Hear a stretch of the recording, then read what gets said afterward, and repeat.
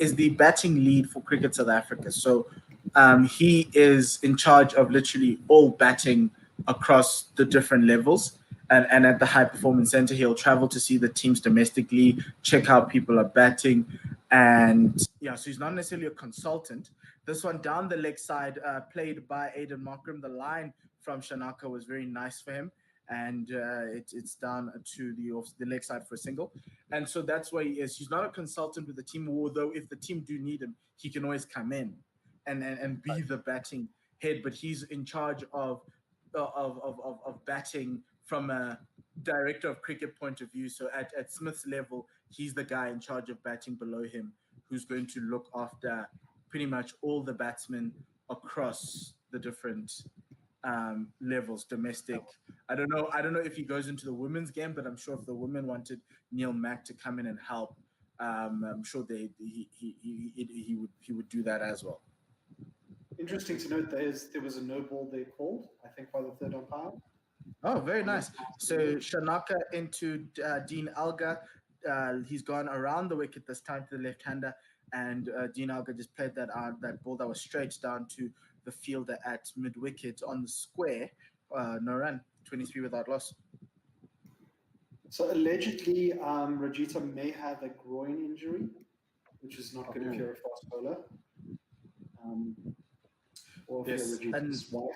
Another no ball has been called by the umpire, so Shanaka has to bowl that one again.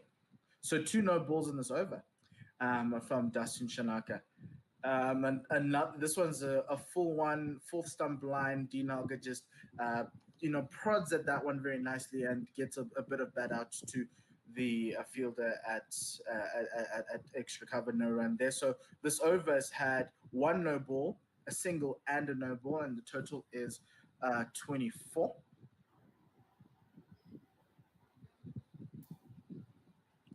Yes, I feel bad for Shanaka here because he obviously wasn't warm, ready for bowling or anything like that, and he's got to come in and do a job.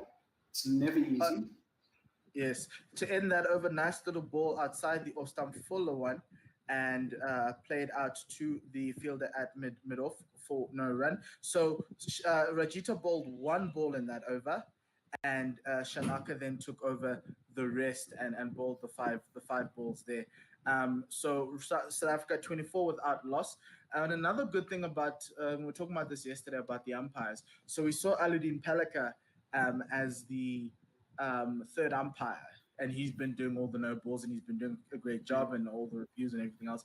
And he wouldn't have gotten this opportunity had this been a normal outside of COVID.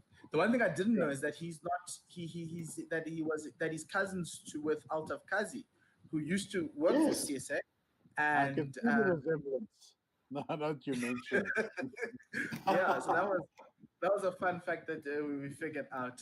Altaf used to work for CSA as one of the media people back in the day, but he's been a sports journalist throughout his life. Now he's the media officer, I think, for SA Tourism.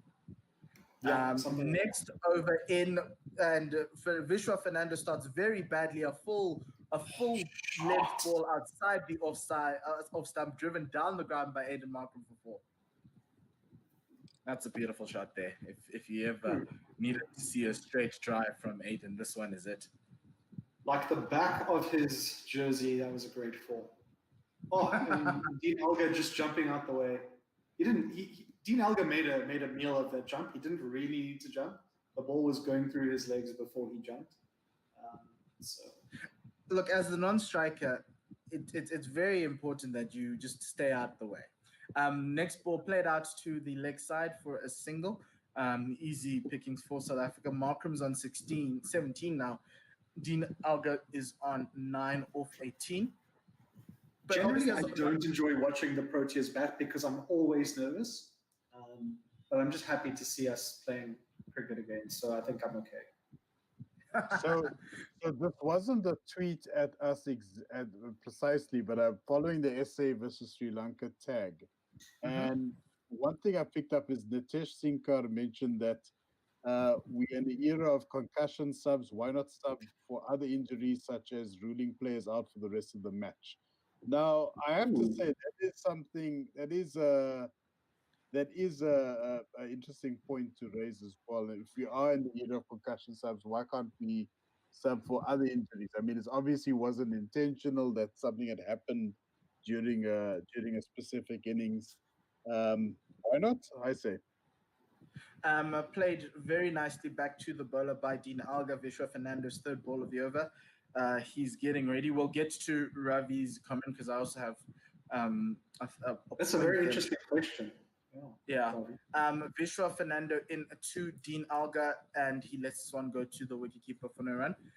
Look, I think injuries are a part of sport, and look, I think concussion subs are needed, yes, because it's a head injury and we need to take that seriously. But I do think, obviously, internal injuries. The law is obviously you're not allowed subs, and that's fair because essentially that's the nature of them. Because how do you know if a player is going to say he's pulled a groin, but actually he's just been bowling badly, and he's just going to walk off just so that you could get somebody in. Next ball into Dean Alga. This one was tailing into him. Jagged into a little bit off the pitch, and he played that out to the fielder on the leg side, no run. Also, what happens if? Yes, Eddie? Sorry, what happens if you are, you've got a KG Rabada who's maybe 60% fit for a test, and then you decide to risk him because if KG is not 100% or struggling, we can sub him. It's a bit of a strange one. Whereas concussion, there's that test. Unless you have like an independent doctor, Vishwa Fernando into Dean Alga. This one's a beautiful ball outside the off stump. Needed another lick of paint to get the edge there, but a lovely ball. Well, look, it hasn't. Yeah, so 29 without loss. That was just beautiful. It was. Avi is clutching his pillow. I'm clutching my table here right now. It was a good length there from Fernando, and just tempting and making Dean Alga question where his off stump line was, and make him play there very nicely. But look, for that whole sub thing, I think you need to have an independent doctor who can assess and make sure that you are allowed a sub. Just like they do the concussion tests. You do the first test on the field. If you don't make it, you do the next one at the end of the day. First ball in from Shanaka outside the off stump, right arm over to Markram. He lets it go through. And then at the end of that, then you can assess. But it costs money to have an independent doctor, someone who's going to just sit there for 5 days, waiting to assess an injury. But remember, if you get injured on the field, you actually would have to go to the hospital in any event. So by default, you could get that independent opinion. Like next ball from Aiden Markram, there's a half volley on that leg stump line, and he flicks that one through mid wicket for a lovely 4. And on that note, Otto Simon just tweets us saying, please, no excessive compliments on Markram's play until he gets past 200. No jinxing allowed. So that was a fairly decent shot there by Aiden, nothing special. So he comes forward, played it very nicely on the half volley. It shows a man who's in control. That's fine. If we can't sing Aiden Markram's praises, we'll sing Luto Sepamla's praises. That for me was a bowling performance today. Next ball outside the off stump, just let go through. Aiden shouldering arms, showing that he can score a 4, and also he can leave the ball very well. Today's, I think, for South Africa, is just wait for the bad ball. They keep seemingly bowling you, giving you a lot of bad balls, and you just need to capitalize when they come through. Definitely. Next ball from Shanaka, who's it's a little bit back of a length outside that off stump that Aiden Markram just plays it back to the bowler. Bowling very slowly, nothing to worry Aiden from a pace perspective. About between 120 and 130 k's an hour is Shanaka bowling. He's more of like a fifth bowler for this team. Obviously, they have Rajita, they've got next ball in. This one died out as well as it went past the bat. Aiden shouldering arms there, and it is no, it goes to the keeper on the bounce actually. So that's the first hint of some inconsistent bounce. Luckily, it's slightly outside of that off stump. Scrambled seam there. So obviously the ball not hitting the seam and just dying out. Those are some dangerous ones. You can see Aiden's well in front of his crease. So yeah, this inconsistent bounce on this pitch is very dangerous for a batsman. Next ball, this one on that off stump line, played back to the bowler. End of that over. It's 33 without loss. The South Africans are 363 behind. They trail Sri Lanka by 363. Look, I think if you watch how Aiden Markram's movements are, so now he's batting outside his crease. So there's a question that you could ask the Sri Lankans as to whether maybe Dikwela needs to come and stand up to Shanaka to push Aiden Markram back. But the other question is that what I'm loving from Aiden is that he's actually quite still at the crease. He's obviously he's being quite assertive in his batting. But most importantly, I think the one thing that was the problem that we had was that early on he wasn't as still as we'd like, and you found that straighter balls he'd play all the way across because his head wasn't necessarily in line and his alignment wasn't great. But I think throughout lockdown he's worked on that a lot. Vishwa Fernando giving Dean Alga a fuller wide ball that Dean latches onto very nicely. It's going to run off to the boundary, saved there by Lahira Kumara. The South Africans run 3 there. A nice little gift to start the over. All right, I think I'm ready to go here. Thank goodness. Yay! Yeah. With 13 minutes to let's go. Tweets. Okay. All right, Chris Tyndale, a good friend of ours, of course, of the Gorilla Cricket family. I think AB is exactly right. Concussions are independent of fitness, and having cover for all injuries does encourage selectors to choose 60% fit players because they know they can. Next ball gets the edge and it goes through the gap between Gully and that third slip for a streaky 4 for Aiden Markram, but it's a 4 nonetheless. South Africa have 7 4s in this innings and the total goes to 40. Back to you, Ravi. Yeah, absolutely. And then following from that, Anis Mohammed at Gorilla SA, was that ball that good, or was Elgar doing what Elgar does and make things look harder than they actually are? And do we take a shot every time somebody uses the word nuggety when referring to Elgar? Ooh, them fighting words. Look, we haven't used the N-word on this broadcast so far, barring when we read our tweets, so it doesn't count. And I don't want to use the N-word for as long as I can. So. Shortish ball outside the off stump from Vishwa Fernando. Aiden Markram played that very nicely on his toes. Back out to the offside. No run. 40 without loss. 356. It looks a good batting strip for at Centurion there. The batsmen don't necessarily seem to be in a lot of trouble.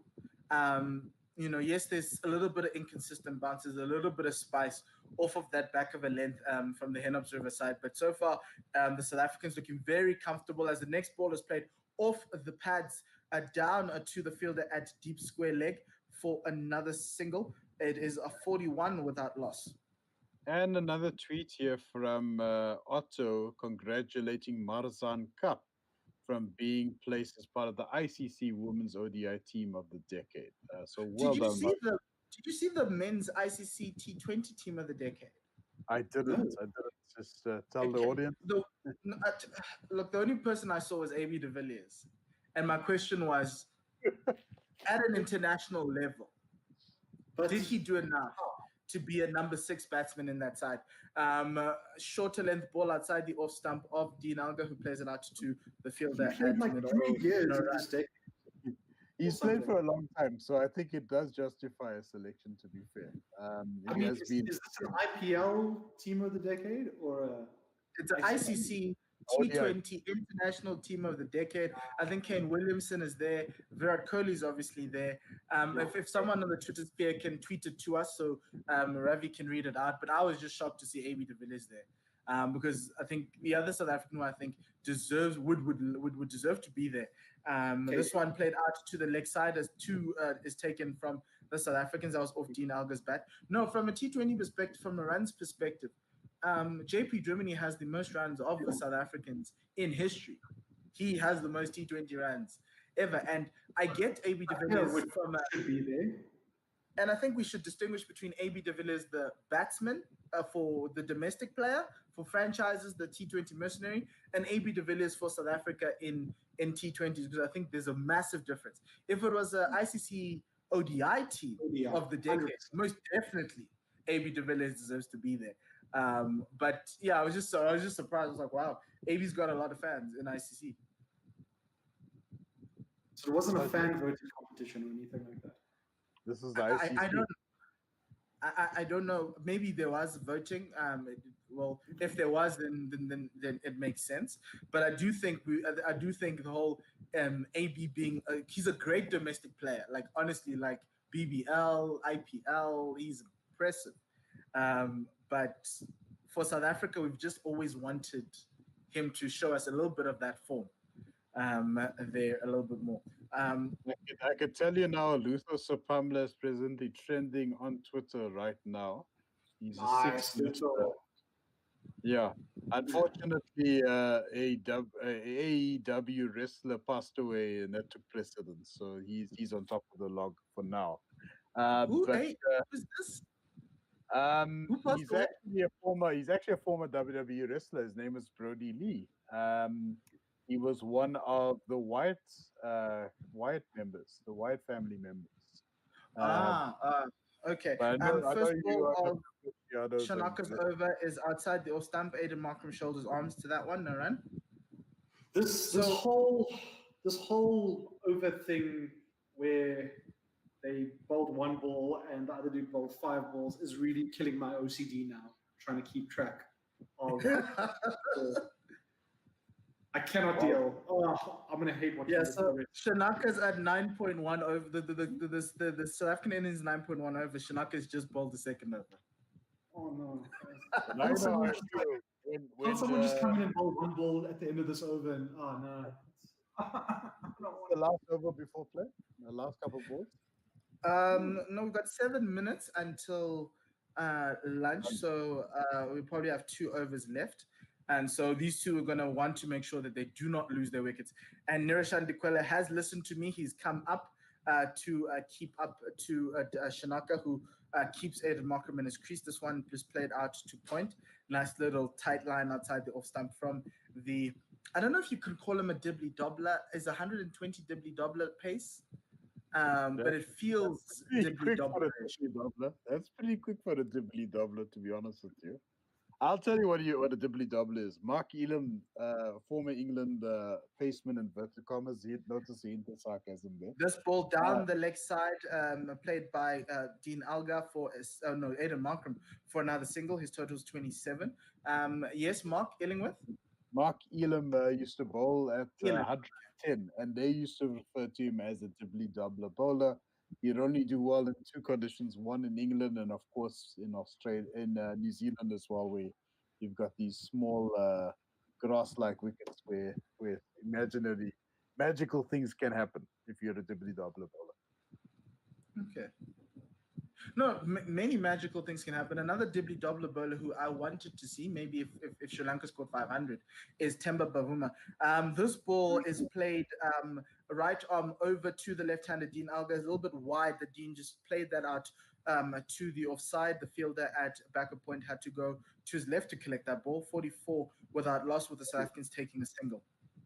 Only a single. There was time to take 2, but Dean was taking off his helmet, his gloves, just checking everything was good. Look, these two bat together. Yeah? Yeah, good. Shoot. Hmm. No, I'm just saying these two bat together for the Titans, and they're here to set out a stall. So why are we looking for 2s that are necessary? No. I'm just saying. No, but we want Aiden to bat 2 days, right? We want South Africa to score 700 by the end of tomorrow, right? That is true. And Aiden is so far out his crease, he may as well be at the bowler. Wow. Yeah, well, Shanaka is bowling the next one. Dikwela has gone back to his normal position, and Aiden just shoulders arms to that ball. Slightly quicker, it's 130 Ks, 130, I think 132 Ks an hour there from Shanaka. And he's got 3 slips, a gully, a 3 slips, a man, a backward point, a cover, extra cover, and then 2 fielders on the leg side.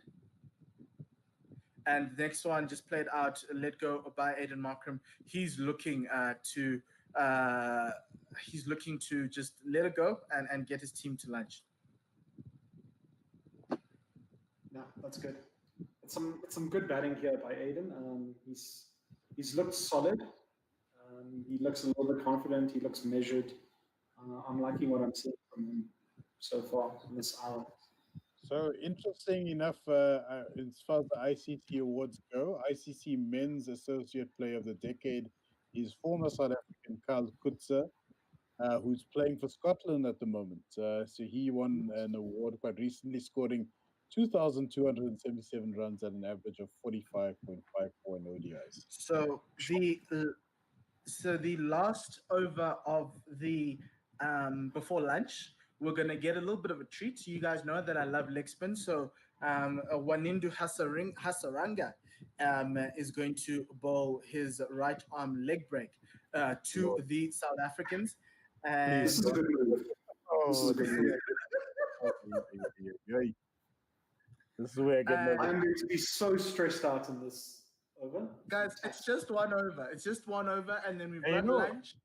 The worst part of it all is we're not smokers like Ravi in there and Otto. I mean, those guys, bring out the Peter Stuyvesants and they can sit through a session like this.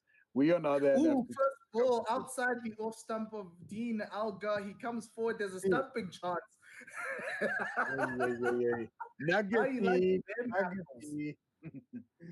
Nuggety Dean Alga. Beautiful. Just keep your feet down, Dean.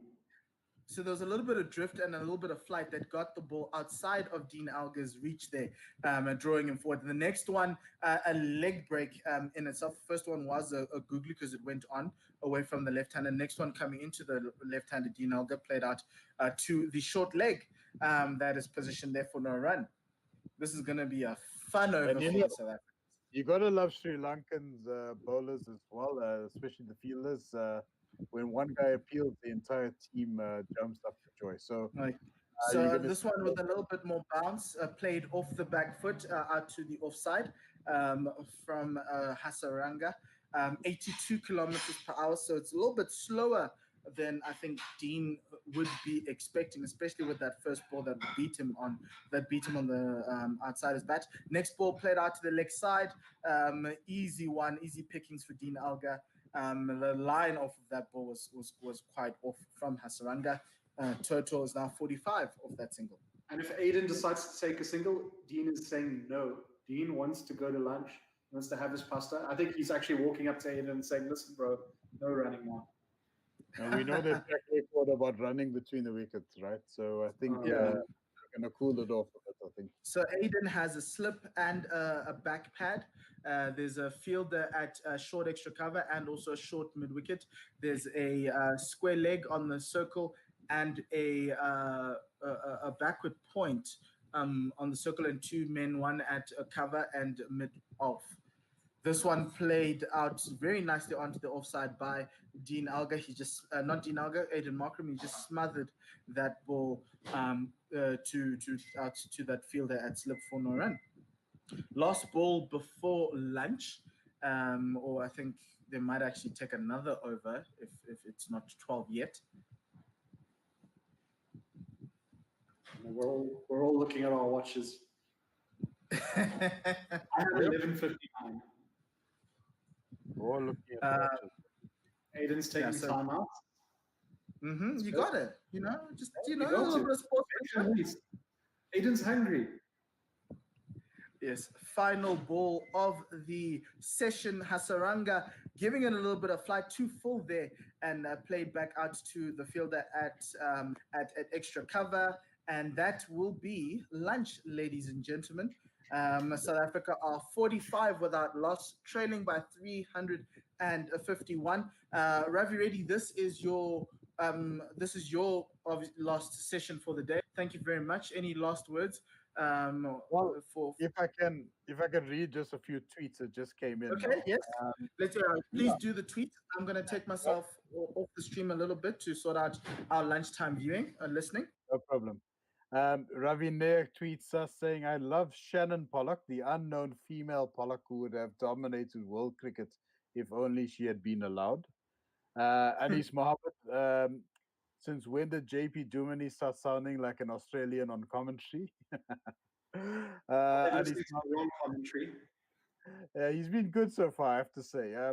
And Anis Mohammed again, damn it, not even one or two, sorry, not even half an hour, and it's the first N bomb.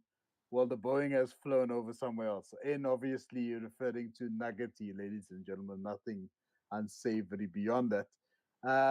And Otto Duplessis, well done at Dale Steyn. I think he made it to that team list that Mpo Moreki was referring to a short while ago, and courtesy of the ICC.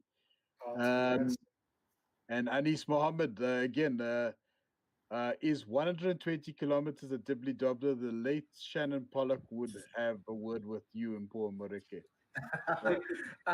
So we're ready. We're gonna give you. So we're gonna end the stream on YouTube and Facebook, and we'll come back on the same channels, but obviously using different videos. But for the guys on the radio platform and listening on 1WSR.com, we're just gonna go back into our archives. We've got a nice little podcast between myself, Telf Advice, and Simon Gear talking about. In February about what was going on at CSA, just to remind you of the year that was the year of our Lord 2020. But from ourselves, thank you. We'll see you at 22-1 for the start of the lunchtime session.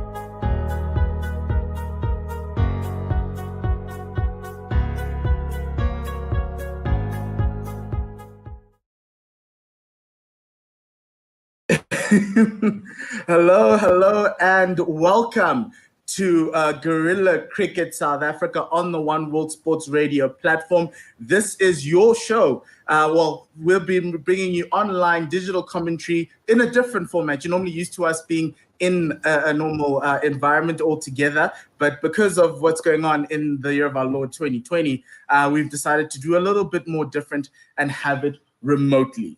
So I'd like to welcome you to Guerrilla Cricket South Africa at home for the Boxing Day test in the test series between South Africa and Sri Lanka. We'll be bringing you the game. Please, before we do anything else, please subscribe to our YouTube channel, and will be greatly appreciated, and do share as widely as possible. You can also comment and send us comments through Twitter, Facebook, and YouTube. Let me introduce the commentators today. We've got, starting out, we've got Dave Midgley as well as Otto Simon in Silverton. Dave, how are you doing? I'm well, Mpo. Thank you for having this. I'm really excited. It's been a while since we've been behind the mic, and really chomping at the bit to call ball by ball. Yes, I'm just busy trying to make sure that our scorecard is working and is refreshed, but I'm doing that in the background. Otto, how are you doing? I'm very well, Paul. Had a good Christmas, as good as you could hope for under the circumstances, of course. Otherwise, I'm really well, man. And you? Doing well. And the other thing to our listeners and viewers, please do bear with us. We're going to have technical issues as we go along. We're trying to do this as best as possible, but we will bring you the entire match between Sri Lanka and South Africa. We can't bring you the visuals, but we can bring you the audio. Also, if you just want to listen to the radio only option, please do go to 1WSR.com. You can also connect with us on these various platforms. Just to let you know, and let me put up the the where you can interact with us. It's One World Sports Radio, also known as 1WSR.com.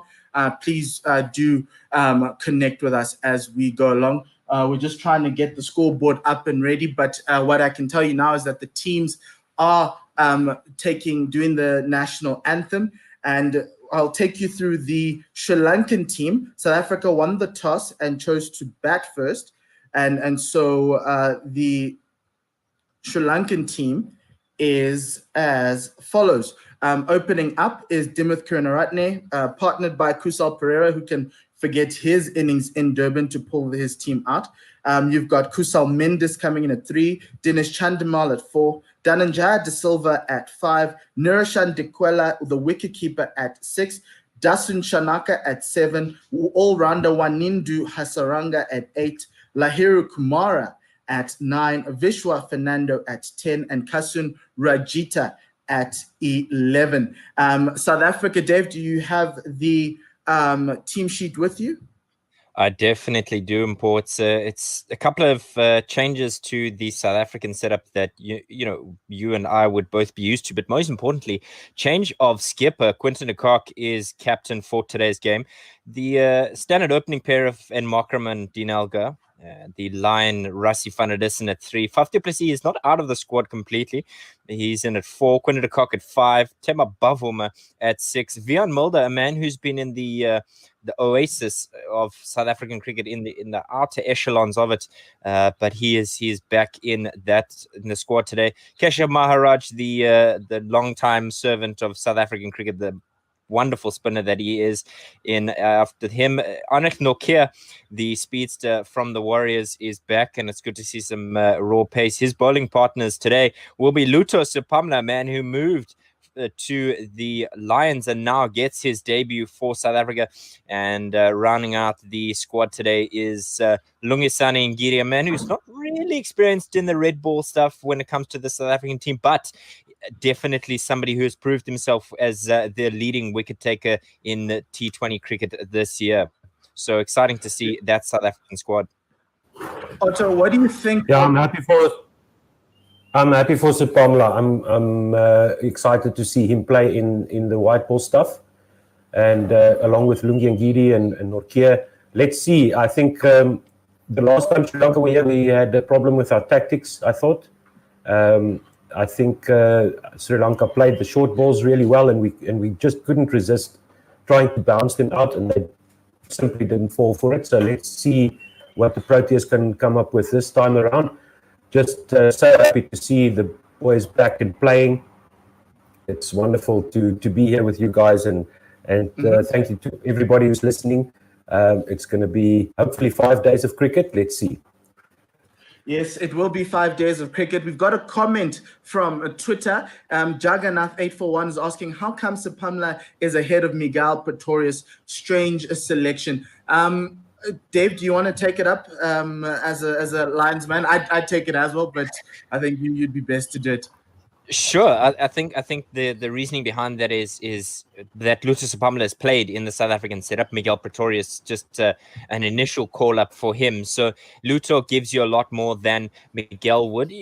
Miguel's a balanced cricketer because he's an all-round. But I think Luto Sepamla, if we're looking for somebody who's been in the South African setup and knows the South African setup well, is definitely the right man for the job. He's also done very well in the red ball stuff for his domestic franchise, the Warriors, before coming to the Lions, and coming back from injury. It's exciting to see him in the mix. Another man who's left out is Glenton Stearman. Paul, you and I are big fans of him, but nevertheless, South Africa having a wealth of fast bowling talent, as they always have and continue to do so. Yes, that was a surprise, but I think news coming out of the Proteas camp is that Glenton had a bit of a niggle over the past couple of days, and that's why he's not necessarily playing. He probably would have debuted. Glenton bowled incredibly well in that last 4-day series, the one just before the 16 last week actually. Last week, yeah. Yeah, the 5th round, because the 6th round was postponed, which was supposed to start this past Sunday, and so that was an interesting one. Miguel Pretorius it's quite odd because obviously he's a former Lions player, moved across to the Knights, and he's done an incredible job at the Knights, batting and bowling.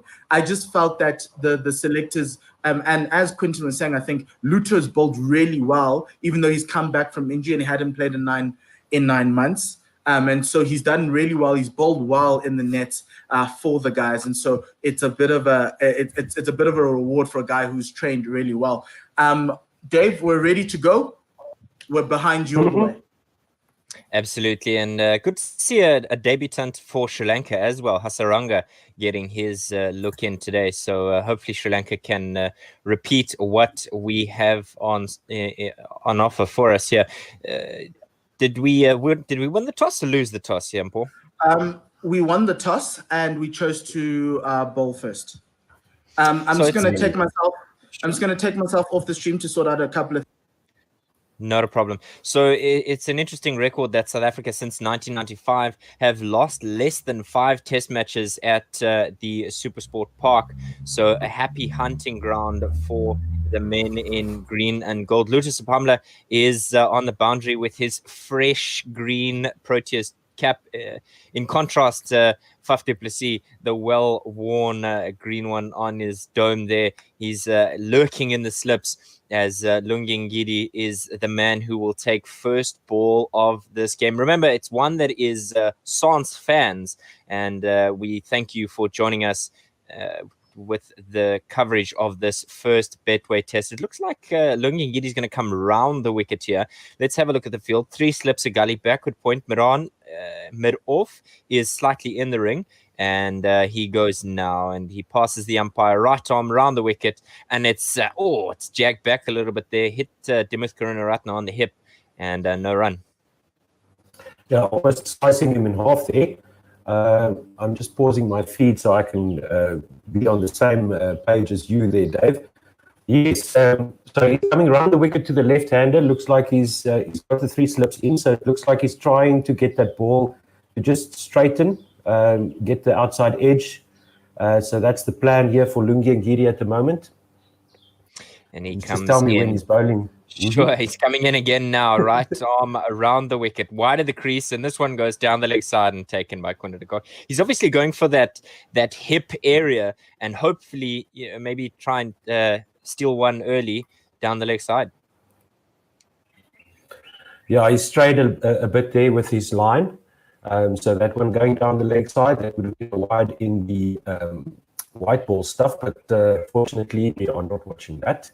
We are watching real fittest cricket back in Pretoria, in Centurion, and it's a nice sunny day. It's a bit overcast, semi-overcast, very humid. Ngidi in again, and this one's a little bit fuller, and it hits high on the pad, but no run there. Yeah, so the weather looks like we could have some typical afternoon thunderstorms, I think. We'll confirm that a bit later, but very humid here in Pretoria, and otherwise a very nice summer's day. We might see the clouds dissipate and get some serious heat going there for the players on the field, or we might get cooled down by a thunder shower or 2. I think the plan here is for South Africa to pick up 1 or 2 quick sticks and get into this Sri Lankan batting lineup. It's not an inexperienced opening pair. Dimith Karunaratne there with 67 games to his name, and not a fool when it comes to cricket. But change of the field. Temba Bavuma comes in at a backward short leg. He's under the helmet there. As Ngidi passes the umpire now full this time, and he tries to drive at it, does Karunaratne, but doesn't quite time it and just defends it up the pitch. Interesting start here by the South Africans. Otto, are you expecting them to come quite hard at the Sri Lankans, or do you think it will be more of a measured approach?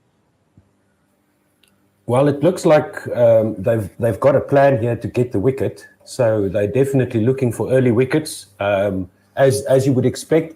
They've got the gully there, 3 slips, and they've got, as you mentioned, Bavuma there. Absolutely. It's a new era of South African Test cricket with Quinton de Kock. Ngidi now passing the umpire, and that's one that he's just smashed through the covers, and that will race away to the boundary for the first 4 of the game. What a shot there. He just stood up and punched it away through the covers. Beautiful back foot drive there through the covers. I expect that that is exactly what Lungi Ngidi wants to see. Maybe just a tighter line there, get the batsman driving with those slips in place and the gully. But that was a great shot there by the batsman through the extra cover region. Nothing stopping that ball from reaching the boundary. Nice quick outfield in Centurion as usual.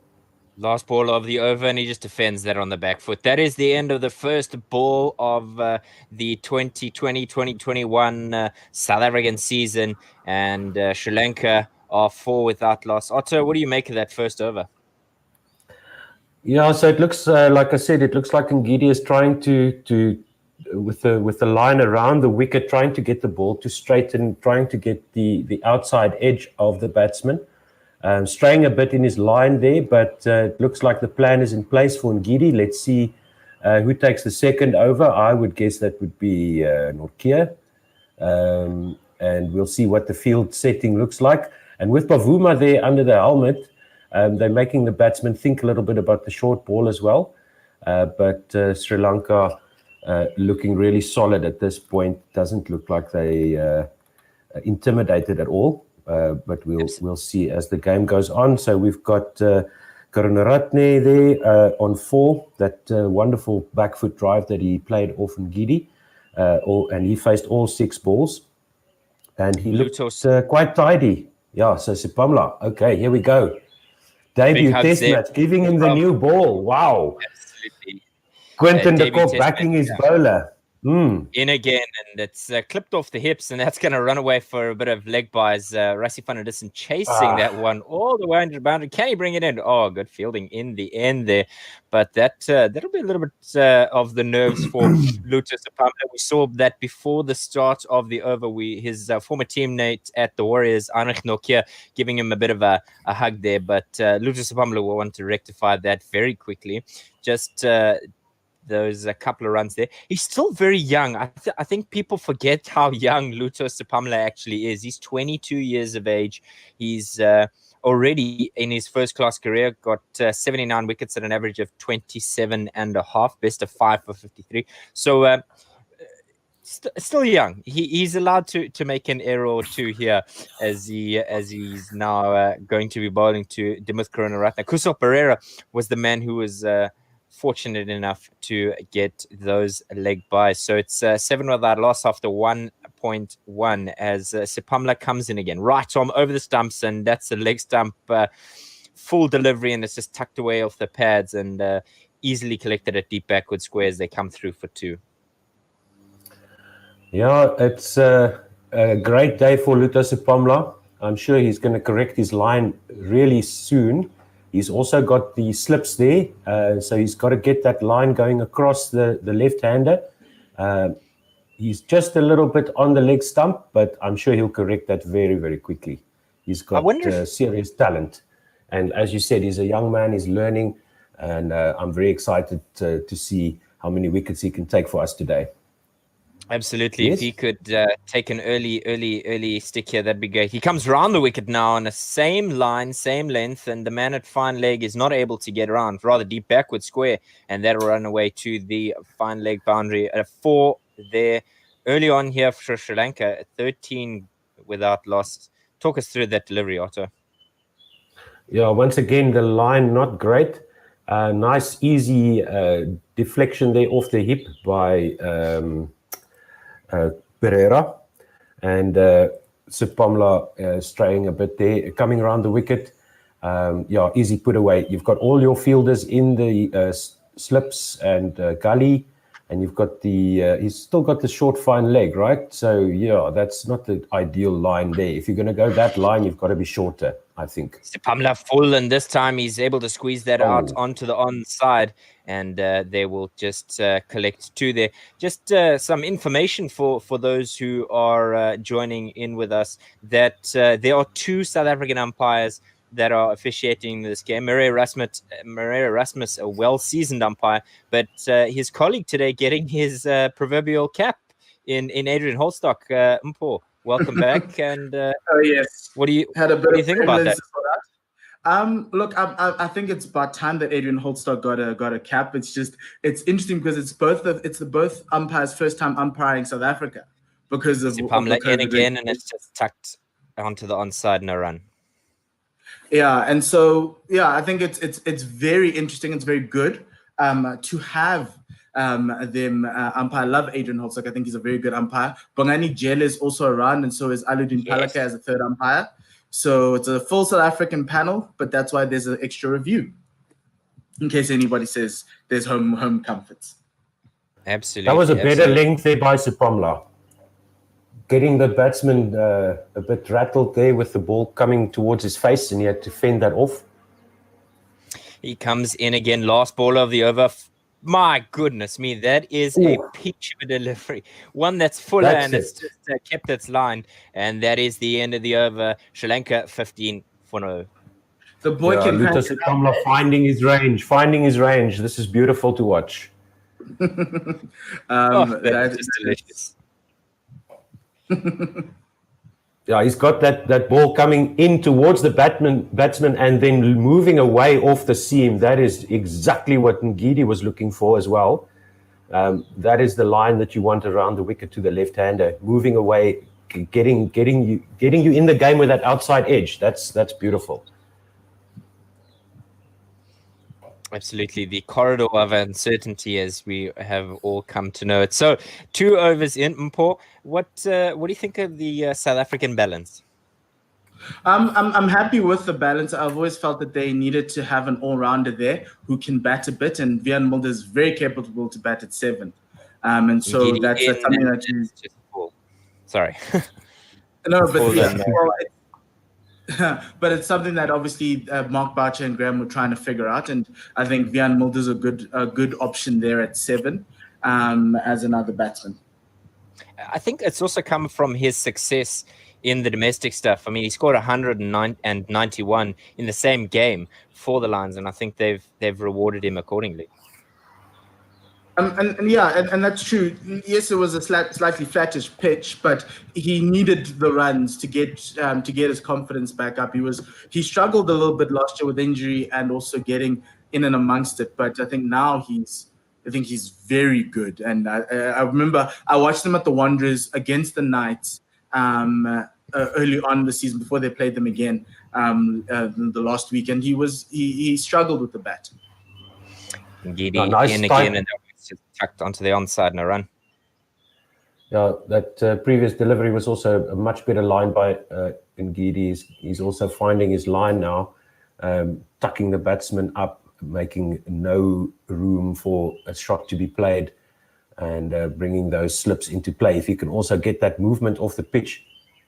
Ngidi in again, and they drop and run, and immediately there's a chance, but nothing comes from it, and it looks like there's going to be an overthrow there. And South Africa, no, not so early in the game. Less than 5 overs, and there's already an overthrow. What is going on? That's triggering the coach there, Dave. Hey. Yeah, the coach in me is saying they were comfortable through there. Why are you having a shy? He hit the stumps, and that's why it's gone for hit the stumps. Okay, well, in his defense, it's a balance. I mean, yes, he hit the stumps, but did he need to hit the stumps? Probably not. Well, that would excuse the backing up, the deflection of the stumps there. So Sri Lanka now 17 without loss. Ticking along nicely here for Sri Lanka, if you look at it from their perspective, which we won't do often. Halfway through the 3rd over, and that one is just jumped a little bit, and he's not quite sure what to do with it. And he just gives it on the bounce to Themba Bavuma. He's bowling really nicely here, 130s, and he's getting into the swing of things to the left-handed opening there. Yeah, hopefully he can get some swing. It doesn't look like the ball is swinging through the air. I'll just mute my mic while my dog is going moggy here for the neighbor's lawnmower. Oh, the neighbors' lawn. It's okay. Otto, unmute your mic. We like the ambience of Silverton on Boxing Day. Okay, there we Ngidi go. in again. Max. Full, and it's just come back. Oh my word, that was a lovely one. That would have clipped top of middle and off. And Kusal looks uncertain of his position here. He's not like his partner, who seems, happy to just play the game. He seems uneasy. Is it rust? Is it dust? Who can tell? It's still too early. Well, it's typical South Africa, start of a test series. We usually have our worst performance.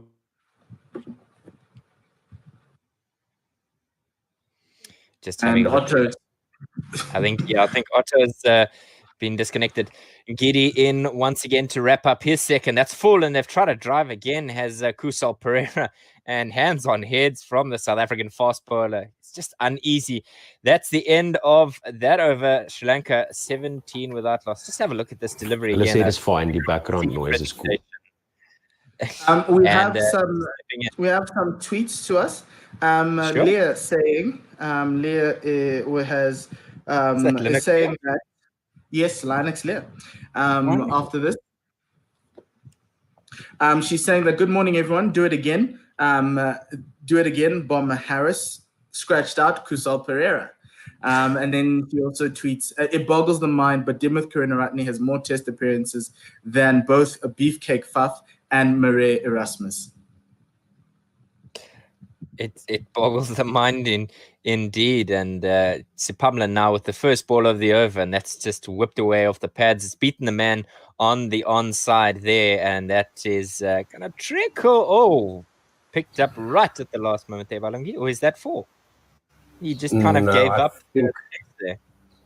It looks like he might have cut it off. Let's just have a look at this again. Sepamla has pitched that nice and foolish, and just worked away by Dimuth. Beats the man near him at a mid-wicket position, and they get through for just the three there. Yeah, I'll say that's a misfield there. That ball should have been stopped. Sri Lanka very happy with the run rate now. Exactly 6 per over, 1 run per ball there. Going at a strike rate on Simon's table so good of exactly 100. I don't have the table up here, but I can remember. Sepamla in again, and it's a fuller one, and it's absolutely beaten Karunaratne. All ends up. What a peach of a delivery. And you'd say probably the better line length to be bowling. I understand that they're obviously attacking the pads because they've seen something that we wouldn't be privy to, maybe the team plans, but that's an absolutely fantastic delivery. Squared him up. Again, he's got that movement off the pitch. That's amazing bowling by Sepamla. Let's hope he can keep this up for another, what would his spell be, another 5 or 6 overs? Yeah. Might go with 5 or 6. 19 without loss. Sepamla in again, and this one's full, and this is just punched to, looks like Lungi Ngidi. It is indeed Lungi Ngidi. He's fielding without a hat. A braver soul I've never met. A high felt summer, and you're not wearing a hat. Yeah, and the sun is out there in Centurion. That's a braver man than me for sure. When Simon comes on, we'll ask him to give us a weather report in the next hour. We've got Ravi Nair coming on as well, so that's going to be some riveting cricket broadcasting. Sepamla in again, and he's just pushed at it. Has Karunaratne. It's beaten the gully on the right-hand side, and it's gone to the boundary for 4. Good work by Sepamla. That's exactly what you want. You want that outside edge. It just beats the man at gully, between third slip and gully. It was out of his reach. No chance of a catch there. All along the ground, bounced before it reached the gully fielder there. But that's exactly what Sepamla would want to see, that outside edge just a little bit too thick there to get to third slip. Yes, for all those worried or wondering about Glenton Steenman, we just got a message here from CSA Media. He has a quad muscle strain. He should be cleared by the second test. So New Year's test could be a debut for him. But I think if Sepamla does well here, Glenton might have to wait for Pakistan to see if he can't get in. Fifth ball of the over now, Yeah. and it's a bumper, and he just comfortably ducks under that little bit of an effort ball there early from Sepamla, and straight through the quinter. Yeah, It looked like he hit the gloves pretty hard. That's the good length there on the leg stump. A nice bouncer. Nice to see the Sri Lankans moving about and swaying out of the way and ducking underneath the short ones here in Pretoria. This is good bowling by Sepamla. Sepamla Nice in again, follow-up and this as is well. full and on the leg stump, and he's whipped it away through the mid-wicket region. Beat the man once again. 4 runs again. It's the same area again. End of the over, 27 without loss. Sepamla admonishing himself there. So we have some tweets here. Missy J says, "Afternoon all." He's in Australia. "This is very strange watching Test cricket and silly T20 BBL at the same time. Good to have you back again." And then he says, "Palfreyman 1414, which is Ravi Nair, is coming on. Hide the vodka now." Yeah, It's train cleaner, not vodka.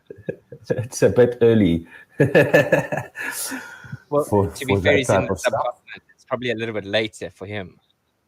Yeah, he's probably past midday now. About what is it there? 2 o'clock around there. Sun's over the yard arm. Sun's over the yard arm. Into that Sepamla over. Okay, let's see. Yeah, Sepamla there just he tried to follow up that bouncer with a nice full ball, but too much leg stump line and easy pickings there for Sri Lanka. 27 without loss after 4 overs. Ngidi to start the 5th over now. He comes right arm around the wicket, and he's jagged that one back, and it's once again hit Kusal Pereira in the midriff there. You wonder how much ab work they would have been doing during the pre-game warm-up setup, because he's been hit in the abdominal area a number of times. Yeah, and we saw this in the last series as well. That's why I was talking about the tactics there, because in the last series, the South African bowlers tried to stamp their authority onto the Sri Lankan batsmen, and they just did not yield. So let's see what the rest of the match brings us in terms of the tactics from the South African bowlers. We're just looking at some release comparisons here between Ngidi and Sepamla, and we can see that Sepamla's got a little bit of a wobbly seam, and that's what's getting him the movement off the pitch. And Ngidi looks like he's going for the conventional swing, trying to get the ball to move through the air, which it hasn't done yet. And I 27 think without loss. To come to your point, Otto, about the previous series, remember before South Africa played that Sri Lanka series, they played Pakistan and absolutely dominated them with the short ball with Dwan Olivier. So it was a tactic that had worked. This one is just carved away into the offside, and they scamper through for a single. Yeah, that's once again around the wicket, and Ngidi trying to get that outside edge to the slips. So Sepamla tried 2 deliveries, trying to get the ball across the left-handers, but they're looking for the movement off the pitch here. It looks like to me. So what Sepamla is trying to do is he's angling the seam towards first slip, and like you said, he's getting that away nip off the pitch. Lungi's got a straighter seam, which means he's trying to come in on the angle as he comes round again and tucks it onto the pads and goes straight to Bavuma under the helmet. The straighter seam means he's going to naturally get the ball to come in on the angle and then hopefully hit the seam and straighten or go on. And I think that's what the plan is for Lungi Ngidi here versus Sepamla. No spoilers, and Paul, you should pause your feed there, man. No, sorry. Everything's going wrong here. Don't worry, it's going to come. 28 without loss after 4.3 overs. Absolutely. Lungi Ngidi at the top of his mark. He's racing in now, and he comes right arm around the wicket. The ball is cut in half again of Karunaratne. They're obviously tackling that hip area as he's bowling 136 kilometers an hour. 2 balls remaining in this 3rd Ngidi over. Yeah, he's targeting the body. He's trying to get. Wow. I think for me, with all those slips in, that's the right length for the leg stump line. Maybe he's trying to get that man at short leg in play. They've got a man there just behind square, looking for that ball coming off the inside edge. Ngidi in again, 3 slips waiting, and there's a chop. Oh, he chopped it on. South Africa with their first wicket. Karuna Ratna is the man who gets to walk back to the change room, and Mpos called it. There's a stick there. 1 to go in the first. Yeah, he's cramping the batsman with that line, getting the inside edge onto middle stump. Nice work there by Ngidi. You little beauty. No, I'm busy trying to get the scorecard working. Seemingly the link we have isn't working as much. So for now, we'll just have to give everyone the score, and you guys have done well. Good wicket there. And that brings in the new man, Kusal Mendis, 45 matches, 2,995 runs, 11 50s and 700s. But yeah, very good. It was a little bit wayward up front, but they were trying to get the wickets or pushing the ball up. It's just finally they've gotten the breakthrough, which is what you need, what South Africa need. A rice smile there from Hasaranga. 28 for 1 after 4.5 overs as we watching the next batsman in here walking to the crease. Good work there by Ngidi, sticking to his guns, sticking to that line, cramping the batsman, getting the inside edge onto the stumps. And elsewhere in the land down under Canberra, the 14th match of the Big Bash League, Sydney Thunder are now 172 for 4 after 16.2 overs, going along at 10.53 per over. Callum Ferguson is on 26 of 24 balls. And in Centurion, we've got Kusal Pereira, 3 of 9 balls. Kusal Mendis has just walked to the wicket. And it's going to be Ngidi to continue with the last ball of his over, of his third over, after opening the bowling along with Sepamla, the debutant, taking the new ball and getting the first wicket for South Africa. Gentlemen, should we talk about Steve Smith's horrible run of form? I mean, he hasn't scored a century since Ashes 2019. A couple of 50s in there. Just hold up a little bit. We've got some tweets coming in. It is Josie Oak is asking if I'm reading these tweets. They aren't in tuning, and the one that we saw wasn't working. We fixed that so he can hear us now. And Josie Oak says, think you're being mean to Palfreyman there. As far as I know, he's been on the bandwagon. He's been on the wagon for some time. He's going to be on in 30 minutes time to let you guys know and fight you off one word at a time. Just let me know when the next over starts, Dave. And then Tim Everingham says it's a great... Okay. Sorry, that last delivery was just beat the bat from a back short-ish length and through the keeper. So that's the end of the over for me. Mm-hmm. Yeah, it was a good line there by Ngidi. He's got a right-hander to bowl at now, so over the wicket. A little bit wide of the crease, trying to get that early drive from the new batsman. And Tim Everingham says, it's a great pleasure to have Gorilla SA in my ears again, considering the last time I was tuned in was the women's T20 semi-final back in March. Simpler times. Hope all Gorilla commentators are safe considering the debacle of the SA versus England ODI series. Anybody going to play golf out of the two of you? I haven't been on a golf course this entire year. I haven't even been to a driving range, which is sad. So I need to address that. 28 for 1 after 5 overs. First ball of the third over for Sepamla. His third over. Kusal Pereira facing up, and it's full, and he's trying to drive that, but he didn't quite find the timing that he was looking for. Dot ball. Yeah, feet not moving towards the ball there.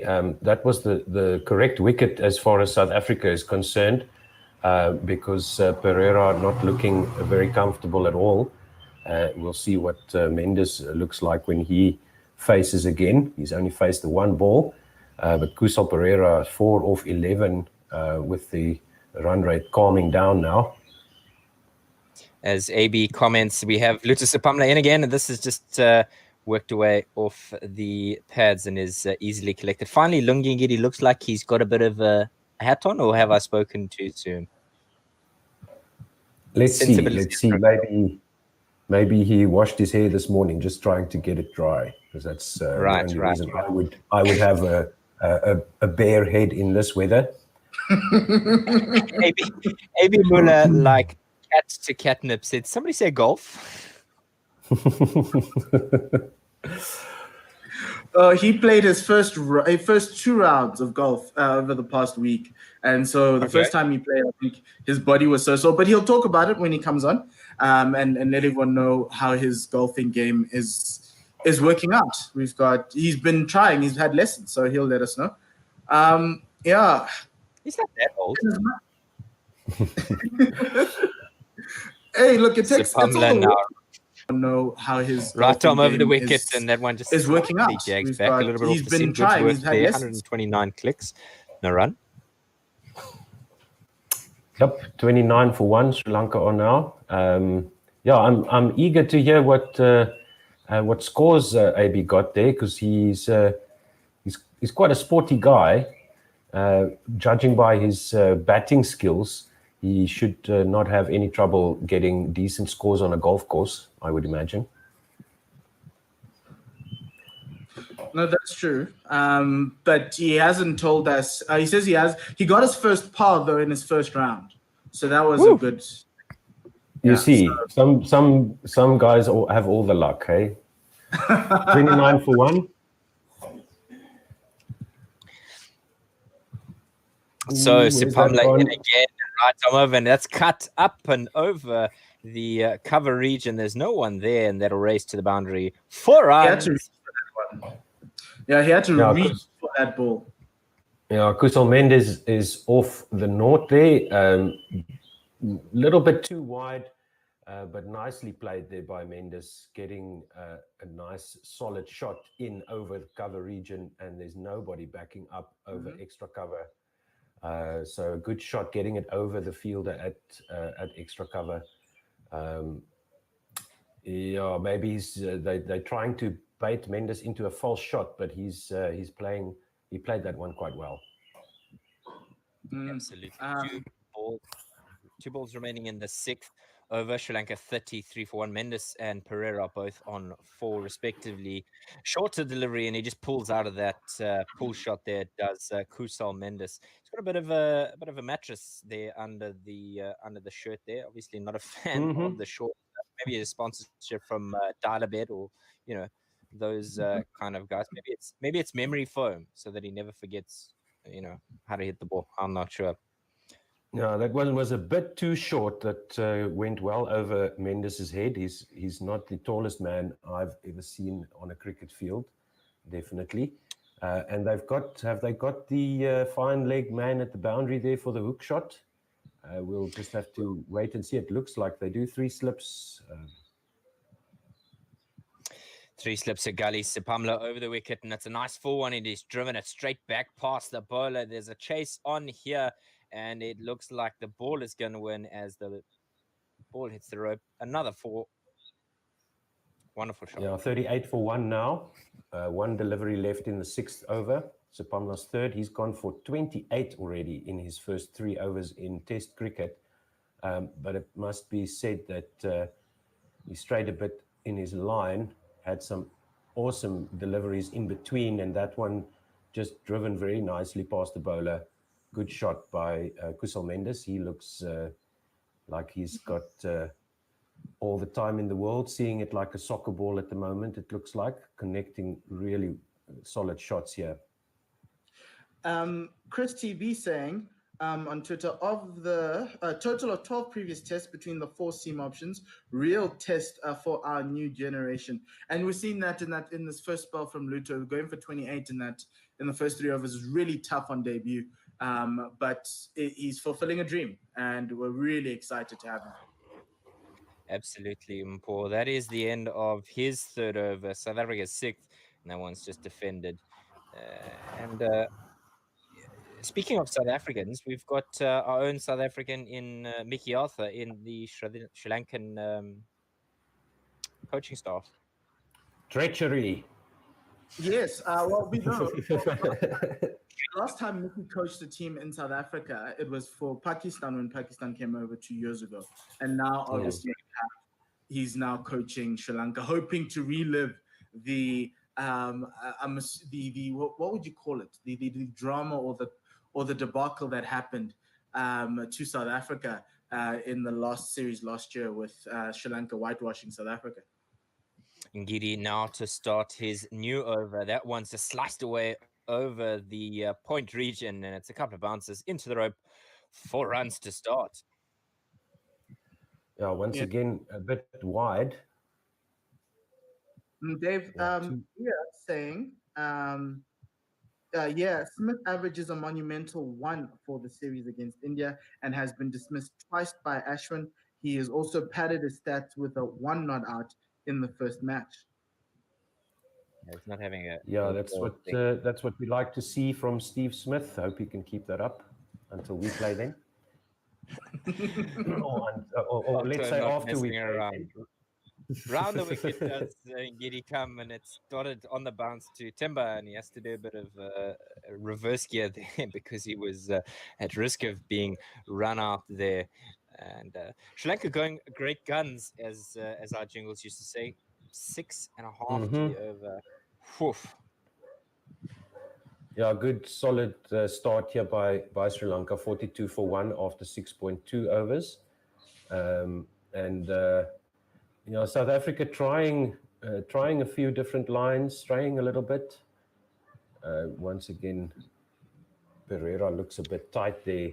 Ngidi round the wicket rather, and he's attacking the same line that he did for it was Karunaratne?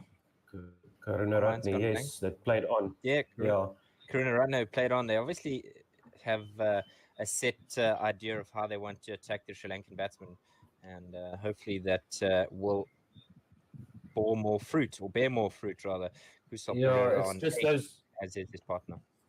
Yeah, both of them on 8, both Kusals on 8, they just the odd pressure release there from the South African bowlers that's tripped up the attack. Ngidi in again, passing the umpire, and this one's worked away once again off of the hips, and he doesn't find that gap that he's looking for past mid wicket, and no run. He's got the slips in. He's got very few fielders on the leg side, so both bowlers have got to be really careful, and they've both tended to stray either in line onto the pads, or just giving a nice juicy ball in the slot for the Sri Lankans to drive at. 42 for 1, still 2 balls left in Ngidi's fourth over. Sorry. Ooh. He comes in now, 1 for 11 from his 30s. In again, and that one's chopped on, but it's missed everything and your grandmother's tea set as it runs down to fine leg there. Yeah, that South was right in the ear of the Sri Lankans, though. That was a tough one there, but 45 for 1, we need to bring that run rate down. Yeah, it's been unfortunately Sepamla on debut who's conceded most of the runs. Lungi Ngidi 4 overs, 14 runs and a wicket. Luther Sepamla 3 overs and 28 runs. And he's been the one to give those pressure release deliveries to the Sri Lankans. And hopefully he can tidy that up sooner rather than later. As Ngidi comes in again for his final delivery of his 4th over. He comes around the wicket to Pereira, and that's just beaten Bavuma at short leg rather, and Sepamla collects and lobs it back. That is the end of the over, 45 for 1 after 7. Yeah, that's correct. Kusal Pereira not out, 11 off 17. Kusal Mendis also still there, 8 off 6. So let's hope for Sepamla's sake and for South Africa's sake that he can find that consistency, because he's bowled some beautiful deliveries to both the left and right-handed batsmen. just needs to keep that consistency up to test match level, and he should be picking up a few wickets if he can get those balls to move off the pitch as he has done. He's been replaced now by Nokia in the attack, I see. So hopefully he can bounce back when he gets a second spell. Let's see I was what expecting Nokia can do. Nokia to open first. I think it would have been much better. Yeah, it was a surprise to me as well. It's not often that you see a guy on debut, 22-year-old, getting the new ball. Maybe that's the style of captaincy we can expect from Quinton de Kock, not going to die wondering, backing his players, backing his new debutants.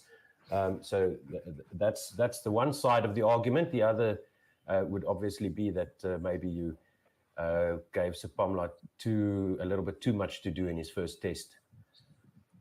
So let's see what Nokia can do here. Difficult to balance indeed, and it's you've always got to learn how to rotate your bowlers and get best use out of them. As Nokia comes around the wicket, this is driven, a great stop there from Aiden Markram in the gully, as they don't get anything from the first one. What was the speed there? I'm curious to see how 90 miles an hour. That's quick. It's quick. Nearing 150 clicks. 90 miles an hour. MPH rather than kph. That would be 160. Let's see. What has he got here? Oh, Isn't that like 144 kph?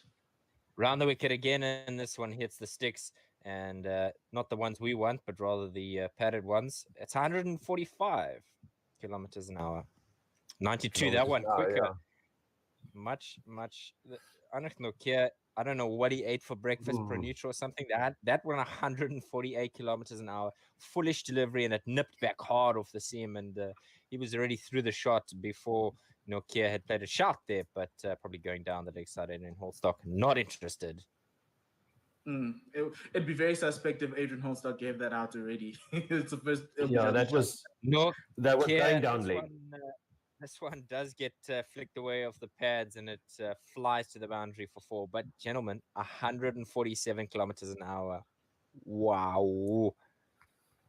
The faster it comes, the quicker it goes. Yep. 147 kph, 91.341 miles per hour, according to the metricconversions.org website.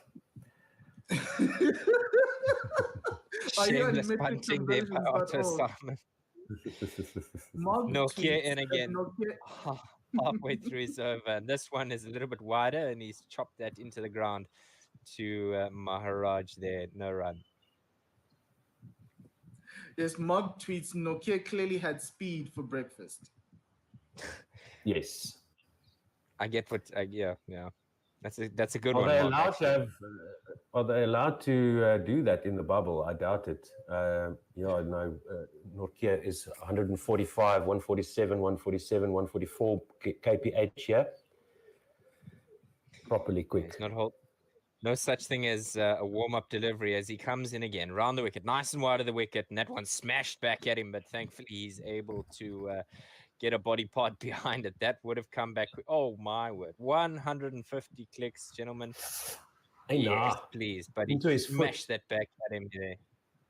He absolutely caned that. Good stop, though, by Nokia, who now needs an amputation, probably. He's going to have to walk that off. Just to do a little bit of housekeeping. Next hour, it will be AB, Otto, and Ravine. Awesome. Looking forward to that. Last delivery here. Nokia in, and that just shot off like a cannon out the wicket. 150 clicks, and Quinton de Kock had to put his jumping shoes on there because that flew. End of the 8th, 49 for 1. Yeah, Kusal Pereira. Yeah, surprised the batsman there. That's going to give him something to think about, most definitely. Yeah, that's going to give the batsman, even down the order, something to think about. Hint of variable bounce. We've been seeing the ball just go through normally to Quinton. Now we're seeing some extra bounce coming through. Yeah, so this is a super duper fresh wicket because we haven't had any cricket in South Africa for almost the entire year, and I saw a little bit of green lines there, a bit of cracks in the wicket. We'll talk a bit more about the wicket because it does seem to play a role here. The movement has been off the pitch so far. 49 for 1, Sri Lanka are, and 8 overs are gone. Ngidi to start the 9th over. And Kusal Mendis 8 from 6, Kusal Pereira 15 from 23 as Mendis faces up 3 slips waiting, and he's just had to wave the bat out of the way. It's a shortish delivery on the off stump line, and Mendis just tucks his bat out the way there at the last moment. No, so they're still going along at a strike rate of over 100, more than 6 per over, but it has calmed down a little bit since Karunaratne departed. Thankfully, and Ngidi and Nokia will now try and apply the pressure some more. So Leah saying after this ball, Ngidi in again, passing Murray Rasmussen. That's just beaten the bat by a narrow margin. Wonderful fast bowling. Yeah, very nice. Once again, some movement off the pitch. Yes. So Leah is saying we've had the speed in miles and kilometers. Can you also give it in Kelly Cam, for us Klingons? Yes, for us Klingons. Okay. Otto, what does your website say? Let me Google that for you. Look, Klingon is it has been used. Star Trek. Yes. Star Trek, Star Wars. Ngidi in again, and this one has straightened and squared up Mendis as there's an opportunity for a run out, but not taken this time. Klingon, Star Trek. Yeah, Star Trek. Yeah, that's Star Trek. We're cultured, kind of. Coming up with some weird search results here, which I'll get back to you in a moment. Maybe you should be in incognito mode there. That's fine. If you find something that's a bit dodgy, you may need to switch your browsing options there. Yes, my safe mode is off on Google search. Yeah, you might need 50 for 1. Absolutely, 50 up in the 9th over. Ngidi now starting from his mark as he runs in. Once again, continuing round the wicket to the left-handers. It's a foolish delivery and just dropped and run as they get through for a scampered single there. 140 kilometers an hour.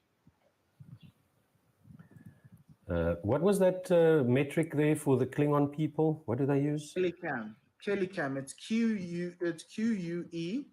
Let's get it for you. QUE, isn't it? Was that just awesome, the Klingon? It is QELL apostrophe QAM. QELL. Ngidi in again for his 5th delivery. This one is full-ish and just defended. No run there. The South Africans all around these Sri Lankans as they are not allowing them to just get a nice settled start to this test match. Now I'm getting KPH to knots here. I'm going to need some help. To see how fast ships are going, we definitely know how we're going to go out there. Obviously, a plan from the South Africans with regards to the areas that they're bowling. As Ngidi comes in again, and he's trying to kind of flap at it, and it looked like a swipe of the blade as Mulder is able to just bring this back in before it hits the ropes as they come through for a couple. Last ball now to that end. Last ball of that over rather, as 9 gone, 54 for 1. Yeah, so just on about 6 runs per over, exactly 6 runs per over, in fact. So Sri Lanka will be happy with this start so far after having been put into bat, right? So we asked them to set us a target there. And we see that very strange test scorecard there by India. Oh, no, that's the one that they're playing right now. I saw the 36 and I thought that was the previous test match. 36 for 1, India in their first innings after 195 all out by Australia. So that's nice to see that they are bouncing back, are India. But it's been their batting that's been a problem. Same as our batting in the series against England. So finely balanced. No real winner in the session so far. I'd say it favors Sri Lanka a little bit because of the run rate. Yeah, the run rate First is actually hour quite of- high. yeah. Yeah, so I would have Very high. Yeah, and I would have expected. Obviously, South Africa have taken one, and you can't be greedy, and you have to allow Test cricket. Obviously, these guys haven't played at this level in a while. Yes, we've played 4-day cricket, but you got to allow guys the ability to come ease themselves back in. It's just we've just let it slip a bit on the runs front. Nokia in again, and this one is just defended off the back foot and no run from it. Yeah, just that release of pressure every now and then. So I've got to pause a little bit here to in once get on again, the same and page as you, Dave. Yeah. through to the keeper, and it's hit the glove. Sorry, I was a bit late there. I was just waiting for the conversation. So he's just finished with that second delivery of his and turning to the top of his mark. Just a replay coming through now. That one was a little bit wide, and he tried to get him to kind of slice at it, but no dice for either of them. It just goes harmlessly through to Quinton de Kock. There was a lot of discussion about who would be the next Test captain. Quinton de Kock the right decision? I think they just kick the can down the road because the contenders are out of form, and you don't want to make someone captain when form is a question. It'll This always one become just a beats that question. run. Yeah. Sorry to interrupt. Yeah, I you think there. it'll always become a question in terms of if you gave someone like Aiden or Temba the reins because of the fact that they're out of form. So there'll always be a question in the press room about their form and how they're managing from a captaincy perspective. So I think it's a good option to kick it down the road. I just wanted them to at least back a player, back someone. Don't just that one just yes, that Dave? one beats the bat and goes through to Quinton de Kock. Just 2 left in this over. Yeah, nice line here by Nortje. He's going for the off stump line, and the ball is moving away, beating the bat on the outside now twice in a row. So good signs here for Nortje, although you could say that Mendis left that one. I would say that was beaten on the outside there. Nortje coming in again over the wicket to Kusal Mendis. He is again coming in, passing the umpire now as that one goes straight up in the air. There's an opportunity, and the catch is taken. Lungi Ngidi getting the number 2 catch Yes, there. please. Wonderful for the South Africans as high fives and fist bumps all around. Yeah, so he's beaten. He's tried that short and wide line again. This time the line a little bit tighter on Mendis, and he just gets the top edge as he tries to swipe that to the onside, taken by Lungi Ngidi behind the bowler. Fist pump there by Nortje. Good work. He's still got a frown on his face. He's obviously got some problem with these Sri Lankans. Probably that they are batting. If he's a fast bowler. So 54 for 2, one ball left in the 10th over. Good work there by Nortje. Yes, now starting to swing the session back into South Africa's favor. That wicket essentially is what I think. If you gave Quinton and Mark 2 wickets at the top, they'd probably want a third one, but they'd be happy with 2. So Kusal Mendis caught Ngidi, bowled Nortje for 12 of 16 balls, and he hit 2 fours, a strike rate of 75. Yeah, absolutely, Mpo. I think it's something that South Africa will be happy with as they head into the second hour of play.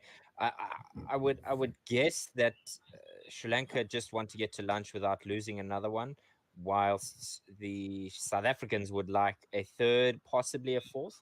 But that's going to be challenging because you'll have more experienced guys coming to the wicket in Dinesh Chandimal and Nirishan Dikwela, who are experienced campaigners in the Sri Lankan setup. But it's going to be interesting to see how this next hour of play will go. Mpo, it's AB and Otto, and who's our third? It's Ravi. Ravi Nair, he's sitting backstage right now, getting ready to answer all his fans. It seems like there's a lot of excitement around Ravi Nair joining us on commentary all the way from India. So that's very exciting. And yes, he is guerrilla rati, as you would call it. Absolutely. Looking so forward to that. And the score is 54 for 2. Dinesh Chandimal is the new man in.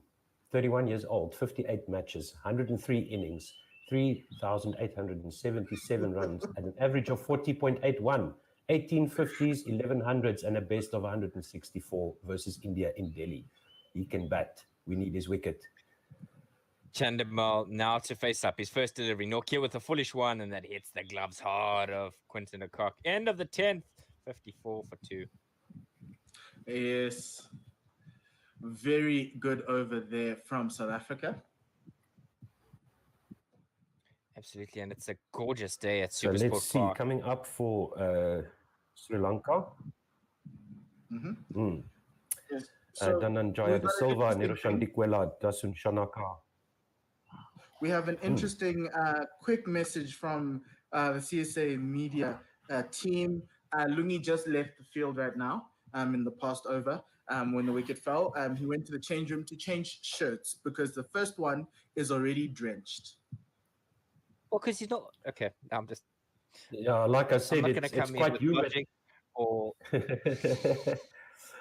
It's quite humid in Pretoria today. We've had some nice showers. Vian Mulder now into the attack. He's going to bowl the first ball of the 11th over, 54 for 2. Absolutely, the youngster from St. Stithians in Johannesburg. He passes the umpire now, and that one's a wild swipe there. Goodness me, he was teeing off like AB at the third hole. And that one Just look at Quinton's face. Look at Quinton's face. He is surprised. Oh, look at that beautiful seam presentation. Connoisseurs of the game, that is bellissimo.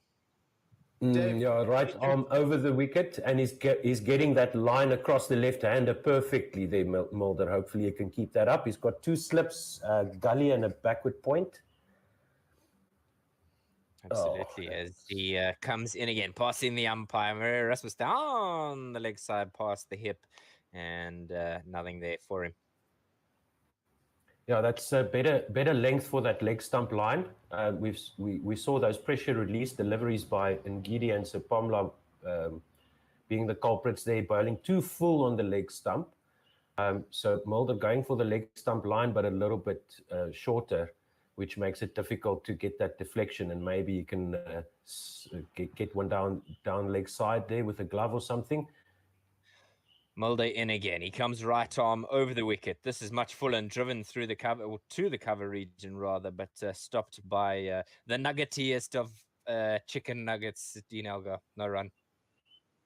Yeah, nice shot there, but unfortunately for Kusal there, he picked the fielder up in the covers in extra cover, run rate down to 5.14 now, which is good news for South Africa. More manageable indeed. So let's see here. Mulder halfway through his first over. This one's full, and he's wafted at it again, and Quinton de Kock takes that without much fuss. Pereira just wanted to climb into Vian there. Maybe he's got a lunch date, or we're not sure. Yeah, no, this is good signs for South Africa. Kusal Pereira needs to stay patient here because he's the man that's faced the most deliveries, and he's trying to attack Vian Mulder, living on the edge here, you could say, but Mulder in again. Look, he's also Massive trying to put opportunity pressure for on Mulder. the younger Oh. bowler. Got him. Yes, he has. He's edged it straight through the cock. Pereira is gone for not much. His you live by the sword and you die by it.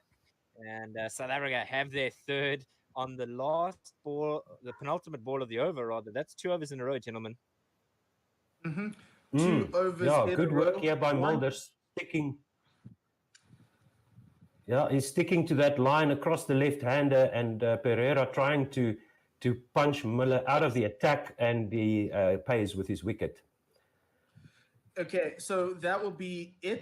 Dave, my friend, you and I are done. Otto will carry on with the ball by ball. So I will say goodbye to you, Dave. We'll see you later on in the day. Thank you very much, my friend. Thank you so much. See you later. Yes. So Otto, we've got a new face. It is a Ravi Nair coming on to the stream. And we've also got AB coming on.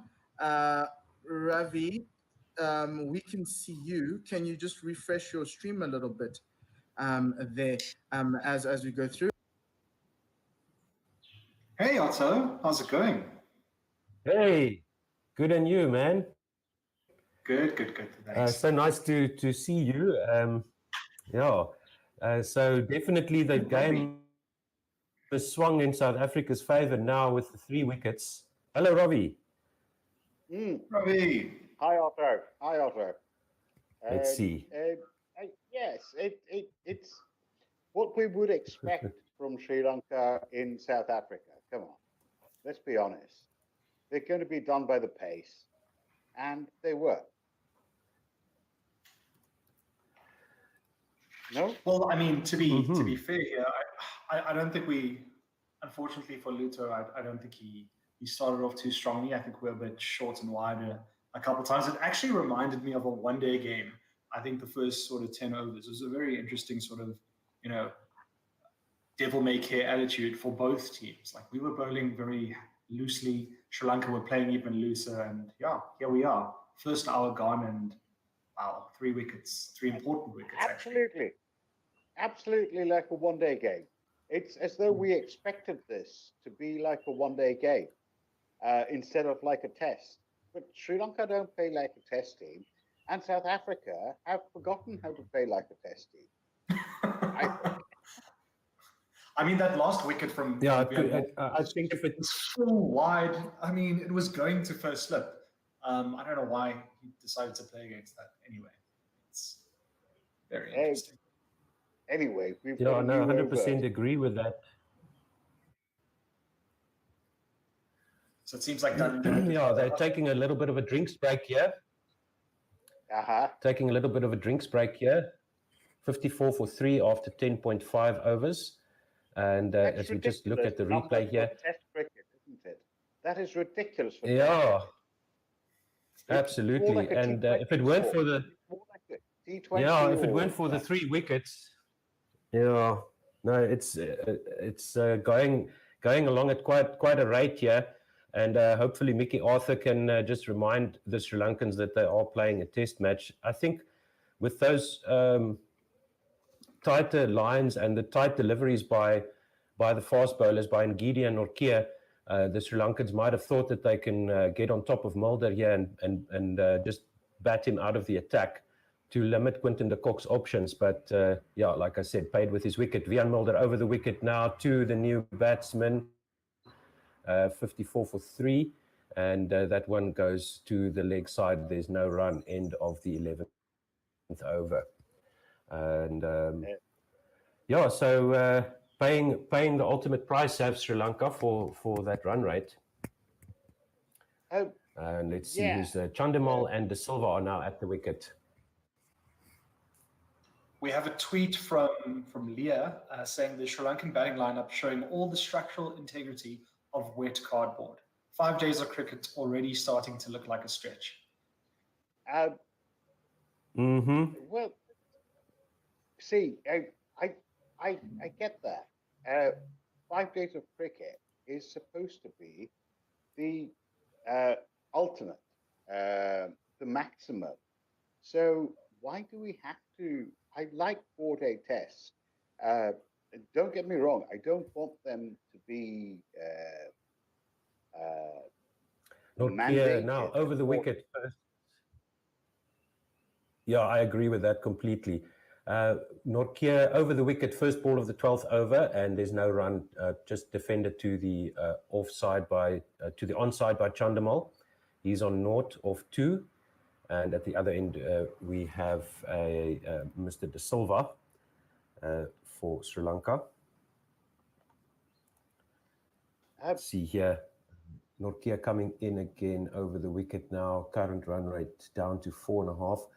He comes in over the wicket, left alone outside off stump, no run. Nokia is a beast. Let's be honest. He is so quick that it is difficult to cope with him on any pitch. And yeah, so I think that's why they were. Sorry, another tweet from Woy. I've watched a fair bit of South African cricket, both international and domestic. Why have I never heard of Miller? Very interesting tweet there. Nokia in over the wicket.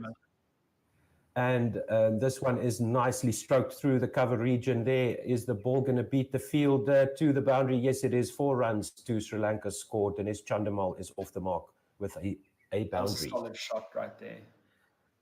Yeah, very nicely done. I have to say this is bloody difficult because I'm seeing this 2 balls before we're commenting on it. Yeah, I paused my feed here to catch up with Dave to be on the same page as him. So I'm still about 90 seconds behind. So Nortje again, and this one beats the bat. Nortje straight through the gate there and through to the keeper for no run, 58 for 3. Chandamal had no idea where that went. Nice outside the outside edge, just on the 4th stump line there. Great delivery by Nortje.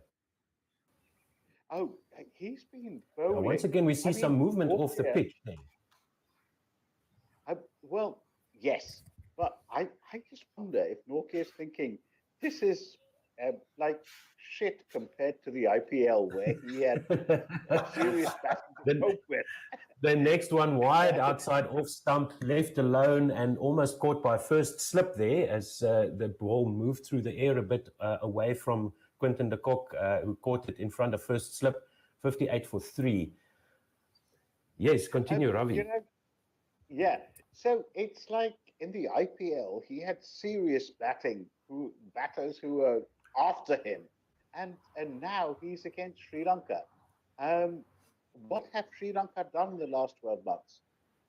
And this one outside off stump by Nortje beats the bat again. Chandamal is fishing here for something that's floating in the Enops River. It looks like 58 for 3. That's the end of the over. He's did you see topping 150 kph here, Nortje. 151 I saw there on the board. So it's difficult batting here for Sri Lanka. They are looking a bit at sea there. Apart from that nice drive by Chandamal, he had no idea where those balls were going. Against that speed, as KP, and that was England's South African Kevin Peterson said about 10 years ago, is a huge difference between 145 and 150 kph when you're facing it. Yeah, and this first delivery by Mulder through to the keeper, no run. And you have to respect that. That is one of the greatest, in his own way, batsmen ever, Kevin Peterson. And absolutely, he defensively had to say, "Look, guys, you don't know the difference between 145 and 150 kph." Yeah, De Silva here facing the second ball by Mulder, beats the outside edge through to the keeper for no run, 58 for 3. 2 balls gone in the 13th over. No, it does make a huge difference. Yeah, you can tell Mulder is not the same speed as Nokia. No, he's bowling about 130. or so. Yeah, But he's also he's that keeping- all-rounder sort of fifth bowler. Oh. Mulder sprays this one down the leg side, just as I was about to say. He's sticking to some good lines, Vian Mulder. But that one was a bit wayward, and the batsman, De Silva, couldn't get a bat on it. Through to Quinton de Kock, no run. And that wasn't given a wide either, because it's proper cricket, test cricket here. He's got 2 slips, gully, backward point, cover, extra cover. He's got a mid-off, mid-on, close to the wicket where the circle would be in one-day cricket. Vian Mulder comes in again over the wicket. And this one is on to the pads of De Silva, who whips it over mid-wicket, over to the off, to the onside, and it goes to the boundary for a 4. Yeah, This Sri is Lanka where definitely trying to attack Mulder. Yeah, this is where he needs to find some sort of rhythm and consistency. Because if you're going to be that fifth bowler, you need to be bowling your lines correctly. You can't be affording to be going wayward, and he's done well so far. Only conceding that one is straight onto the pads and got punished there. He's coming in over the wicket again to De Silva. Much better line there on off stump, attacking the off stump, defended into the covers to point, and there's no run. 62 for 3. Sri Lanka are now in the 13th over. 1 ball left.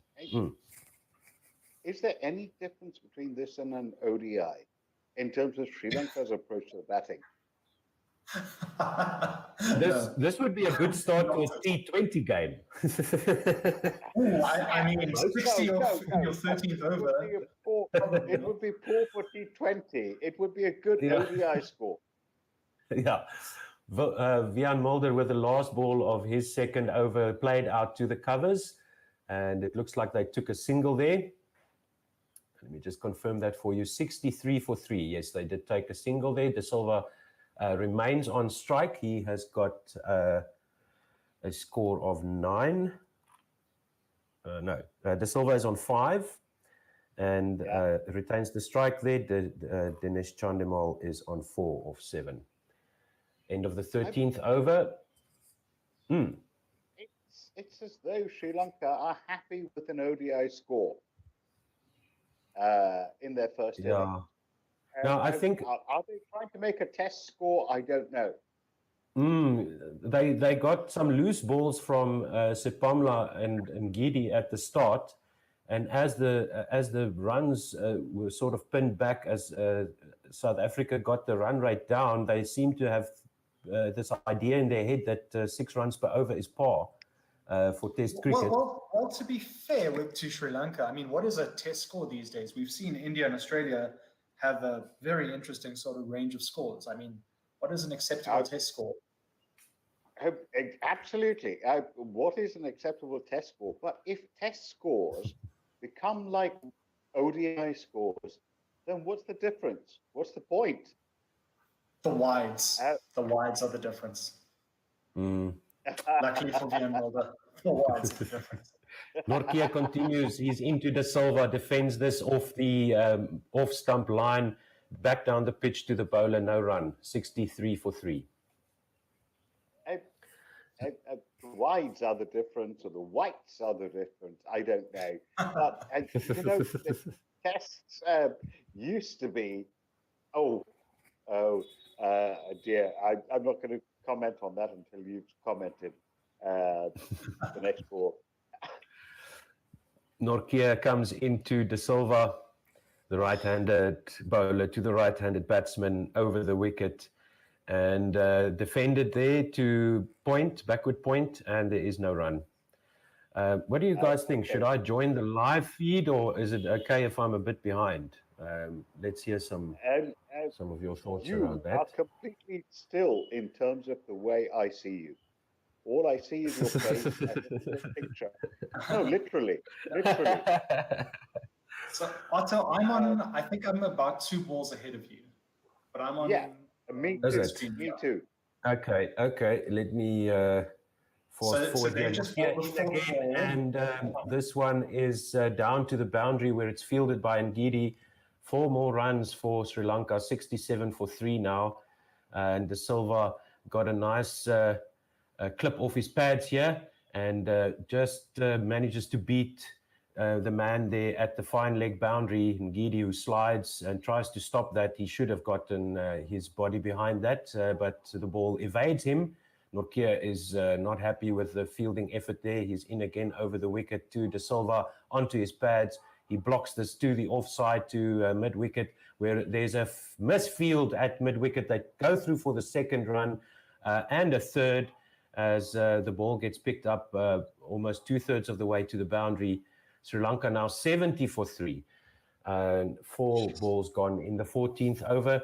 Very, very bad fielding there by South Africa. 2 balls in a row and conceding 7 more runs. That's unacceptable.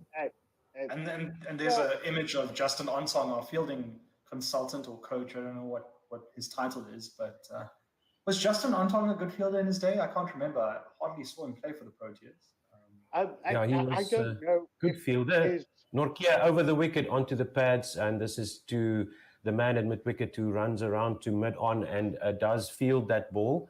Both those fielding efforts were really poor. The batters picking out the fielders, and the ball just slipping through the defenses of both those fielders.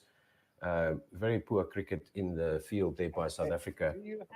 Cool. So I'm gonna do some ball by ball from now. Okay. Okay. Go ahead. One ball left in the 14th here by me. Nortje comes over the wicket, and wow, this one moves off the pitch into the right-handed Chandimal, who leaves the ball. A good leave, you could say. 70 for 3 after 14. Take it away, AB. So fun fact about Sri Lanka at SuperSport Park: they've played 4 tests here and lost 4 tests. So that's very interesting. Mulder now just head into the right-hand side. Maharaj fields it, and that's a dot ball on the first over of the 15th, or first ball of the 15th to De Silva. But yeah, so what do we need from Mulder here is a little bit of consistency, making the batsman play, and just keeping them honest, I think, guys.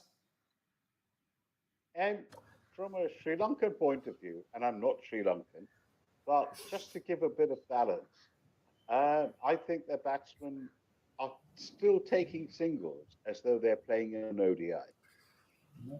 And they risky. need to be playing. Yeah, they need to be playing like they're in a test. Mulder in now to De Silva. Oh, straight at the stumps, but he manages to get it away for a quick single again, like Ravi mentioned, to Maharaj. So Keshav's being tested here early on, and he was a little bit slow to react, but possible. Look, I mean, I'm all for rotating the strike in any form of cricket, but when you're 73 for 1 before the 15th over, maybe it's just time to dig in and tire these bowlers out, because these are the second change bowlers as well. So very interesting approach here. It looked to me like they were going after Mulder. Basically, Leah. The over now. Oh, just beating the outside edge. A great line there by Vian Mulder. That's where he needs to be bowling it. And Dinesh Chandimal, very lucky not to edge it. It looked like he wanted to play. Seems like a very straight seam there by Mulder. And wow, inches away from beating that outside edge. Excellent ball there. That's where he needs to be bowling. Yeah, absolutely. Searching for that outside edge.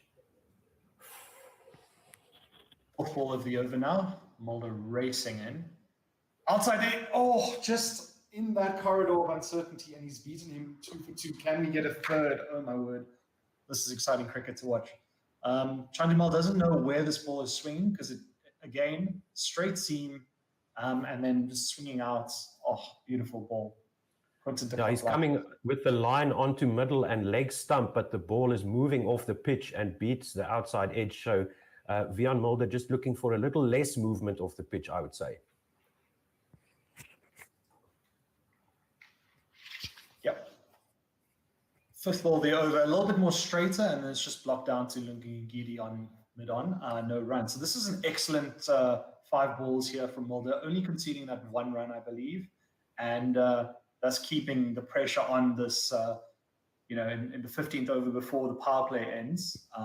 For Sri Lanka's approach, I don't know what they're doing.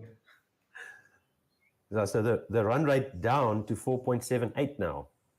I mean, that's unacceptable in limited overs cricket. So last ball. See what you can do here. Hitting the pad, probably going down to miss leg stump. Glad we didn't appeal, but excellent over there by Mulder. Chandimal looks a little bit rattled, but that's the end of the over. Sri Lanka 71 for 3 after 15. And also, are you happy to take ball by ball again? I prefer to add color in because I like to be controversial. Okay. End of the 15th over, 71 for 3. So the session, I would say, is I would give it to South Africa because of the 3 wickets. Sri Lanka have been rollicking along at 4.5 runs per over. At one stage, they were around 6 runs per over, but they paid with wickets for that run rate. Definitely targeting Vian Mulder unsuccessfully, and Vian Mulder has played a good role here. 2 runs per over off his 3, and the wicket of the Sri Lankan batsman there, Nokia, over the wicket, and this one is left alone by De Silva outside off stump through to the keeper for no run. First ball of the 16th.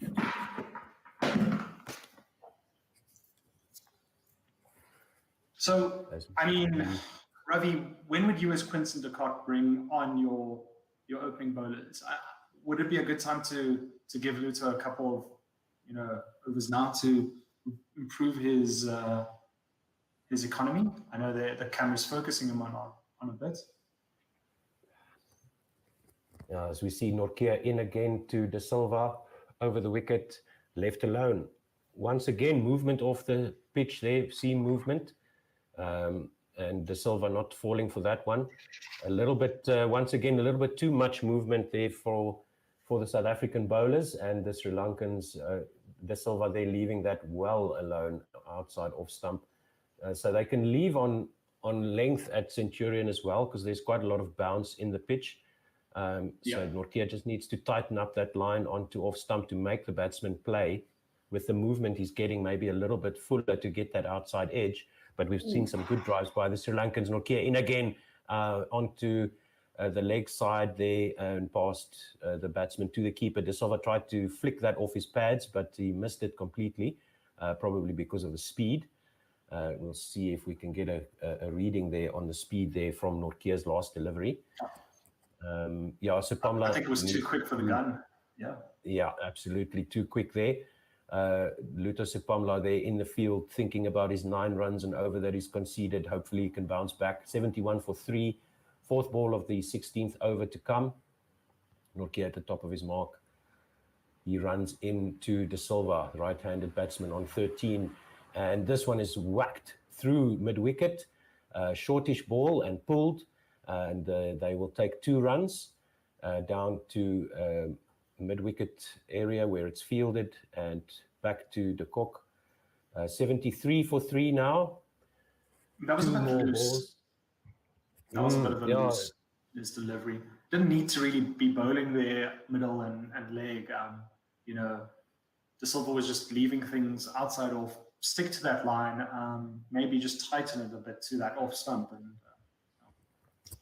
So he tried a shorter delivery on the stump line, and Nortje goes over the wicket to De Silva again, drives this, and it goes through to the keeper, beats the bat there, flashing drive there, tried to play the ball inside out.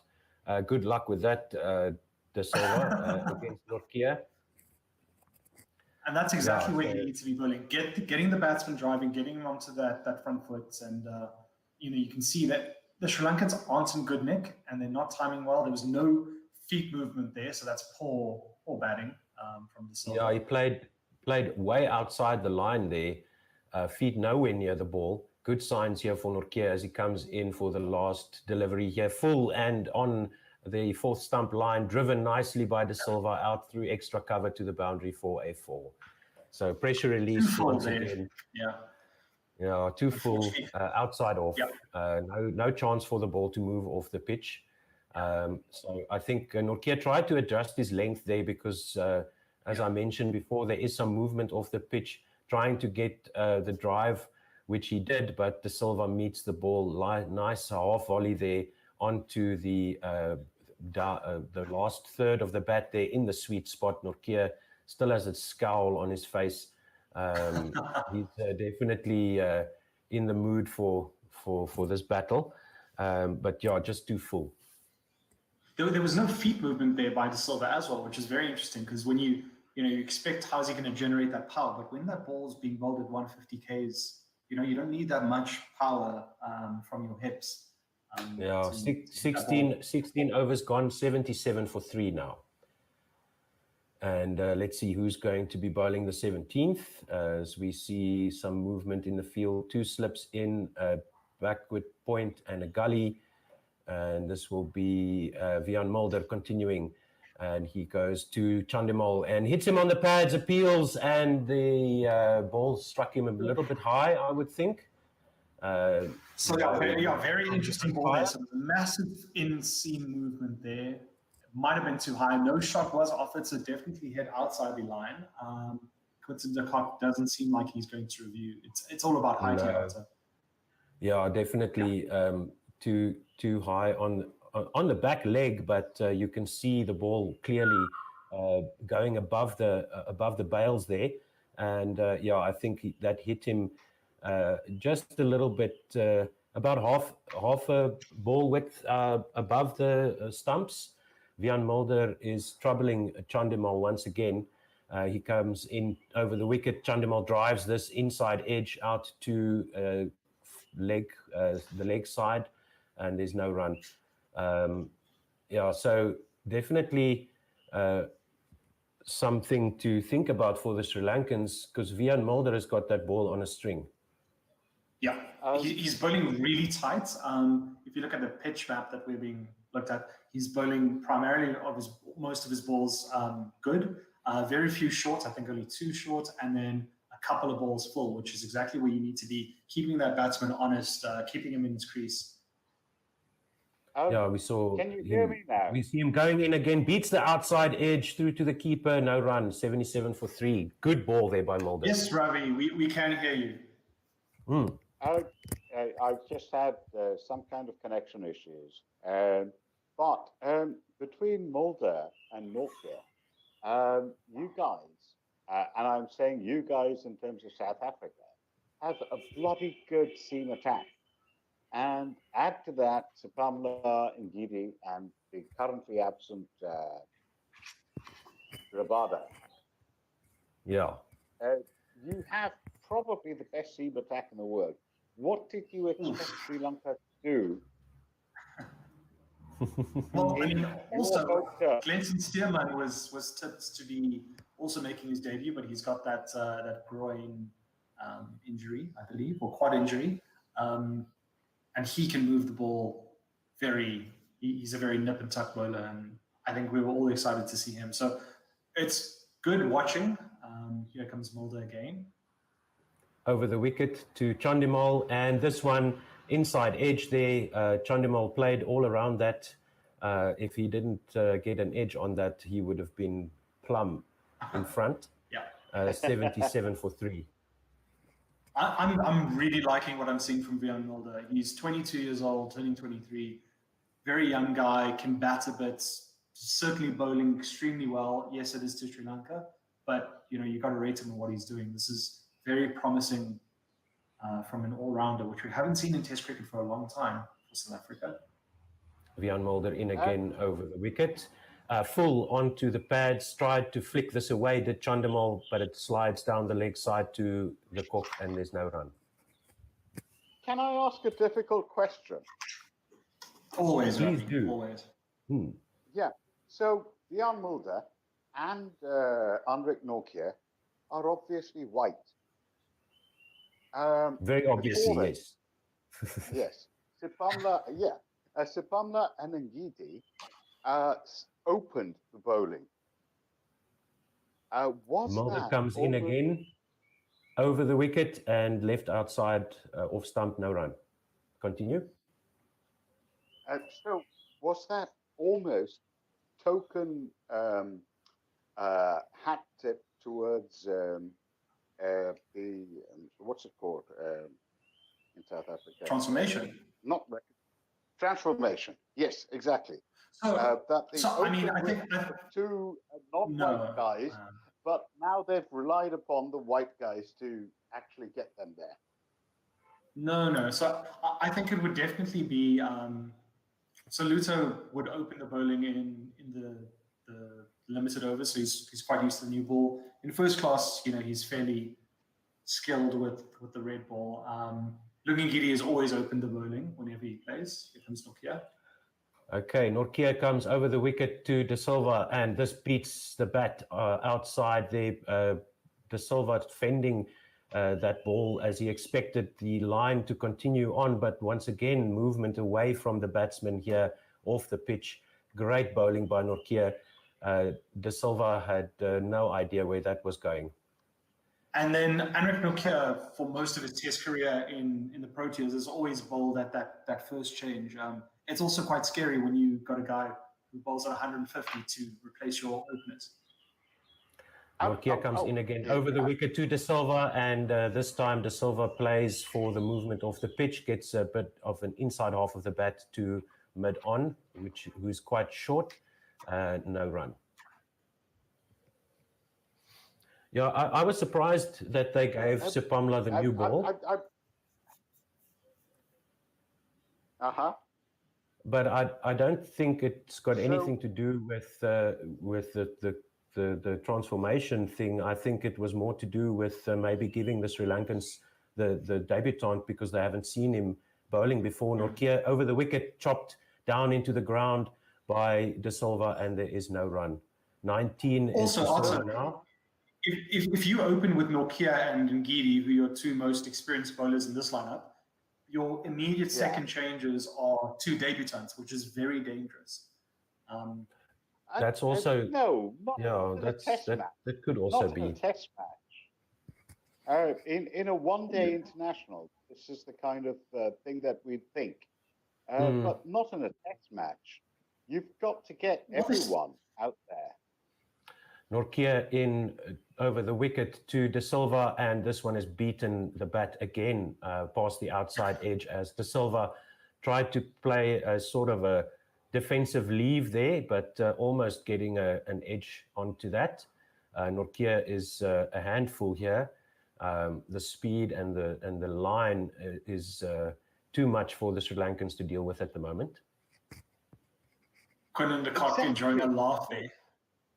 Nokia is clearly your best bowler right now. Okay. In this 11, he's coming in again over the wicket, pulled to mid-on, no run. So a bit of a false shot there from De Silva as he tried to take on the short delivery there, practicing that pull shot again. No run. So carry on, Ravi. Nokia is clearly your best bowler in this format right now, in this 11, because Rabada is not around. Why would you have him at one drop? Why? Nokia over the wicket and wafts outside the off stump, and there's a half an appeal by the slips there. Nokia can't believe that missed the bat, neither can I. That's the end of the over, 77 for 3. Okay, AB, tell us. Ngidi has a lot to say about being the best bowler in this lineup. So they've both played. In fact, Nokia's played one more test than Lungi and Ngidi, and Nokia's test bowling average is 35, whereas Ngidi's is 25. Ngidi is cheaper. And in terms of strike rates, Lungi Ngidi's strike rate is better. So just because Nokia can bowl 150 plus doesn't mean he's necessarily the best. Also, Nokia's... but in this last year, and I take the IPL as a standard, I know it's a wrong thing to do, but Nokia was about as good as Rabada. Forget Ngidi. Vian Mulder onto the pads, deflected down to the fine leg boundary for 4 by Chandimal. Yeah, he can't. Mulder can't be bowling there. That's just a ball. I think it's fair to look at.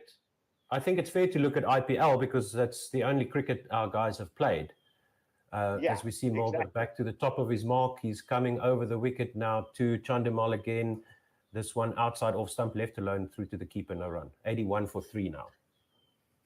But I mean, I have no doubt these guys can adjust their lengths and lines and put a ball where they want to 99% of the time. So it is, it is a different format of cricket, but they're professionals. They're the best of the best. But I quite like it. I quite like having the balance between experience with youth, rather than experience first up and then youth second up.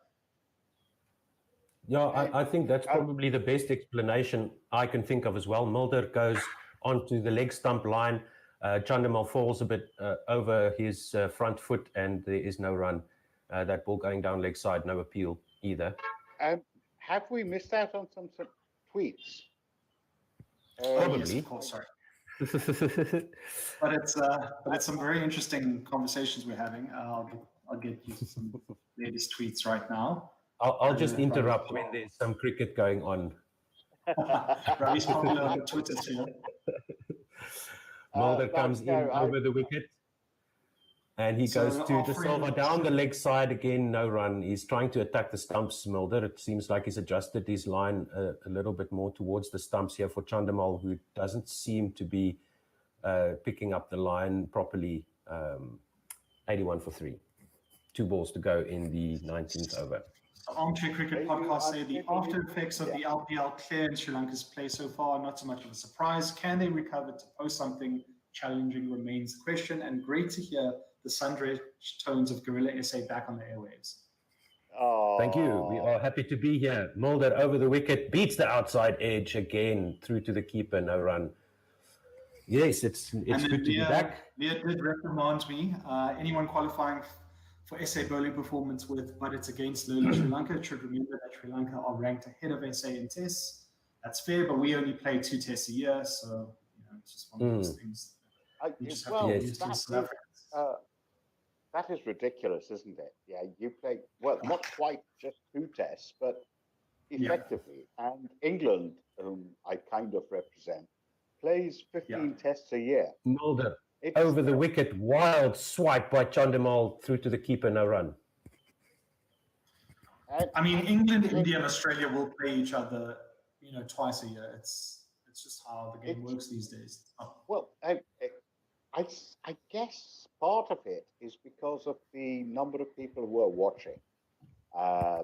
This year, of course, this past year with COVID, we can't claim anything. But we could claim that the television figures might matter. And we know that India, England, and Australia matter. They have more viewers. Yeah. Who is interested in Sri Lanka versus Pakistan? Sri Lankans and Pakistan. That's it. Yeah, exactly. And I use Pakistan because they've got a huge fan base, actually. But so we've got about 20 minutes to go to lunch, maybe a little bit more, for 30 or so. And it's Keshav Maharaj into the attack. I know.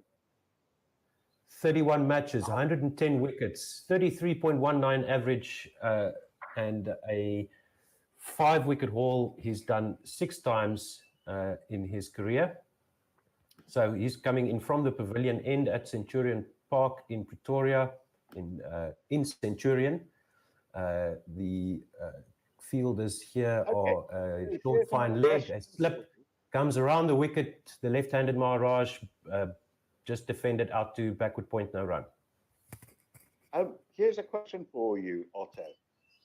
Why is it that all the best spinners in South Africa tend to be of Asian or black origin? Maharaj into Da Silva there. He plays across the line to short mid-wicket and there's no run. Well, Maharaj is from Durban, from KwaZulu-Natal, which has He's still Asian origin, isn't he?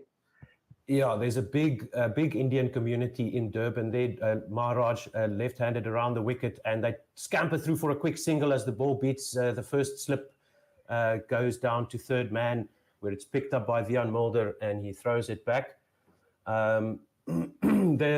The guys who have gotten their opportunities in the national side in the past while, along with Maharaj, have been quite a spread. We've had the name escapes me now. Help me out here, AB. The spinners that we took to the subcontinent the last time around was. So it was George Linder, I believe. Yes, George Linder. He's the one I'm thinking of. Yeah, Muthusamy was there. Muthusamy, yes. Also from Durban, Keshav Maharaj, left-handed around the wicket, defends this out to extra cover, no run. So there's a huge Indian community in Durban, in the Durban area, so you would expect, and also it's a very popular sport among the Indian community. There we go with a drive from that was De Silva out to mid-off, and they go through for a single, 85 for 3, and there's one ball to go here in Maharaj's first over. He's going to bowl to De Silva, who's on 22. Just to finish the point there, Ravi, as Maharaj comes in now around the wicket again, the left-handed spinner, nice tight line on middle stump, defended, no run. So in the Highveld area, which is Joburg, Pretoria, and Bloemfontein, the pitches don't lend themselves to spin at all. So you see very few spinners coming through the ranks and moving up through the ranks in those areas, whereas Durban and the coastal areas have a lot more, take a lot more spin. So you see those teams tend to pick spinners more often. So more spinners getting opportunities and coming through from those areas. Okay, that's fantastic geography. That is fantastic. Is it the full picture though? We see Vian Mulder coming in over the wicket, outside off stump, and there's no run. We've produced some great spinners. Sean van Berg comes to mind. He's obviously playing cricket in the UK now. But I know personally when I started spinning in school, I used to bowl leg spin and then a bit of off spin when my hands got tired. I just didn't want to run because I was lazy. So fast bowling is not for me. I just want to run. I'm happy. Vian Mulder comes in over the wicket to, that looks like Chandamal, who leaves it alone. Yeah, it's Dinesh Chandamal, leaves it alone outside off stump, no run. 85 for 3 in the 21st over, 2 balls gone. This Mulder having bowled straight through his, not session, but this stint, 5.3 overs, 5.2 overs, has Mulder been taking the strain, as it were? Because, I think the cock would just keep him on because he's bowling excellent lines here over the wicket. And as I say that, he strays down leg side, but there's no run. 85 for 3. But I mean, does de Kock understand then what a fast bowler has to go through more than 5 overs in a row? Is just ridiculous. Today. Well, I mean, Mulder is that all-rounder, so he's that fifth bowler, so he won't. I don't expect him to bowl too much in comparison to the other 4. Important to note here from Mpho is that Luther Sepamla took the most wickets of any bowler, any fast bowler in last year's Sunfoil series, which is our 4-day competition. And Mulder over the wicket beats the outside edge, defensive push forward by Chandamal, and beats the outside edge, no run. But the point is that if Mulder is the 5th bowler, why has he bowled a quarter of the overs so far? In 20 overs, he's bowled more than 5. I think it's just purely from an economical perspective. He's not conceded only 10 runs. Maybe this would be his last over. He's got quite a short run up. Mulder over the wicket in full and straight onto the pads of Chandamal, who tries to flick this to the onside, but there's no run. Yeah, I think we might see a change now with Maharaj tying up one end, so to speak, while de Kock will rotate his fast bowlers. So Wiaan Mulder's got quite an economical short run-up, considering his pace. He's he's not quite a fast bowler. He's sort of a 130 Ks around there, but nice tight lines. And he comes in again to Chandimal, who defends this to extra cover, and there is no run. 85 for 3. No, Mulder has been clearly, in some ways, your best bowler by far so far.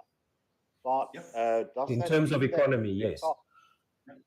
And also the way he's troubled the batsman. Yeah, he's moving the ball both ways. He's keeping them guessing. He's bowled on the stumps. He's not bowling outside off and bowling dry or anything. He's actually bowling at them. Oh dear, is that a no ball? Making them play. And we see the partnership here reaching 31 runs here by me. I expect to see Maharaj's first delivery of his second over any moment now. De Silva will be facing him. There seems to be something going on. There's some hold up here. No. That's a no ball. That's a no ball. Oh, the last ball. Mulder last. Oh, so do we have the third umpire checking the no balls here? It seems. This is fantastic. Well done. Okay, so Mulder has got one more to go in his over. He bowls to Chandamal, who flicks this off his pads successfully this time, down to fine leg, and they take a single. So Chandamal moves on to double figures. He keeps the strike. So well done there, using technology, calling everybody back for the last ball of Wiaan Mulder's over, the last ball of the 21st over. And so now we should see Maharaj back. Is that the first time in South African cricket that this has happened? This is exciting. Yes, so that would be the first no ball called by the third umpire in South Africa, with South Africa playing Test cricket. Was that well done as the on-field umpire? Well done. No. Guys, you got to know your trivia. Yeah, very much on the line there. Mulder in. Is this a replay I'm watching? No, that's actually he bowled the second one as a no ball as well. Wow. Yeah. Okay, so the no ball was called again. So another no ball. So finally the end of the 21st over, 88 for 3. There was no run to De Silva there. And so Chandamal indeed will face Maharaj the next ball. So it took Are we sure that this is a no ball? It took everybody. Stop it. It took all of us a bit of time to catch up with what was going on, but we got there in the end. So Chandamal is on 10, Dhananjaya De Silva on, not quite sure. Chandamal now facing Maharaj, and there is no run as he blocks this to a mid-off, shortish extra cover region, and no run. Maharaj in again, one slip and short fine leg, defended to extra cover, no run again. So De Silva is on 22, the score is on 88 for 3, and we have the third ball of the 22nd over coming up now. Chandamal facing Maharaj, left-handed around the wicket, defended back to Maharaj, no run.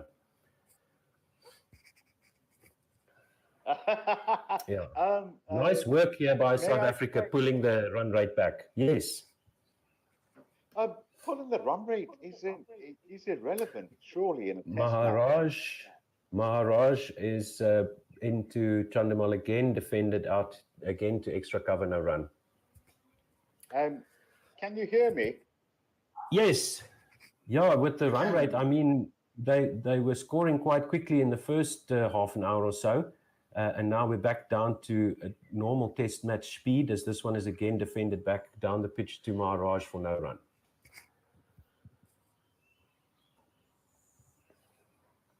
Okay. Okay, so next ball here by Maharaj is down to extra cover again, and there's no run. That's the end of the over. And 88 for 3 is the score. 22 overs gone, so 4 runs per over here by Sri Lanka in the first session of the first test, the first day in Centurion Park in Centurion in Pretoria. And so the session so far. Yes. He's saying, come, Ravi. You can't see Ngidi bowling spin with that arse. With Mulder in the side, is there a scully that can be picked? That's amazing. Ngidi can't be a spin bowler. Ngidi could never be a spin bowler. He's got the arse of a paceman. I mean, I'm looking at Lucas Sepamla's behind right now. That's also a very, very attractive run. Lucas Sepamla comes in, replacing Vian Mulder. He goes over the wicket. Nice drive there through extra cover by Janandaya de Silva, and he gets 4 runs. A bit too full there on that line by Sepamla, and maybe not the best start to his spell. But as we saw in his first spell, he can bowl those unplayable deliveries. So let's hope for South Africa's sake he gets his line and length right. Yeah, that one just a little bit too full. No chance there for the extra cover fielder. Otto, I'm just having a look at Sepamla's landing. He seems to be landing quite far away from that no ball line. Let's see again. Lucas Sepamla full and on off stump, defended back to the bowler. He's got 2 slips. Bowling to De Silva, who's on 26. 92 for 3 is the score now. A better delivery there by Sepamla. And let's hope for his sake that he can... yeah, that was nice and full on the off-stump line, just outside off-stump. No run there from that second delivery. Okay. As De Silva gets ready to face Sepamla again. And Sepamla comes over the wicket wide. And this one is chopped down to extra cover for no run. So news just in is that the Proteas will wear black armbands in honor of Robin Jackman, who sadly passed away yesterday, tomorrow. So that's something nice to see. I think we all have been affected by Jackers in one way, shape, or form.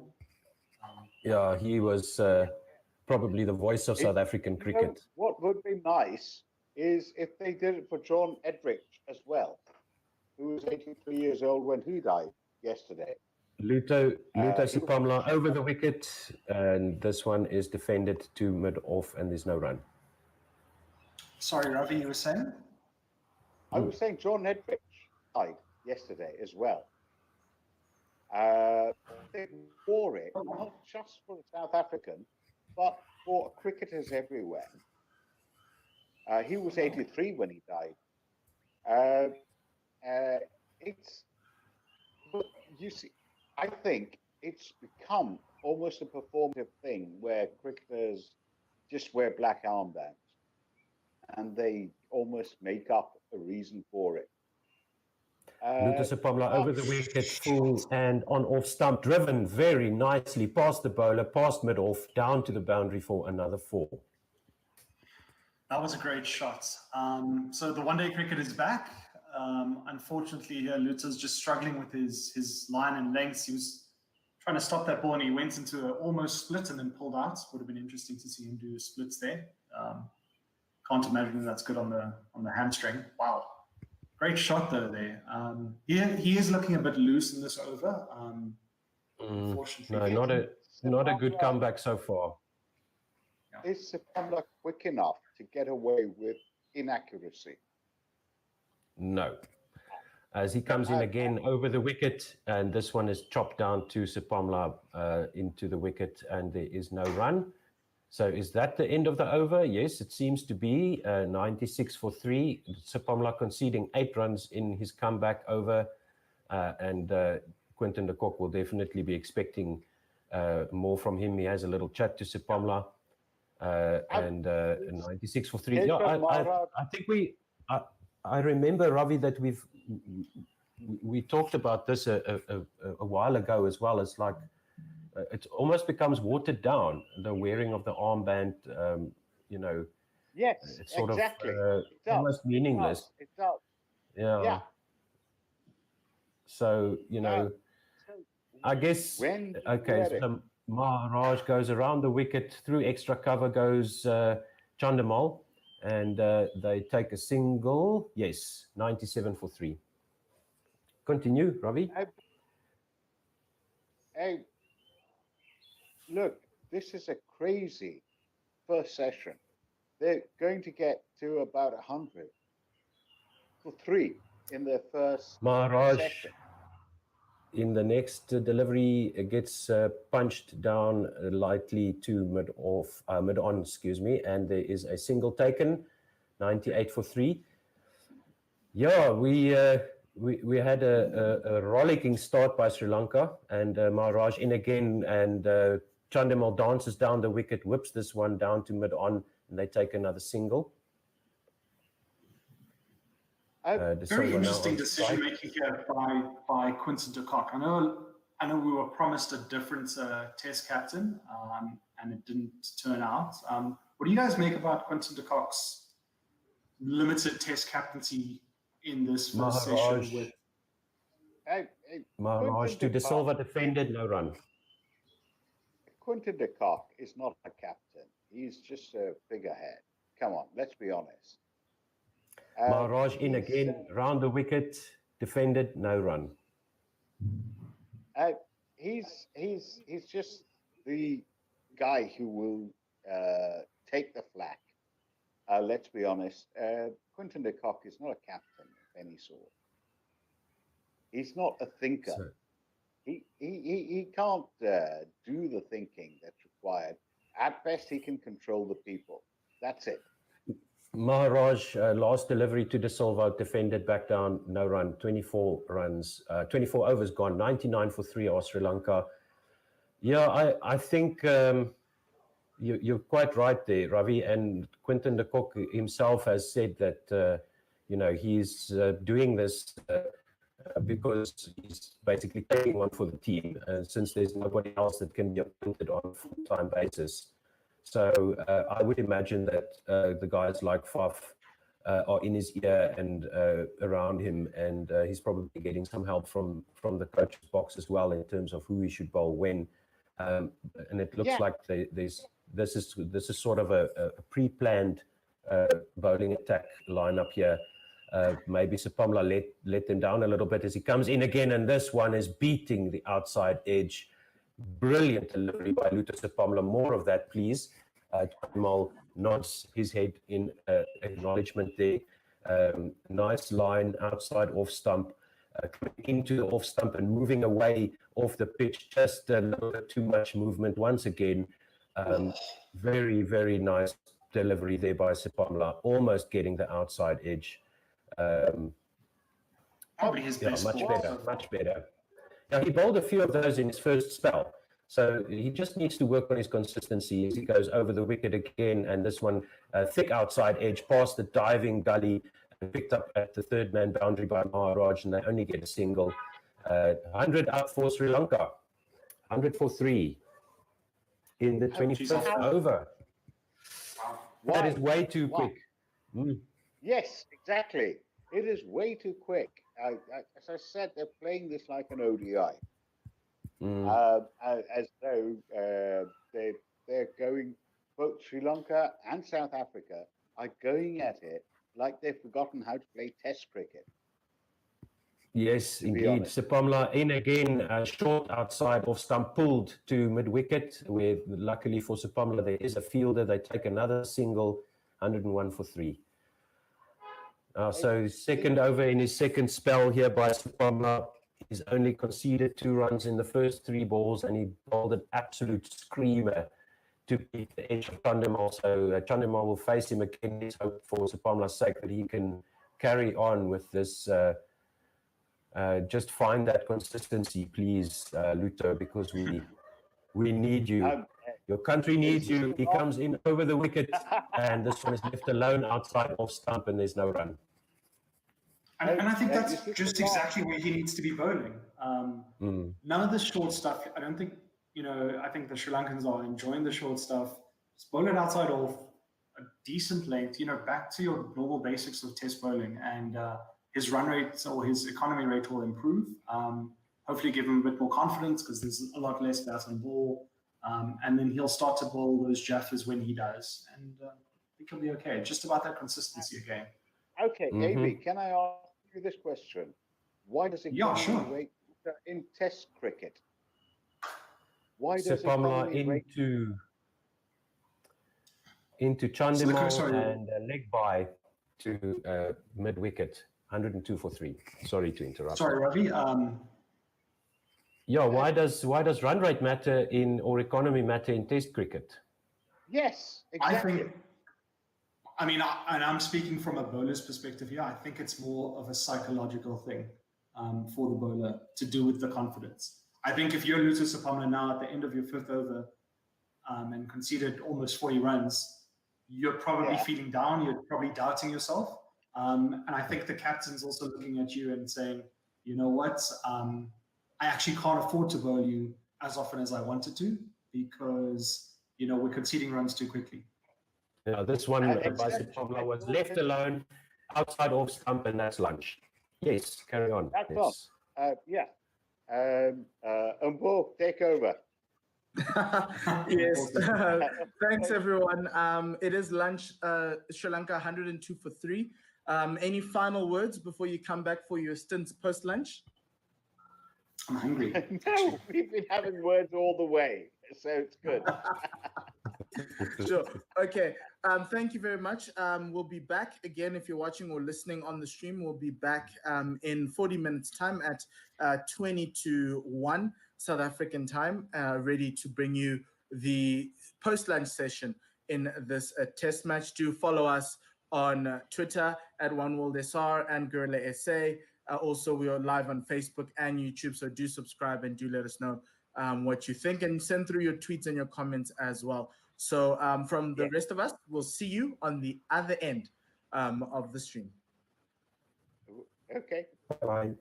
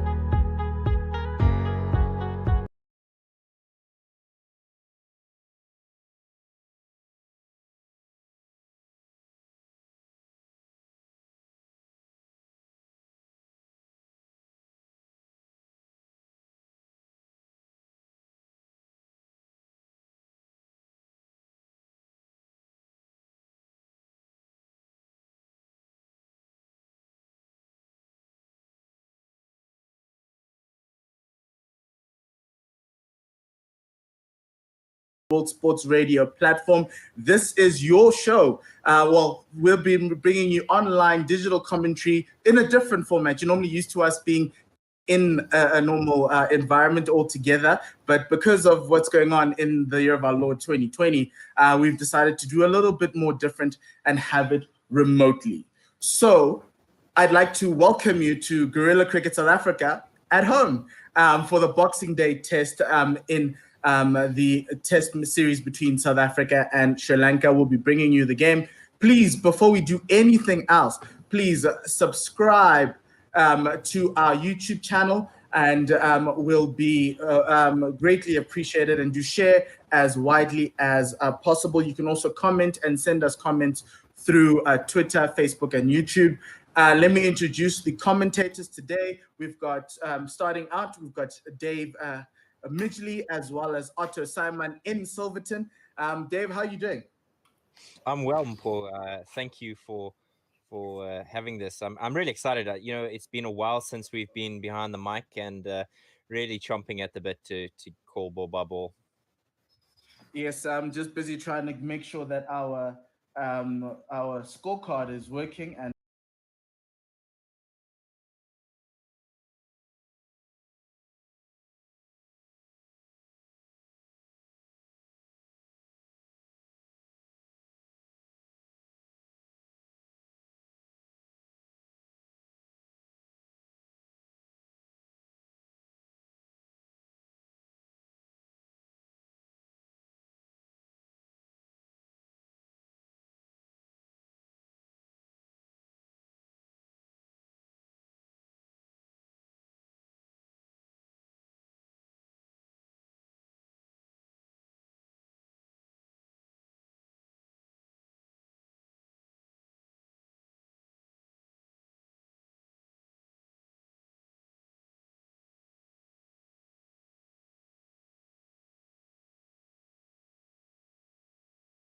Adrian Holstock going into doing the third umpire duties. Bongani Jele. Round the wicket is a change of bowling, as it looks like Kusal Pereira is the man who's come on there. They take a quick single, and they get through without much fuss. It's Lehiru Kumar. Rob, my apologies.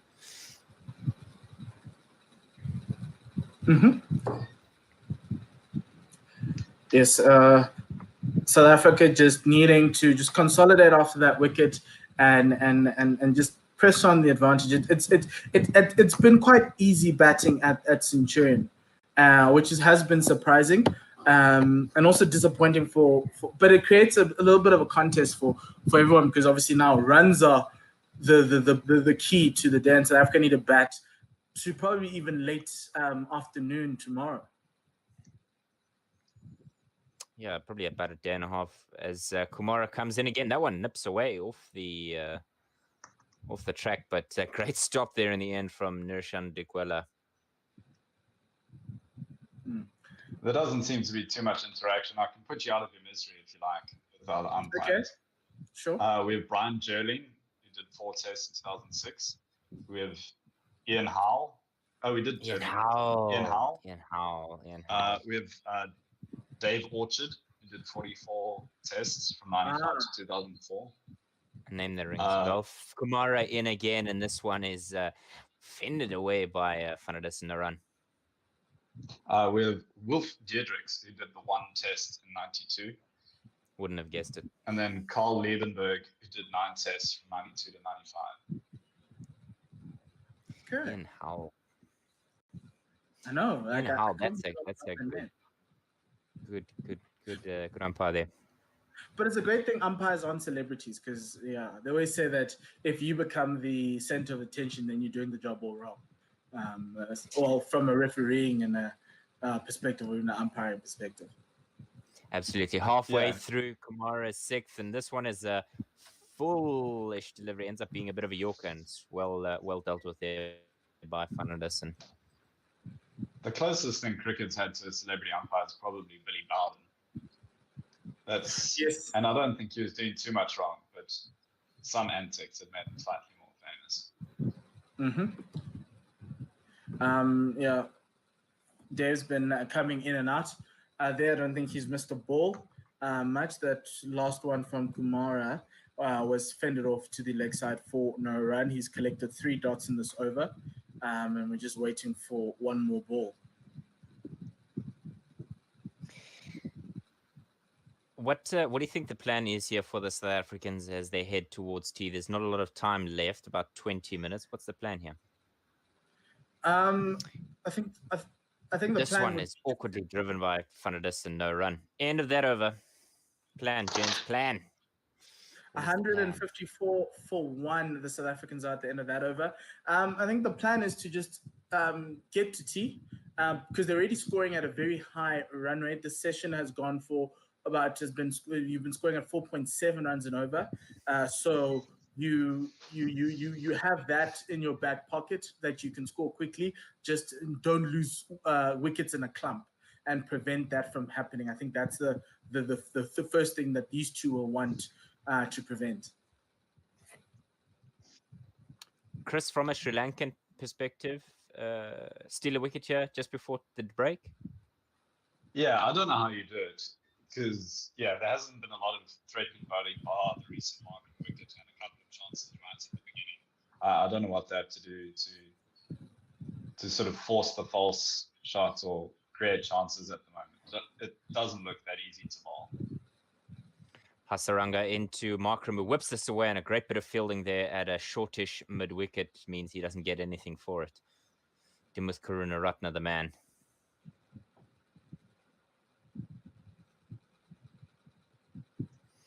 Hasaranga in once again, and a little bit more floated this time. He tries to push it, and he finds Karunaratne again. No run. So he's obviously hitting his lengths and lines is Hasaranga to force Alga to play in a certain zone. 154 for 1. This one is defended on the bounce to the man under the helmet. Trailing 242. The South Africans have done well in the face of that close to 400. I think yesterday we were talking about how 400 is, as we're looking at that. I'll go with a short ball, and he's punished it down the. Well, it was a short one there, almost a long hop, and he smashed it towards the deep square leg boundary. And I don't know, 4, it looked a hang of a lot like a 4. Lasith Mboldenia, the man on the field for Vishwa Fernando. Okay, I think it's a valiant attempt, and I think right now we're going to have to go to Aludin Palaka to give us a confirming of whether that it's looks a like four. That looks like a 4. Yeah. My man is hanging on to that boundary. Like Spider-Man. Yeah, exactly. Look, there's a feet. There's his feet touching But he's also it, not and then hanging onto the again. That's a difficult Yeah, I think one. it's a 4. But we're still looking. So I'm not sure. I don't think he's touching the ball when his feet touch the rope. I think Watch his he's right let the ball knee go. his right knee as he rolls over. His foot is touching the rope, but is he touching the ball there with that right knee of his before he flicks it back? ooh, that's a little bit Yeah, tight. you need another angle. Well, there's No, a camera yeah, right look. there, and we're just looking at the broad angle initially. Yeah, I guess we'll have to zoom in and figure out. Okay, money down, gents. 4-0. It's not a 4. I'm gonna go no. Okay, so my colleagues are not South Africans. They're just no, I joke. Thankfully, it's not real money on the line. True.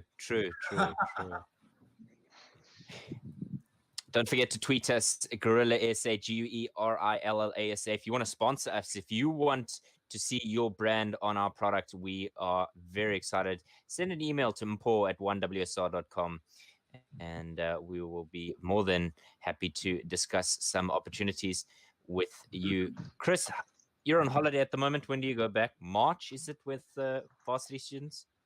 Oh, I'm a graduate. Got my results a couple of days ago. So Congratulations, Chris. yeah. Whoop, whoop. Yeah, so back to Joburg to try find a job in the real world.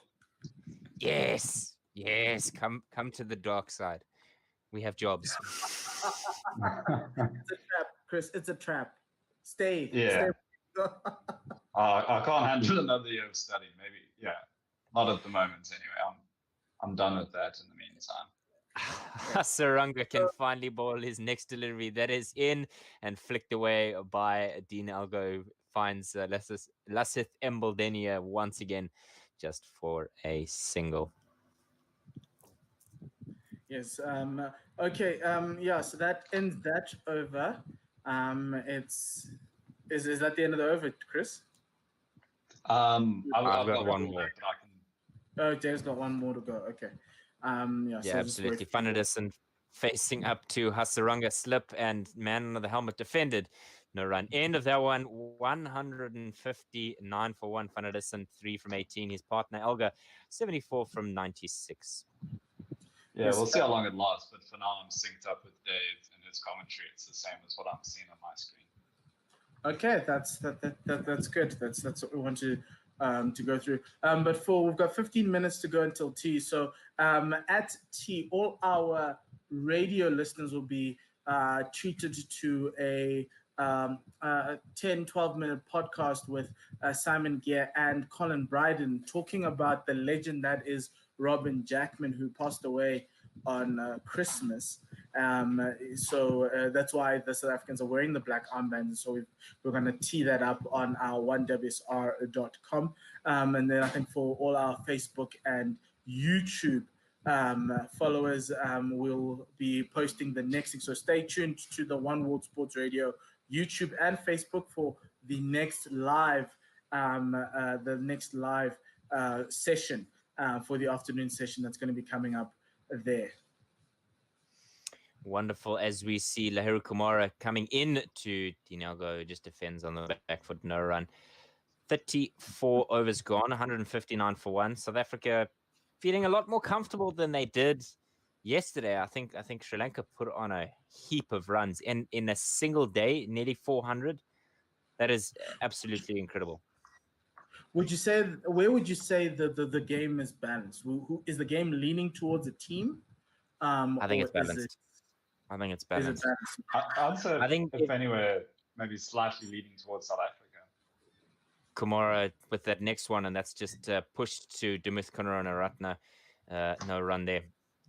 Chris, you say towards South Africa? Yeah, I'm also going to go check what Crickford has to say. oh, good. The beloved Crickford when Virat Kohli never wrong. Crickford said South Africa at 69%. It sounds like a joke, but it's not.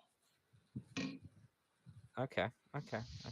Right. Kumara in once again. He's got 2 slips and a gully waiting. He comes round the wicket to Alga, who carves this away down to the deep point region. There's obviously a plan here with the point hanging out on the boundary there. They want to perhaps bowl something a little bit shorter to the left-handed opener and pick up a false shot maybe.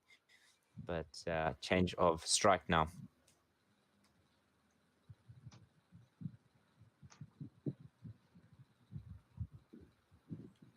Yeah, the South African dressing room very calm. Faf already padded up, not wanting to probably come in.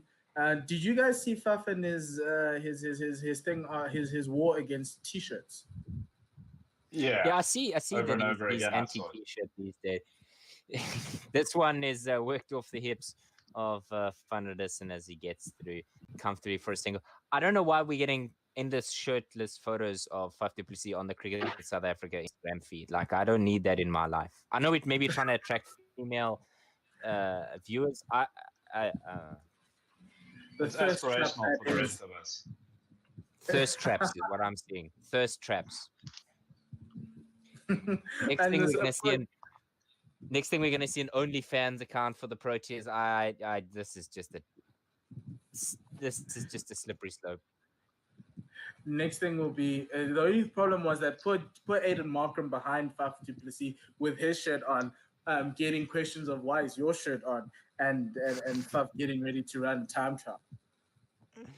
Kumara in, and this time he comes over to Dinalgo, who just leaps into the air and dots that away off his pads. They get through for 1.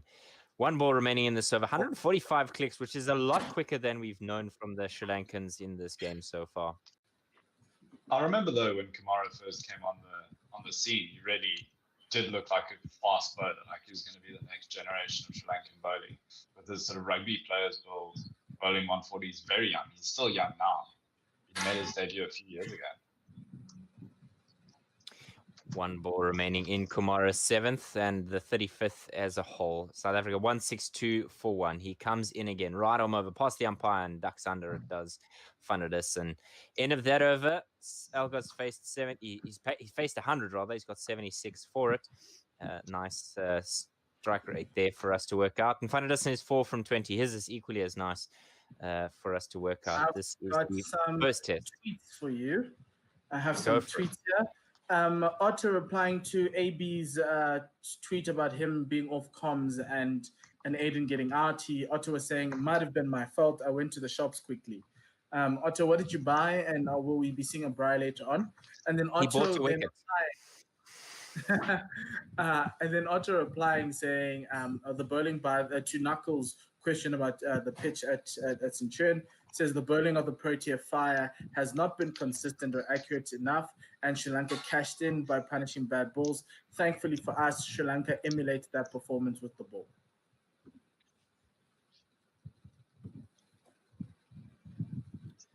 Quite right.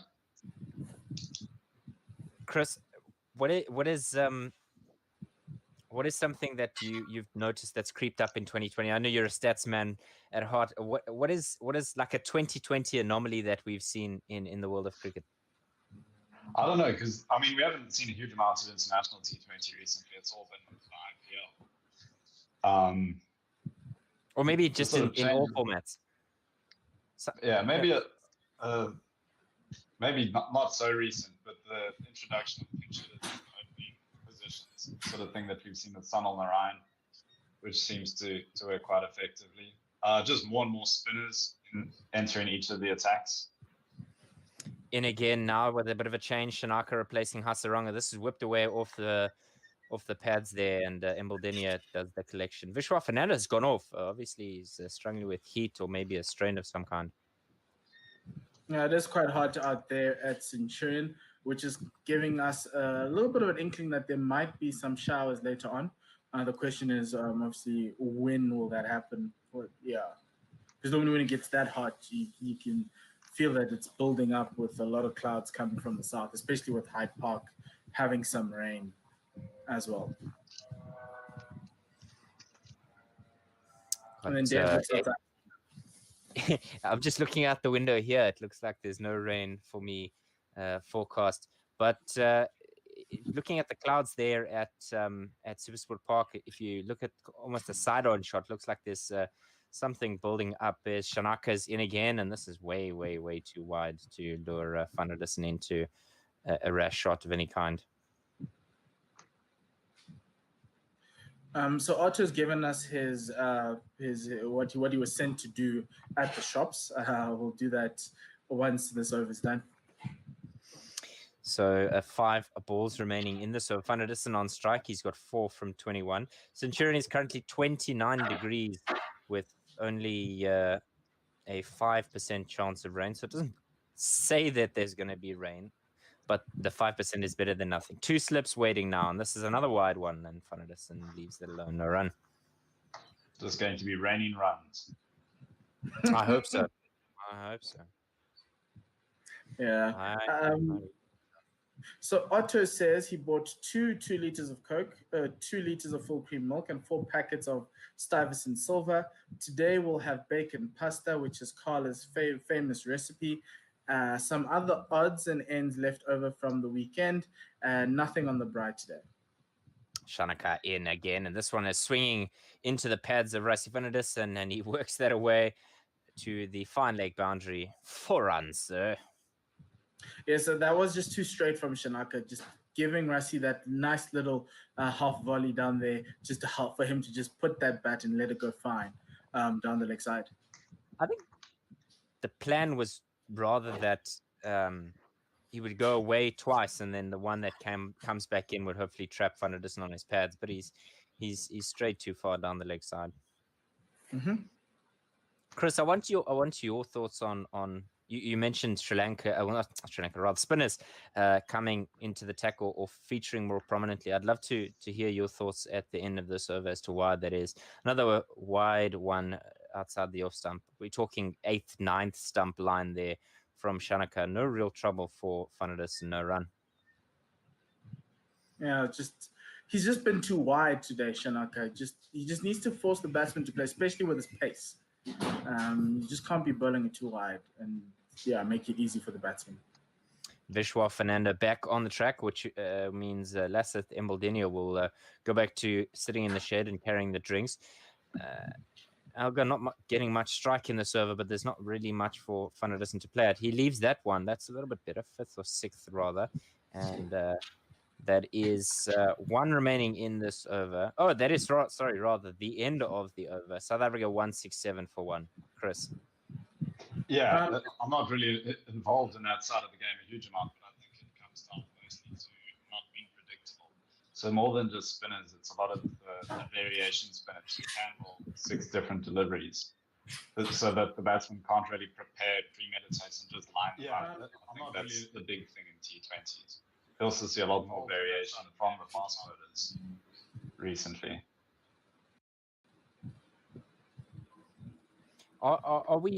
Are we heading too close to a fruit salad only approach when it comes to cricket? Are we just going to throw everything? Not really. You must always bowl to a plan. Kumara in again, and it's short and straight here as Alga just defends, no run.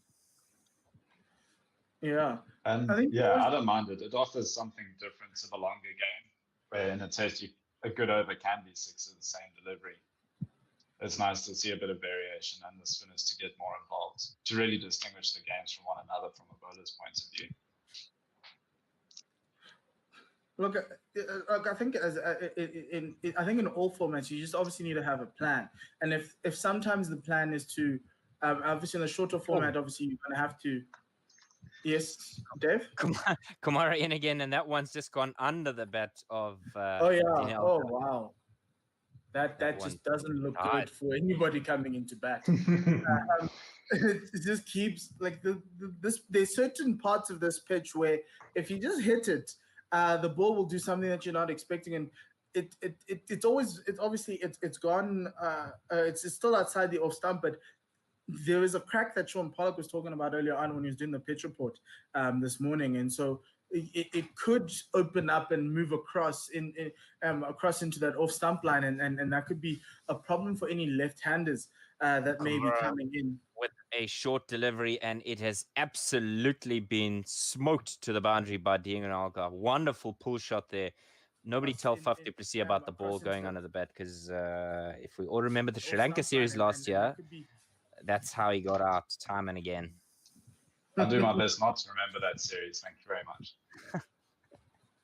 Block out the trauma. What a shot. Yeah. Wonderful stuff there from the South African left-hander. He's in again now is Kumara, and that one's gone over Dick Willer's head. And more runs for the South Africans. That's 3 times now that they've been gifted that type of runs. I know it's boxing. Well, it's the Boxing Day test, but this is the 2nd day of Christmas. My true love gave to me 5 buys. Yes, Arnold Nokia is probably going to be happy that he's not the only bowler to bowl those five wides over the keeper's head. It seems as though, as I was saying, you see the bounce from the ball before, where we went underneath Alga's bat, and then the next one, you getting that trampoline bounce that goes over the keeper's head. So it just it's a lot of things that the batsmen need to work out of their mind and kind of play true. It's hard for you to obviously play with the true bounce because of what's going on, but you also need to just move it out and just say that if it comes, it comes. If it affects me, it affects me. We saw some Sri Lankans get out to rising balls hitting their gloves. So I think those are the type of things that you need to consider coming into bat and try to take that the mind out and play what necessarily is in front of you. That last one just defended by Dean Elgar as he gets through for 1. So this over, 0-0 for buys, 1. 1 remaining in this over. Lahira Kumar, 38 from his 7.5. Not the most frugal test match for any fast bowler at the moment. I mean, Luta Sepamla did really well to come back, as did Vian Mulder, but it's runs are easy to come by. It's not like watching Pakistan, New Zealand. Yes, 4.88 runs in the session per over, which is very fast from a test match perspective. Last one left alone there, end of the over. I think my phone's done well to last this long. It's on 1%. So if I do suddenly just disappear, know that it's not no one's done anything to offend me. That's just the phone. Chris, that's okay. We've gotten to the final over of lunch. So I think tea. Yeah. Tea. The final over before tea of the lunch session. Yes. Paul, what do you think is the biggest change that's going to come out of COVID? The fact that umpires will not touch any player's sweaty clothes again. That one is a leg stump half volley, flicked away, and a valiant attempt there at the fine leg boundary, but that is a 4 to start this over. South Africa not missing out on gets like that. Some poor fielding there on the boundary. Really disappointing from Kumara. It really was. I mean, the ball was less than ordinary, but yeah, he's kind of gotten there, done all the hard work, and then given it a rubber fish to try and stop that one. Not going to miss out is Dean Elgar. Yes, Elgar on 86, just looking very good today. He has looked good, and I think that's key for the South Africans, that one of the openers gets 100. I think getting towards that 396 and beyond, there's going to have to be more than just 100. I think like I said when Fernando came out to bat, he's got to bat long here and get some big runs. This one by Elgar is driven to mid-on, who manages to get in the way of it, no run. It's 26 away from the 4,000 run mark in Test cricket. Absolutely. This session has gone 5 runs to the over, and it was 4.5 in the previous. And like you said, Paul, really quick stuff for a Test match. It is, and it is also a question of whether the bowlers are rusty. They're not used to bowling those consistent Test match lines and lengths. I do think had they played at least a little bit more Test cricket over the period, if there wasn't any COVID, we wouldn't be seeing these high run rates. Gremlins, it's small gremlins, and I think Ravi Nair was asking, what does strike rates matter in Test cricket? But I think when we see this kind of scoring that we have, it shows how much that plays an impact. This previous one was wide and left alone. The next one comes back into Dean Elgar and emulates his inner role Dravid and just defends without much fuss. Dean Elgar's Test career, 111 innings. This is his Nelsonth inning, if you will. And like you said, he's not far away from that of scoring that 4,000 run mark. That plays an impact. This close to the 40 as well, and the averages. The next one comes back to Dean Elgar and emulates his inner role Dravid. Elgar facing up now, and he defends this one, no run. Dean Elgar's Test career, yes, 2 balls left in this innings. This is his Nelson. Just before tea. And like you said, he's not. Yes, I'm just going to just remove myself off the stream while you guys sort out. I'll just come back quickly. Just need to sort out the tea listening for our radio listeners on 1WSR.com. Not a problem. Thank you so much, Mpho. Shanaka here has 2 balls left in this over. He comes right arm around the wicket to Elgar, who just leaves it alone. Chris, are you still with me? I am. I was just looking at the most runs for South African Test. Elgar currently sitting 9th overall on that list. Still a good 500 odd behind Dale Cullinan, but that's pretty high up, and he's still got a couple of years left, one would imagine. Absolutely, 111th inning, but the value of his innings are far more than those of well, the number of innings he's played are far more valuable. But that brings us to T, the last ball being left alone outside the off stump. South Africa 180 for one, and just an interesting session. Chris, what did you make of it?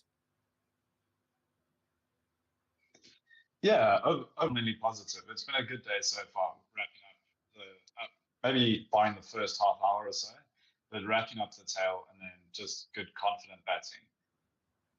Unfortunate to see Markram go, but overall, it's good to see that we can still play some cricket. And really just a rash shot that got the wicket of Aiden Markram. He just kind of threw hands at it and didn't quite get what he wanted to. But nevertheless, South Africa trailing 216. And myself, Ozmaster, and AB will be on after a cup of tea. Yes, thank you very much, Dave and Chris, for your efforts. Really do appreciate it. You may take your leave now as we go to tea on our radio platform, which is onewsr.com. Please do go there and listen to the obituary that Colin Bryden and Simon Gear do on Robin Jackman, who passed away in December. We'll be back on YouTube and Facebook, as well as on onewsr.com for the post-tea session in 20 minutes at 3 p.m.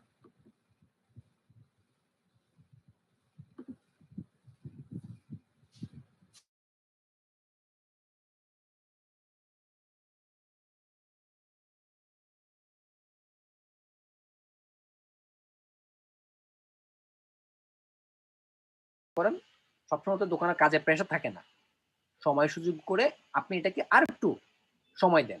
Like এই যে আপনি যেগুলো দিয়েছেন এই সাদা সাদা এগুলো, আপনি এগুলো গ্রিডের কালারটা সাদা না দেন, আপনি এখানে অন্য কালার ইউজ করেন।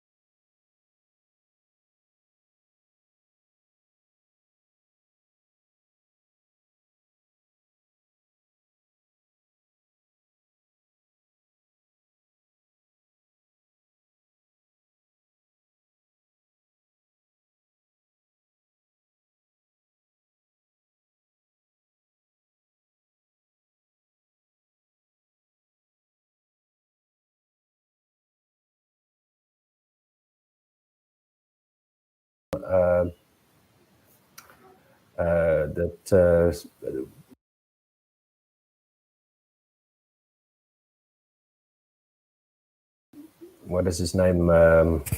Kumara. Lairu Kumara. They're not really clicking over 140 k's an hour at regular intervals. What do you think is the tactics from Sri Lanka? What would you like to see from them, from a Sri Lankan point of view, removing our green-colored glasses for a moment? It's very difficult to remove these green-colored glasses. Honestly, I would just like them, well, firstly, to change their jersey or their sponsor color to match the same sort of white. That's a pain point for me. But also, He meant tactically, AB, tactically, not, tactically. Well, look, they need to get back to basics of test bowling here. The lines and lengths that we've been begging both bowling sides to bowl for majority of this test match. Target that off stump, not necessarily that middle stump, because that's what they've been doing of late. And, when it slides down to leg, the likes of Aiden Markram and Dean Elgar have punished them. Rassie van der Dussen is still new in this. He's only been around for about 40 minutes. So let's test him. You've got to take advantage of that new batsman. You could have Donald Bradman or Sachin Tendulkar coming to the crease brand new, but they're still fresh. So try and push pressure on them. Kumara needs to, bring the pace because he's the only one who kind of has it. So let's see what Sri Lanka can do in this last 2.5 hours of play. I think pressure is going to be key for both teams. I think for South Africa, it's creating scoreboard pressure where Sri Lanka feel like, okay, wow, this game is shifting a lot quicker to them than it is than we would like. But for Sri Lanka, bowling like AB said, consistent line and lengths creates pressure, whether you like it or not. It does it without saying anything. So if you're going to bowl, 7th, 8th stump line, you're not going to come right. So pressure will be key, as is key with all test innings. Let us know what you think at Gorilla SA on Twitter, and you can comment on our Facebook feed. We might check that out if we can, but mostly we'll be watching out for the messages on Twitter there. Let your friends and YouTube. Your friends know. Yes, and YouTube, you can comment. And we'll try and pick up those comments as much as we can as Lairu Kumara comes in for the first ball of the post-tee session over the wicket, right onto Rassie van der Dussen, beats the inside edge along the ground through to the keeper. That one kept a bit low.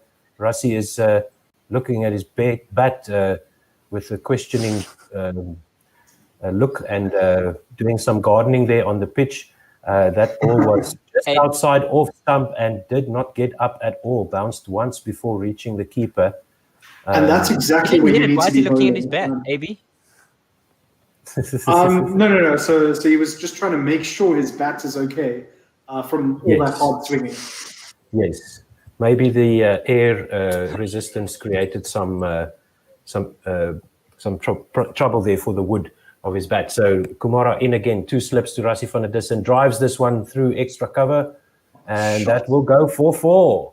Nice shot there by Rassie, a little bit wider from Kumara and full, and Rassie was all over that. Nice cover drive there. Margins between beating the edge or getting the edge and going for 4 are so small in Test cricket. Absolutely. No, agreed. Absolutely. And that one was too full by Kumara. Yeah. Definitely. Otto, what does van der Dussen mean? Any idea?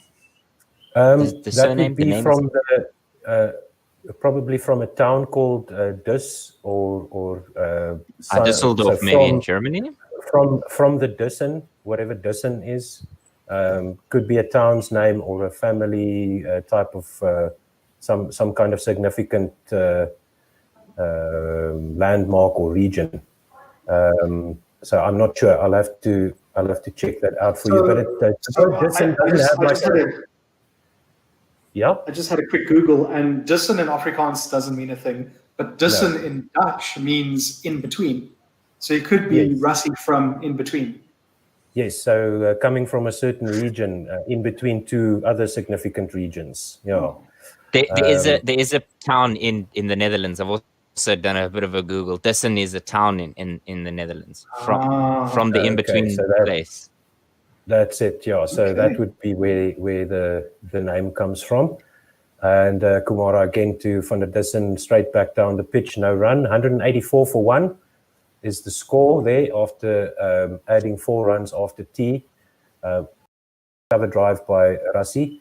And now that we are now trailing by 212. We were trailing by 216.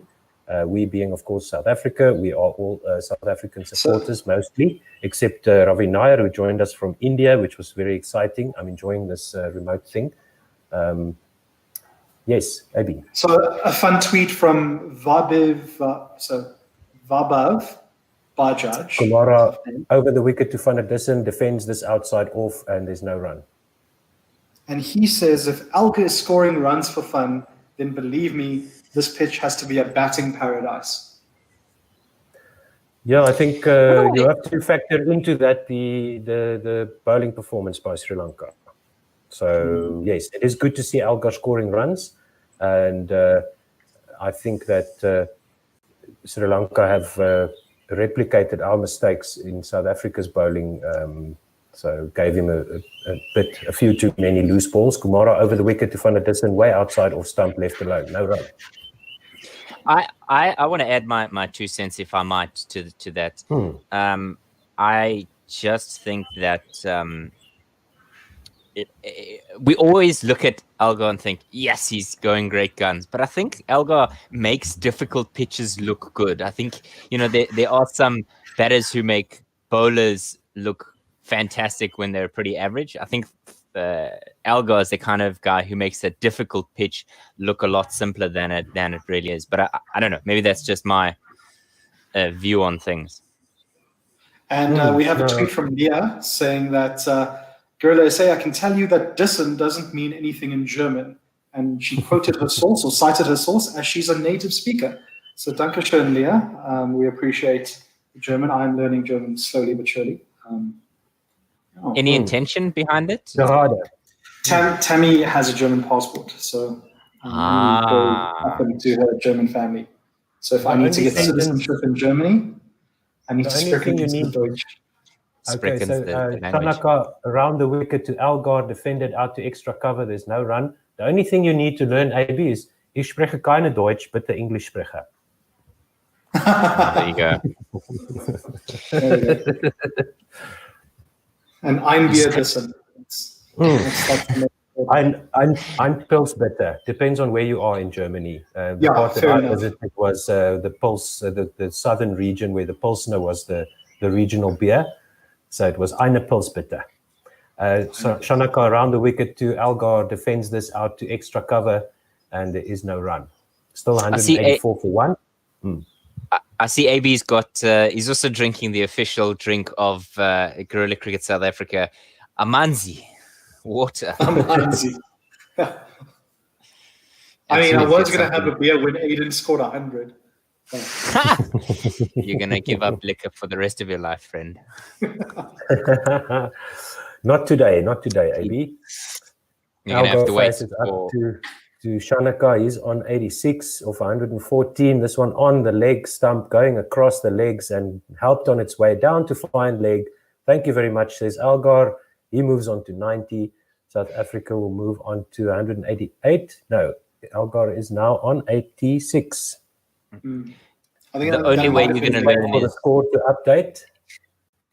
But leg buys. It was it leg buys? Leg buys indeed. Oh, I see. Okay, yeah. So 188 for South Africa, and Dean Algar remains on 86. Well spotted there, Dave. Thank you. And Shanaka's line around the stumps. If he's going to come around the stumps, he's got to pitch it outside off stump, trying to hit off and middle. And then just keep it in the same spot. Shanaka goes around full and on off stump, but Dean manages to clip this off his boots to the deep mid-wicket boundary for a 4. So that will take him to 90 runs. and South Africa to 192 for 1. They trail now by 204. So a great fight back here by South Africa, led by Algar and Markram. I think for now, Rassie can just relax and enjoy the view and just rotate the strike, because Algar has got his eye in. And when he's in this type of mood, he can really boss around any attack. So this is good to see from a South African point of view. Now, two full there on middle stump, helped to mid-wicket by Algar. 51 run partnership up already. Okay, that's good. That's good as well. Because that was the one thing that was great about Sri Lanka. They managed to string those partnerships together. They did. Everyone got into double digits, which is always something appeasing for the OCD in me. It's all standard sort of double digits. Wonderful. At the end of this over, I'll give you a bit of an update on what's going on in Australia and New Zealand. Shanaka in response to Algar and defended to the onside, no run. Leah's response to Otto saying, "Wait, what? Pulse is more of a northern thing in Germany. The South prefers sweetened donkey piss." I was in Constance, Leah, next to the Bodensee. Is she saying essentially that those in the South are Philistines? They are heavily, they've got this like hectic rivalry between regions and the regional beers. So you have to be quite careful about what you say about the beer that you drink, because people take it very personally. That last ball by Shanaka over the wicket to Algar yielded no run, and that's the end of the over, 192 for 1. In the second test between Australia and India from the Melbourne Cricket Ground, Australia all out for 195 in their first innings. The Indians in reply 277 for 5. They lead by 82. The stand-in captain Ajinkya Rahane is the man who's stood out for his team by scoring a wonderful 100 off of.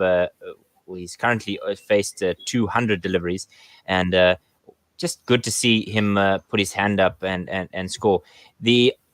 Across the Tasman Sea, you've got New Zealand taking on Pakistan in their first test from Mount Maunganui, and I'll give you after this ball.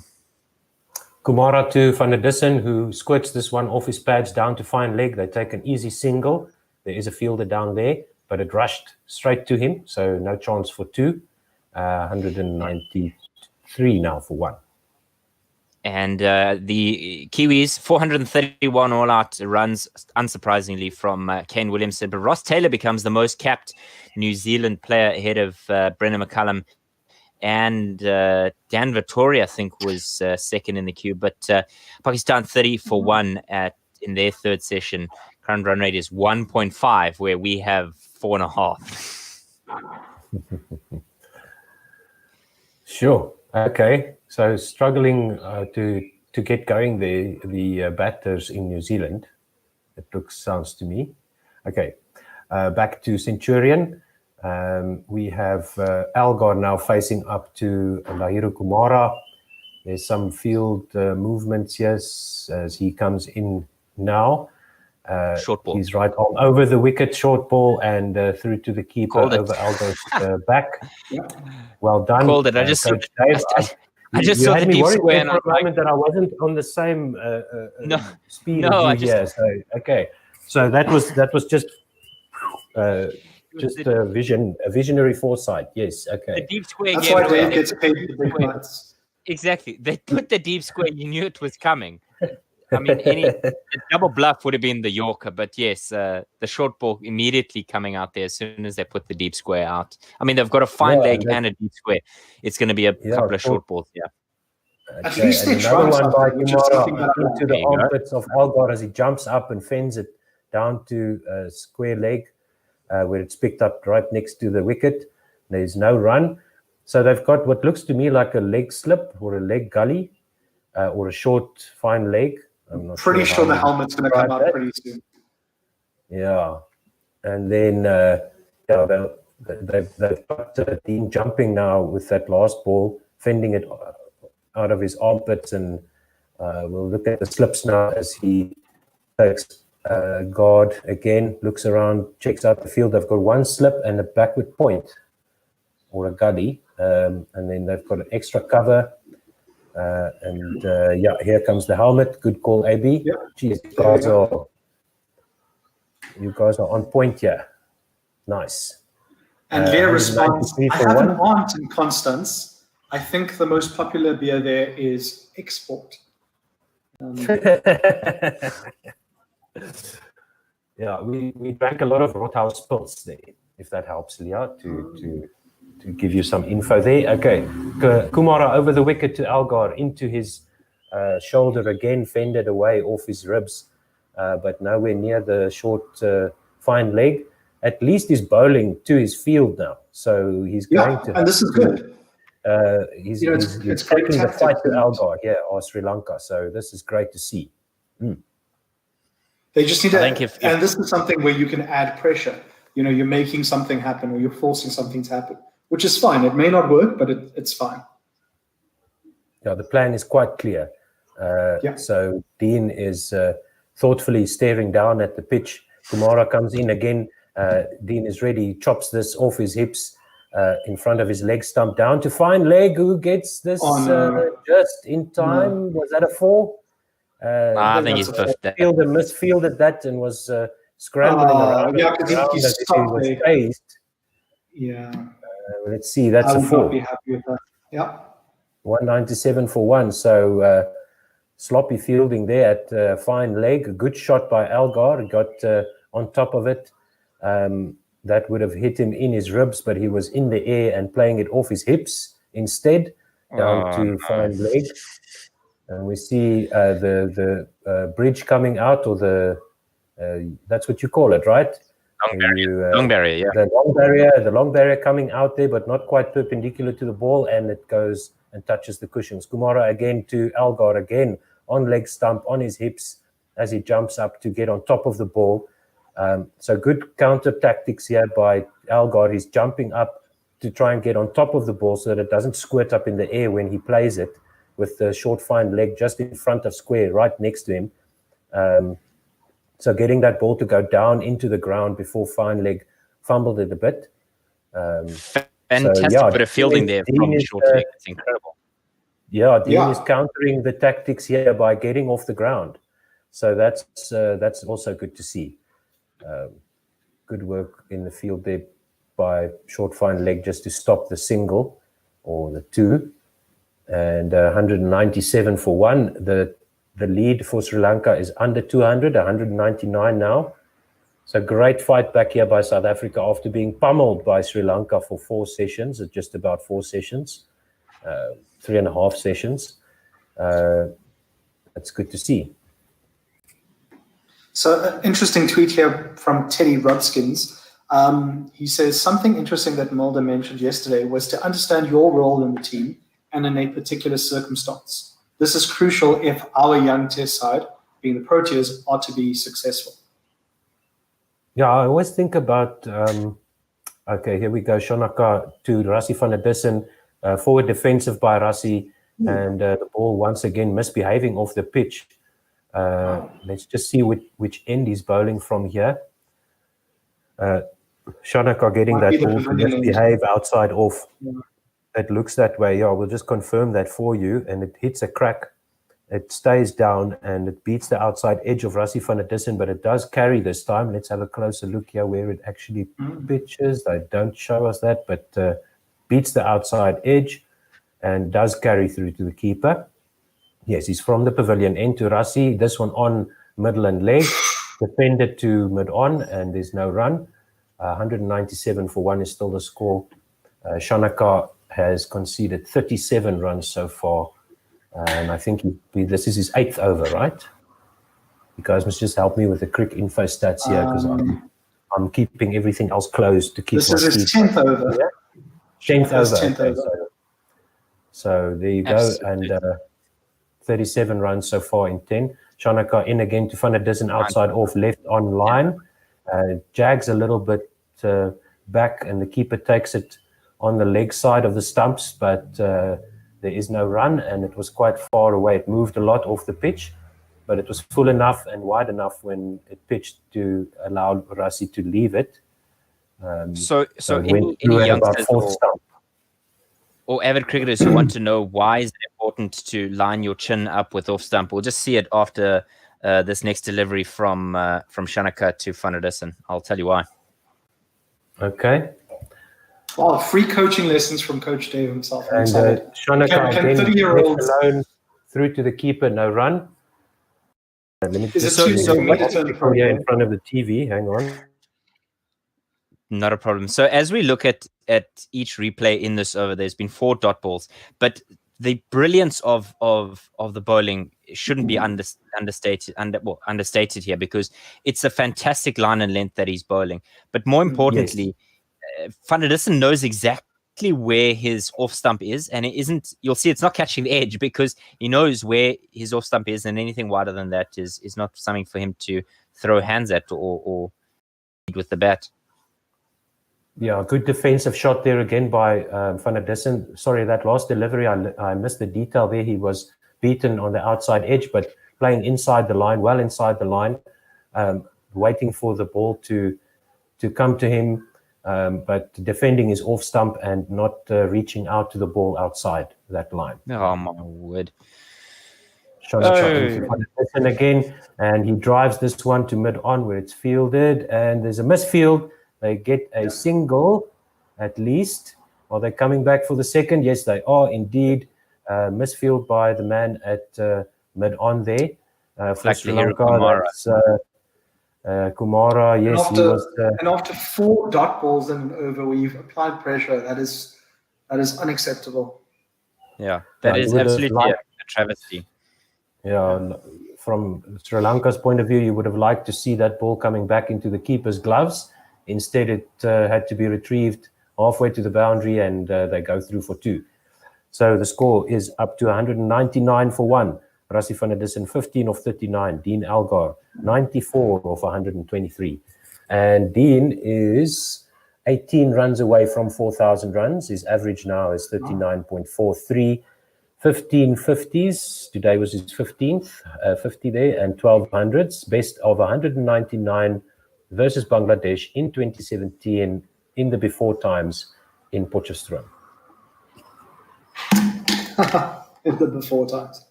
Now I wonder how this I think it'll be leg-sided body over is going to go, because Dean is on strike, I believe. Yes, Kumara into Dean Algar again onto his ribs. He brings this down to a short fine leg. Is that short fine leg or leg gully where that guy is standing? Where the guy that just fielded the ball? That is leg gully. That's leg gully. Okay, so they're trying to get the edge of the inside edge of the left-hander to the leg gully, or the ball that squirts up off the shoulder to that short square leg.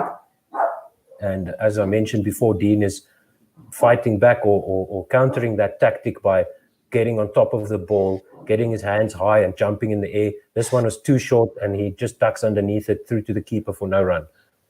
That's fine. This is interesting. Yeah. This is a battle. Game on. Let's go.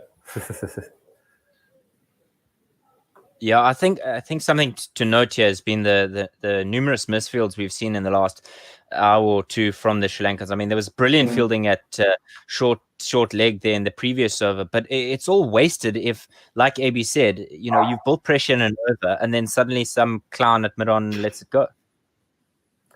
Do you guys think that's because of the lockdown, because of the lack of playing? Kumara comes over the wicket to Algar now on leg stump, off his pads, played by Algar square, just behind square on the leg side. They go through for a single. So let's see what Kumara is going to do. Yes, 200 up for South Africa. They trail by only 196. Good stuff from the South Africans. And the fight is on in Centurion between Sri Lanka and South Africa.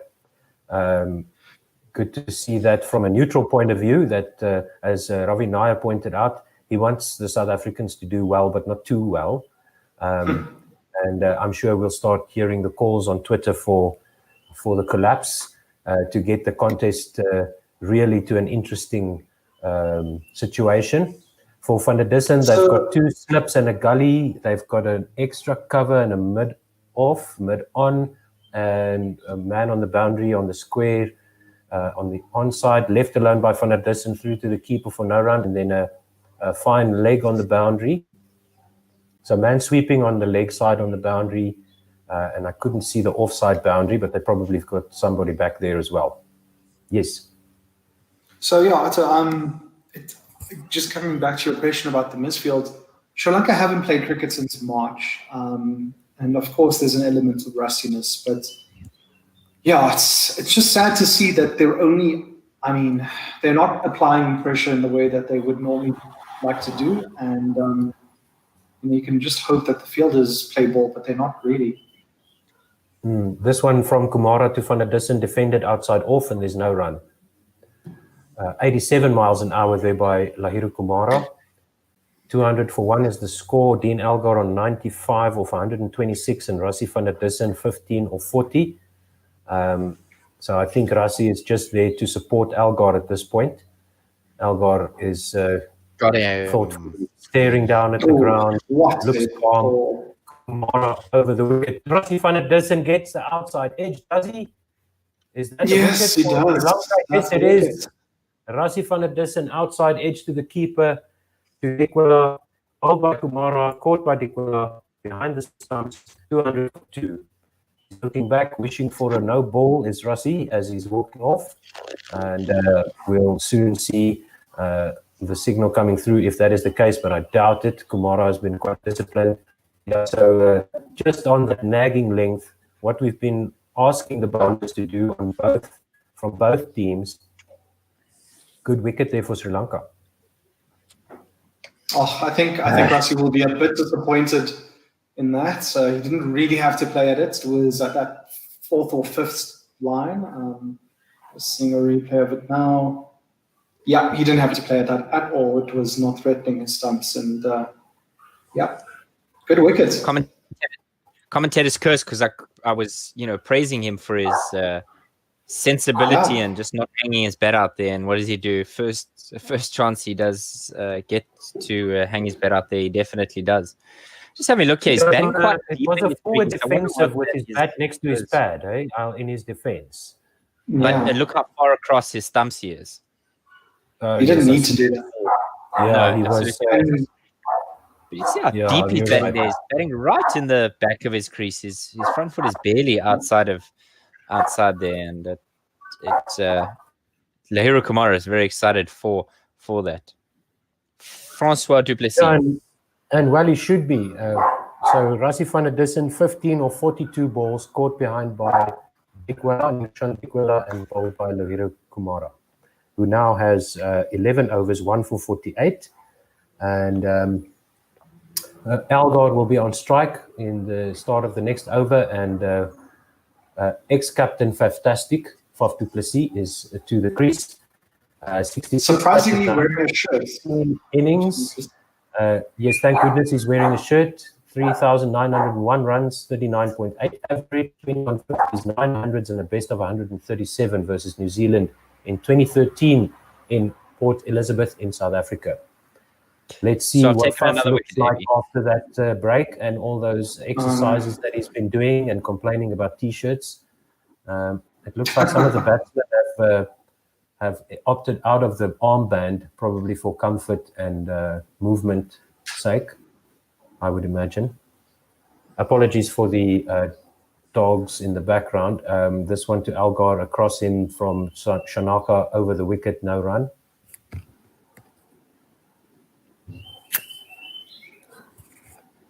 Simon Gear. Yeah, sure. A tweet. Hello from Bloom.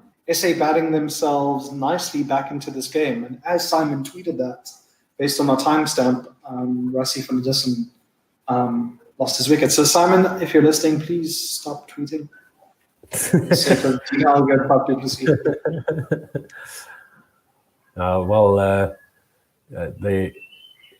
superstitions are interesting sometimes. But I think Rassie was being set up that one by Shanaka and Kumara. Shanaka now Elgar, who blocks this down just to cover, and there's no run. Brought his bat down quickly, ball across him, so he's playing with his bat a little bit away from his body to get in line, to get his bat in line to that line that goes across him. He must just be careful that he also doesn't feed the slips there. 200 for 2 is the score. And we are in number, I'll tell you now, as soon as they show me, I don't know, the score can't get with me. Algar facing up to Shanaka, across him, outside off stump, pitches well outside off stump and left alone, 120 kilometers per hour, 79 miles per hour. They need to just calm down. The runs will come. The Sri Lankans have tightened their bowling just like we saw from South Africa yesterday.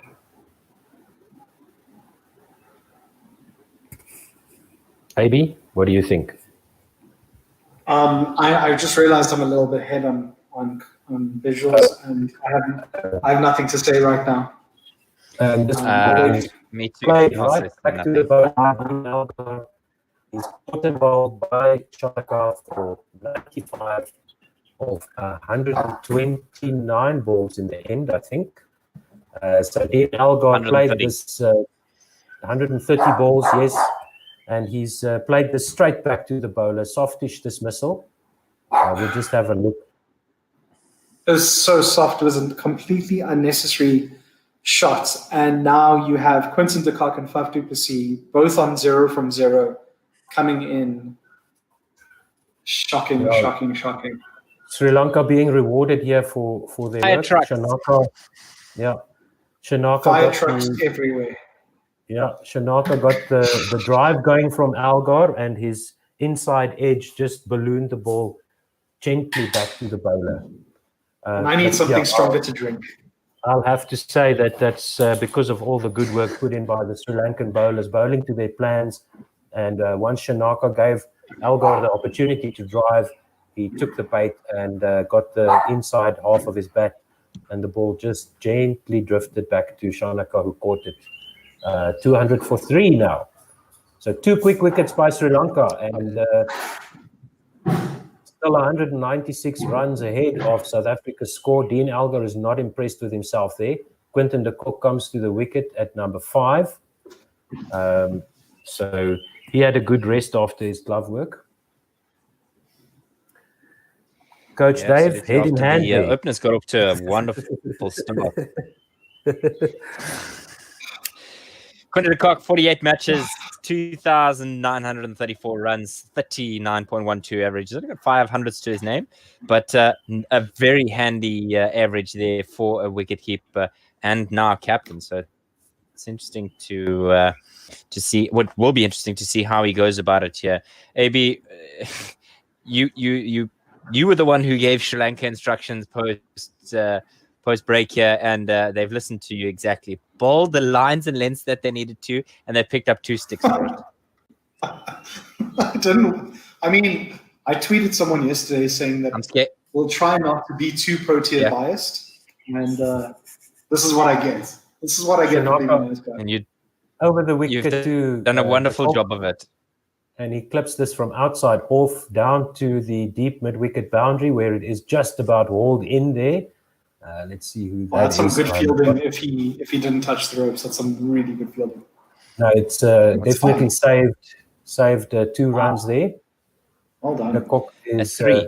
No, they ran 3. So he saved 1 run. Okay, so nice wonderful work fielding.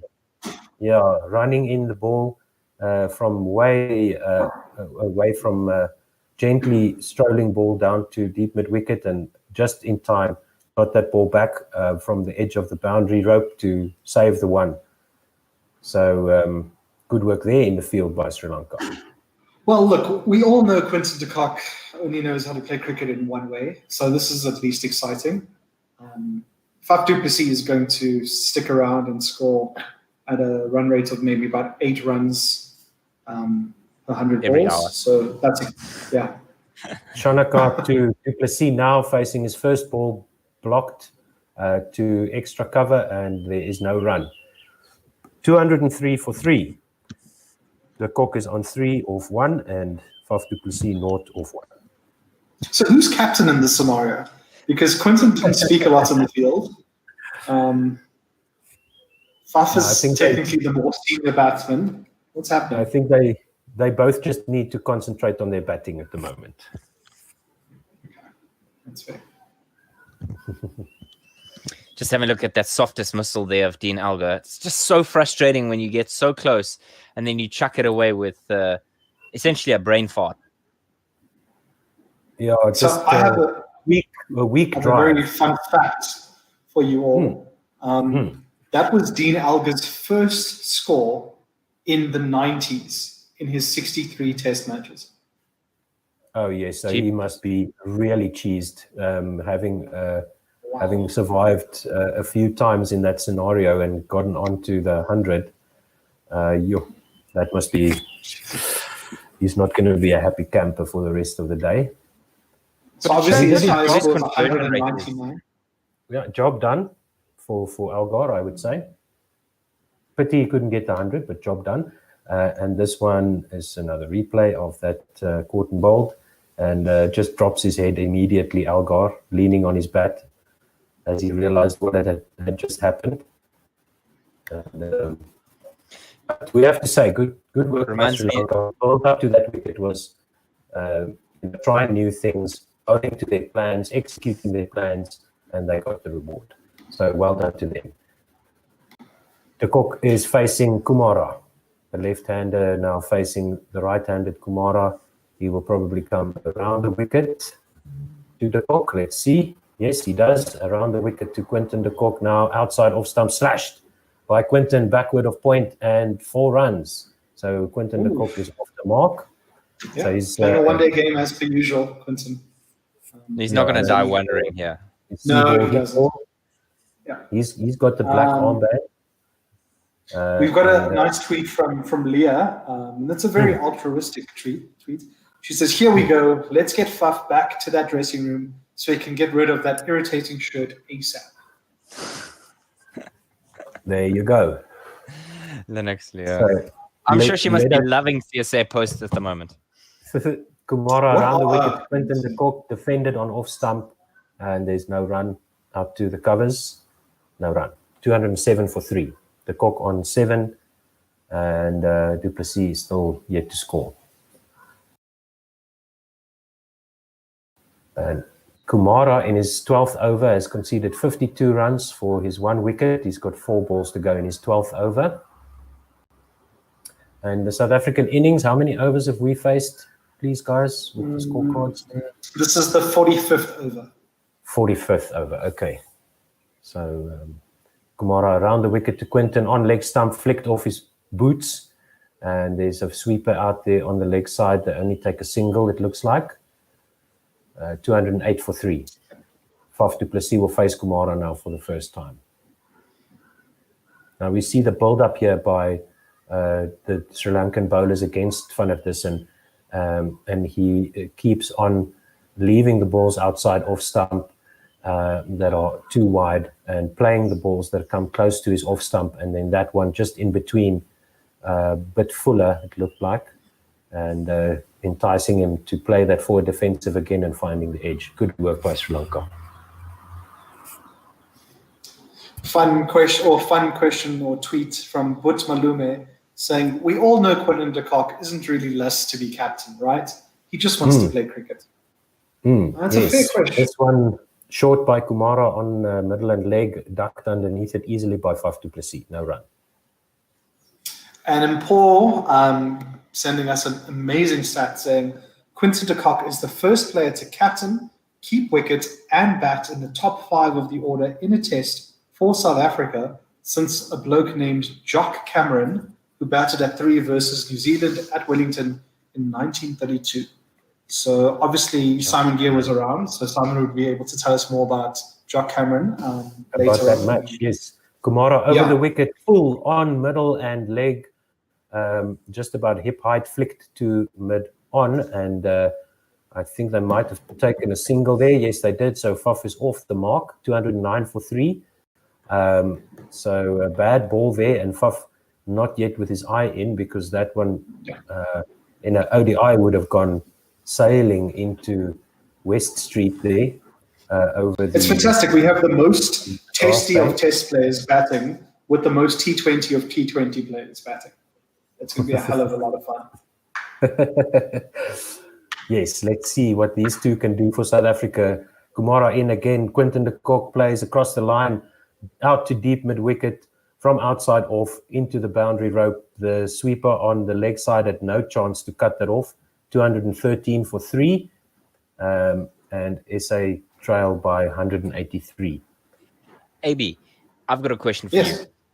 Home ground advantage, a thing of the past with no fans? So I wouldn't say based on the atmosphere, because obviously that's a very simple answer, because no fans, no atmosphere, you're just playing wherever. But the fact of the pitches does prove an advantage. I mean, Aiden Markram knows this ground like the back of his hand. So does Dean Alga, and you saw it. So I think that's the only sort of advantage you'll have. But very good question. We've seen in other sports that teams, like in football, for example, teams sometimes struggle at home because they don't have their roaring fan base. But grass is grass, whereas in cricket, you've got the elements of the pitch that you're pretty much more used to. So interestingly, what do you think, Otto? At first delivery by Shanaka, outside of stump and left alone by the sea, and there's no run. Oh, I think it definitely makes a difference, and the players all talk about the fans after the matches, after they've played the matches, and thanking the fans. So I think it makes a huge difference. Shanaka over the wicket to Faf du Plessis. He plays this full ball out to mid-off, and there is no run. 2 slips and a gully back point. Mid-off who fielded just now. Yeah.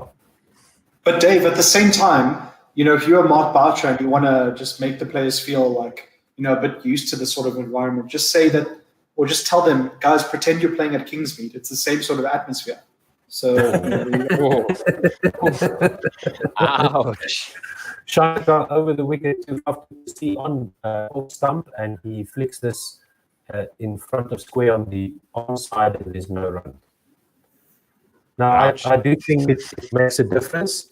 And also what the players have talked about, those who have been in these bubbles, is, the advantage of playing at home, being able to go back home in between matches at least, as we see the setup for August wicket again. Shanaka over the wicket on middle stump, appeal there for LBW, but I think that was either an inside edge or a little bit too high and going down the no run. 213 for 3. So that's also something that comes into play, is the fact that your family is there. You can visit with your mates and your family members and your wife and your children. Even if you're sleeping in the team hotel, you can at least have a meal maybe with your wife or something along those lines. When you are away from home, that gets taken away from you, and if you're in the bubble, same thing. People see defense outside, off stump, and so some of the players have found it tough to be so close but so far from their families. Yeah, it's a difficult one. I mean, there's that, and you mentioned families, guys like Luta Sepamla making their debut today, in this test match, and as well as Hasaranga from Sri Lanka. It's also a different one there. This one from Shanaka just spits up, and Faf du Plessis is able to fend it off. That is the end of Shanaka's 12th, 2-1-3 for 3. So, Amy, what's the plan for the next little bit? Or maybe you've got something else to discuss. Well, yeah, just a quick one on Faf. I see him taking his backhand or his right hand off his bat quite often. Are his fingers okay? Because Faf has had issues for a long time. His fingers are heavily damaged. Okay. Yeah, he's always got those fingers taped up. He might have had a chance to rest them a bit, but if you have a look at his hands, it looks horrible. Looks like a tennis player's toes. Yeah, so Dave, I think getting to, you've got 2 hours left or just under 2 hours left to play. You've got you've got the 2 senior captains here, or whatever you want to call them.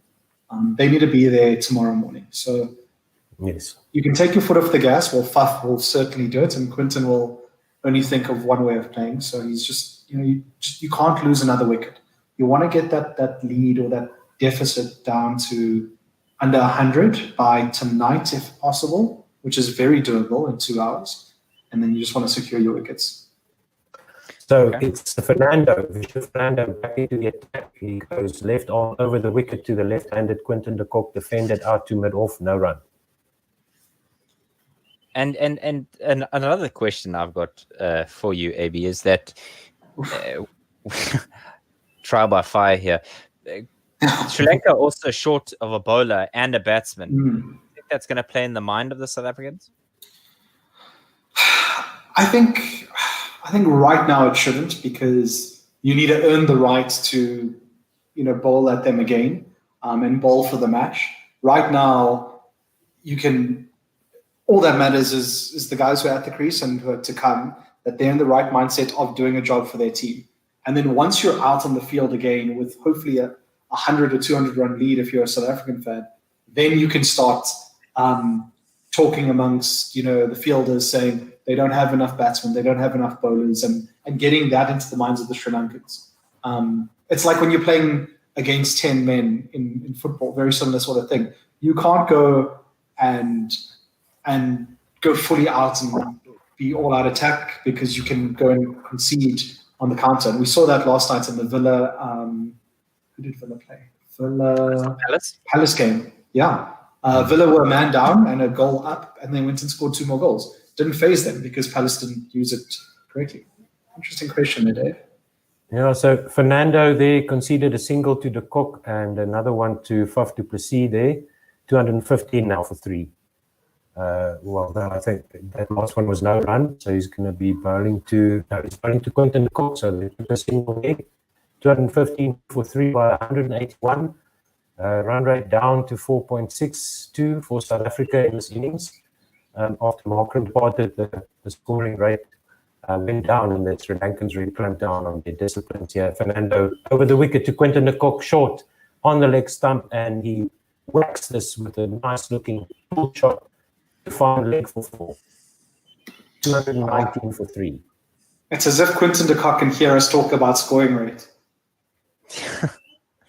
Quinton, we said before the end of the day, not before the end of the hour. There's just 10 minutes to go in this last, in the second last hour of play today. Yeah, but that was a bad. We don't need 83 runs before the end of the hour. Needed to go. It was short. It was outside leg stump, and he just helped it on its way down to the boundary. It was an extravagant shot, but a nice connection down to fine leg. Fernando over the wicket.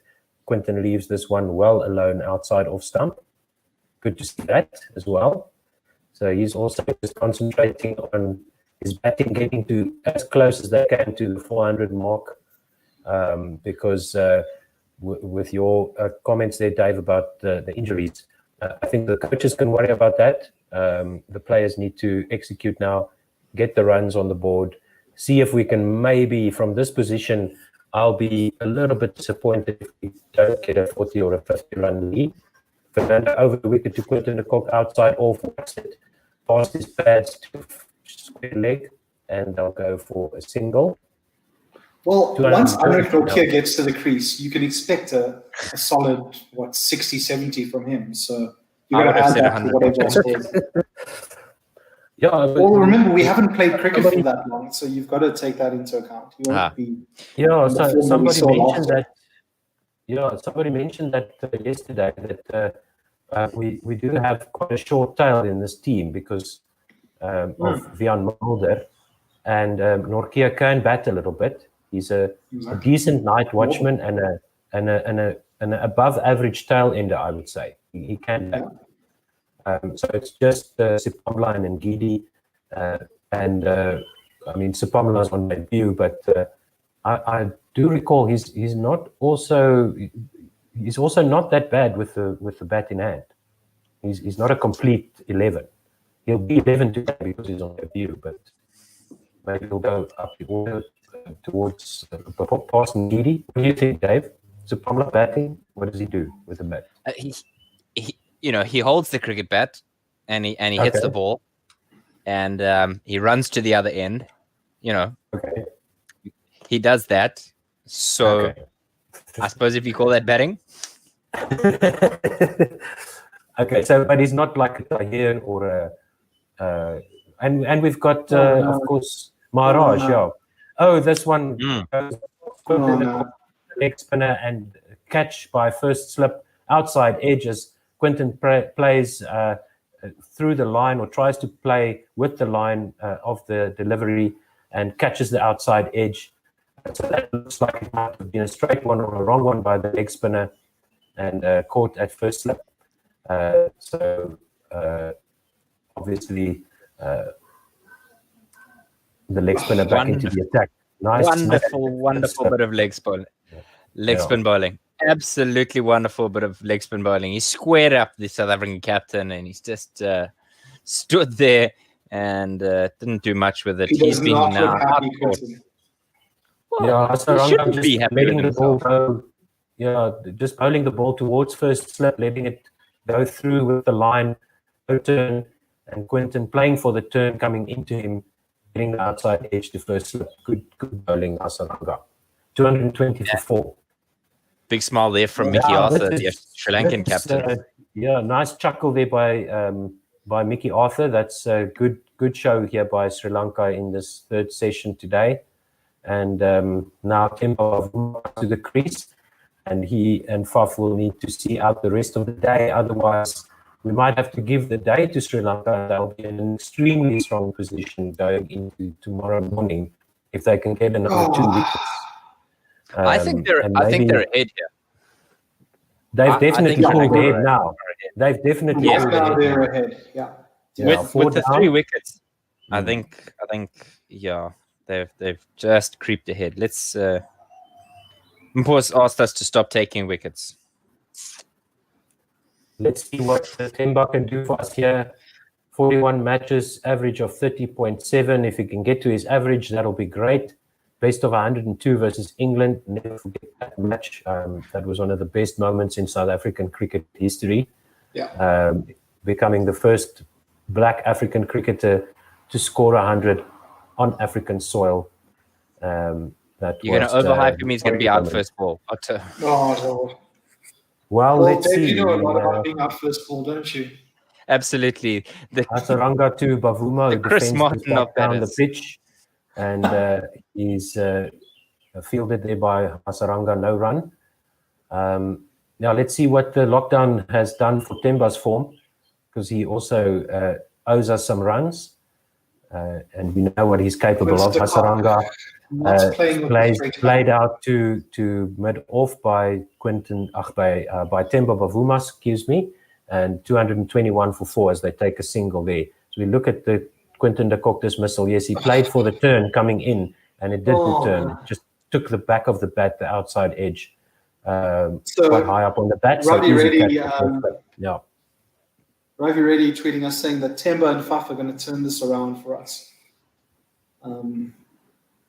Hasaranga into Faf du Plessis, booming cover drive there, and it misfield, deflected to his teammate there, Shananga. And he gets the ball back. They go through for 2, and du Plessis retains the strike. 223 for 4. We go by 173 to South Africa. 2 full there by Hasaranga. The drive straight to the man at extra cover, deflects it down to mid-off. Hasaranga in again to Faf du Plessis now. As he takes guard there, does Faf. One slip and short square leg. He flicks this out to mid-wicket, no run. 223 for 4. Mpos telling us that CricViz has South Africa at 57%. That's dropped from 60 odd earlier. So these 3 quick wickets here, game changer. I'm not sure about that. Hasaranga's first test wicket. Fun fact. Oh, okay. Well done to him. He comes in again now to Faf du Plessis. He's at the top of his mark, running in. And this one on off stump, coming forward and defending that into the pitch. End of the over, 223 for 4. Nice fight back Sri Lanka, just as it looked steady as she goes for South Africa, with Algar and Van der Dissen at the wicket. And Algar looking good. The Sri Lankans implemented some new plans, and they got the breakthrough. And one wicket brought the second, and the second brought the third. So well done to them. 223 for 4. Game on. 48 Projected overs gone. total for South Africa is actually 345 at the moment with these two at the crease. This is again according to CricViz. It's interesting to see where they 345. That's not bad. Yeah, It's not bad. I think I would take from this 345 position, I would take that. Yes, yeah, I would take that from this position. And I'm just keen to see how the South Africans are going to play this now, because they need to survive now to the end of the day. Bavuma lets this one go from Vishnu Fernando, whose left arm around the wicket to the right-handed Bavuma, no run. Yeah, I think I mean, South Africa just need to consolidate remember. here for the next hour. You've got two established cricketers here in Faf du Plessis and Temple Bavuma. They're both leaders. They're both on top of their game. South Africa's in good hands. Yes, they are. And this is a test match. So let's see. Fernando around the wicket to Bavuma. He cuts this off his back foot wide and short and 4 by Temba Bavuma. So good to see that he's punishing the bad balls. Fernando straying in his length and line there. He's got the 3 slips in. He needs to keep that ball close to the off stump if he's going to make his captain happy. A little bit too full and wide. Too short, too wide. Cut by Bavuma. I think Temba Bavuma's captain has no leg to stand on right now. He could have sent Bavuma ahead of him if he wanted to. Bavuma being the more conservative batsman. And probably what we needed after losing 2 quick wickets. Exactly. That one by Fernando into the off stump of Bavuma, defended, no run. Yeah. So, Quinton de Kock now, as captain, you have to see what he's scoring. And he scored 18 runs and he got out very cheaply with horrible technique. And that's something that can't happen. Absolutely. You got to take away your own. Into Bavuma, who leaves this ball, the left-hander coming around the wicket, the angle in. Bavuma confidently left that ball and it went past his off stump. No run through to the keeper. 227 for 4. They trail by 169 runs.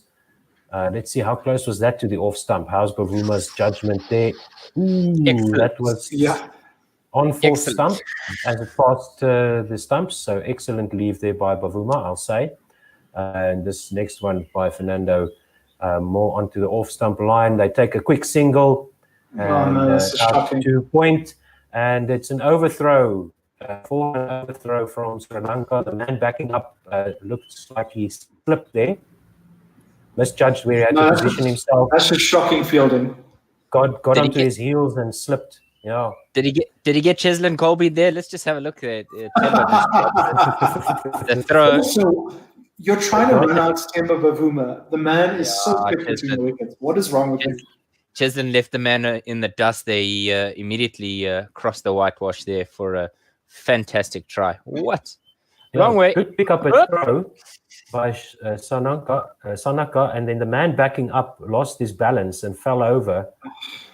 Fernando around the wicket to Faf du Plessis. There's an appeal for LBW, but I don't think that came off the pads. That was played out to the onside by Faf du Plessis. Let's see the umpire's signal. If that's a leg by. Yes, he's signaling leg by. And is there a review? I don't think so, because it was going down leg, if you ask me. 233 for 4 at the end of that over. So that's the end of the 49th. Am I right? Yes, it's the end of the 49th over. Welcome. Okay. Yes, I'm back. Otto, thank you very much, my good friend. We shall see you tomorrow morning. Thank you, everybody. Next. Yes, so I'm just coming on to try and make sure that we don't get a lot of drama, but if we do, it's going to be great for the viewers. So thank you very much, Otto. I'll see you on the other end. I think I've linked the stream to you guys, so I'll just carry on with ball by ball. That first ball was just played out by Faf, just to that man at back pad, just on his left from Hasaranga, who seemingly is bowling really well. Short ball from Hasaranga and punched down the wicket to the man at mid-off. Quick single taken by the South Africans as they make their way through there. I just complimented Hasaranga there on getting Quinton de Kock out, and then he bowls that filthy delivery.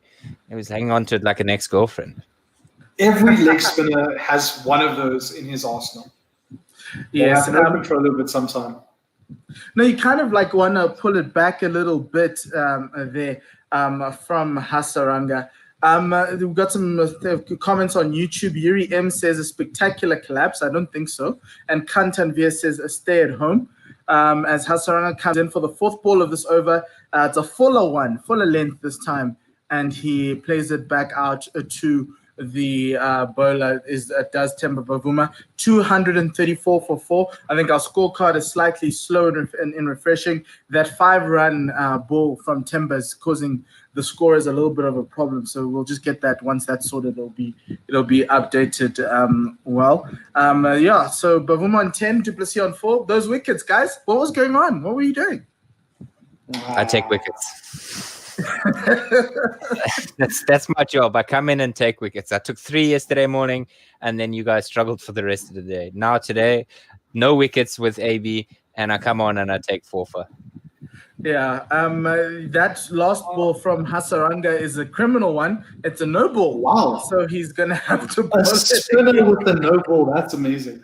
Yeah, that is quite a no ball. Criminal. So he bowls that extra ball to Timber, who plays it back out down the pitch. No run there. It's going to be very important for the Proteas right now, especially these two, knowing that obviously you've got Mulder coming up, who hasn't batted a lot in international cricket, and then obviously the bowlers after that, just to make sure that they get as close as possible to that 398, as we see Hasaranga getting a little bit of a dead ball there. But yeah, I was just disappointed, I think, in Quinton de Kock's shot. Like, I think the ball did come through quickly for him, but it needed him to play straight rather than try to play across the line. He gets away with a lot of balls that way. But that leaning edge kind of cost him. Last ball of the over, Temba plays it out to the offside, no run. It needed to be played by Temba Bavuma, not by Quinton de Kock. So you wanted Temba to bat at 5? Yes. We were discussing this earlier. Temba is the right man at 5. I mean, Temba could be the right man at 3 or 4 as well. It's just, unfortunately, there's... Yeah, so if you look, Mulder averages 7 because he only scored 7 runs in his last innings. Keshav Maharaj 15, Arif Nokia 9, Luto's got no average, and Ngidi 3. So Sri Lanka will be are looking at the door to what you could say is a possible South African tail. Yuri's got a comment on Facebook as Vishwa Fernando resumes his 13th over. This first ball is outside of the off stump for no run. Yuri on YouTube says lack of application, guys, so it's going to be a scratch for a good score. Yes, it will be. But look, I think if you take from the Sri Lankan innings, you kind of feel as though South Africa, these two have it in them to give you 100 partnership and to set a foundation for some sort of a chase. I just feel as though it's great because obviously tomorrow then becomes moving day. Yeah. Perfect. Fernando in again for the second ball. Faf as strong as a what was it called yesterday? The Roman Testudo. That little block that he played, that military formation with all the shields outside. Faf just showing everyone that he's got a phalanx. Defense. Is that a phalanx? Yes, we had a tweet yesterday from Leah about it. It started with an S. It was a sukut, a scotus, a scota. Next ball is a short ball, and Faf just lets it go through outside the offside, outside the off stump for no run there. 235 for 4. Yeah, it's a row of Pikeman, it looks like, rather, in a phalanx. A body of troops or police officers standing or moving in close formation. Yes. So that's what Faf's forward defensive is. Let's have a look. Yeah. It's a SCOTUS or SCOLUS? SCOTUS. Scota or SCOTUS. Next ball outside the off stump, 6th line. Faf does not want to play at that one. You were gonna, I think, and this is the perfect time. I've always said to people that Timber bats well when the team's in trouble. This is a perfect situation for that for him to shine, and I think it'll be. It'll be very interesting to see how he goes about his innings. Simon asking us, he's looking at the Google feed. Who does the live win probability on Google? Because it's currently saying South Africa has a 67% chance of winning this match. Next ball driven out to the field at extra cover. He manages to get a hand onto it, but it was all on the floor there, and Timber just not taking a run there. Very good fielding at cover. That's actually what by Hasaranga. Crickviz. I'm sure it's some guy just like us at home, just figuring out the mathematical probabilities. Next ball's a shortish one outside the off stump. They took a run in that last over, and that ball is led through by Faf du Plessis for no run. 235 for 4 at the end of that over. Yeah, look, I think they've got mathematics. It's like expected goals. In soccer, there's an algorithm, and it works throughout the game, and it gives you however many with what's going on. What's your expected percentage to win? Cool. Paul, I've got a question for you. What do you? And it's probably a necessary question to ask. The statement by the South African cricket team ahead of this game with the raising of the fist. Do you think it's reactionary, or do you think it's genuine? It's reactionary, and I'll tell you why. I think because they've been trying to dodge this element, because the taking of the knee seemingly is offensive to a certain group of people. Hasaranga starting with a little bit of it looked like a long hop there. Bavuma shaping to pull that, but he can't get enough of it, and it just goes bounces in front of mid-wicket for no run. Look, they didn't want to kneel, and they also didn't want to make a gesture at the beginning of the England series. So all of a sudden now they want to make a gesture, and the gesture is not a kneeling gesture, which is universal against racism. It's a fist in the air. I just kind of felt that they were trying to recreate the wheel. Next ball played out to the offside, no run. They were just recreating the wheel rather than necessarily just doing like it'd be okay, just take the knee. It's not going to hurt anyone. It isn't some sort of an offensive gesture, or just I just felt that they were just being reactionary. Next ball with a little bit of drift there from Hasaranga into Timber, who just plays a forward defensive to that. I think this is the period where South Africa going to slow it down. Yeah, rightfully so, though. Just bring back that element of control. Hasaranga getting that lovely drift in, and the ball just turning off middle and straightening slightly into the right-handed Bavuma, who just comes forward with a forward defensive and plays it back down the crease. No run. And then last ball is a shorter length ball, died in front of Timber, who tried to slap that through a point, but he finds the fielder there. And it's another dot ball. It's a maiden over from Hasaranga, and South Africa 235 for 4, trailed by 161. Dev, I think I've answered I think most of your question in that over. I just felt that they were trying to recreate the wheel rather than just going with everyone else. You don't want to be that child who tries to be different. Just do what everyone else is doing. It's not going to hurt you. It's not going to be an issue. You're standing on the right side of history rather than just saying, okay, we acknowledge it, but we're not going to do it the same way the world is doing it. Yeah. AB, is there something that Cricket South Africa could do that would genuinely make a difference to the public, to make them feel No, I think right now it's too late. Back at the what was that 3T terrible? cricket. They are, yeah. Back at 3T cricket, it should have just been, okay, cool. We didn't print the Black Lives Matter thing on the shirts. Let's get it printed by a different company. We'll do it last minute. Fine. Cool. First, and so then I've just just got it. First ball of the over, Vishwa Fernando outside the off stump, no run. because now everyone is scrutinizing Cricket South Africa, and it's like, we know you're not being sincere in this. We know you're reacting to public outcry, to whatever's being done in all sports. And if you look at nations around the world, they all adopted it without hesitation, without doubt, and that seemed sincere. Fernando getting the ball to tail in very nicely to Du Plessis, who plays a straight bat to that ball. He's honing in, getting the ball to tail in there, but it is a dot ball nonetheless. Look, they did mention that the raising of the fist is similar to John Carlos in the Olympic Games. I think that was in Mexico. Next ball played out from Fernando. Faf plays it out to the leg side, and they take a quick single, 236 for 4, similar to John Carlos. And then also to hold the whole Mandela situation when he came out of jail, he raised his fist in an Umkhonto Wesizwe. The funny part about that, and I'll talk about that after the next ball, as Timber looks to take guard here.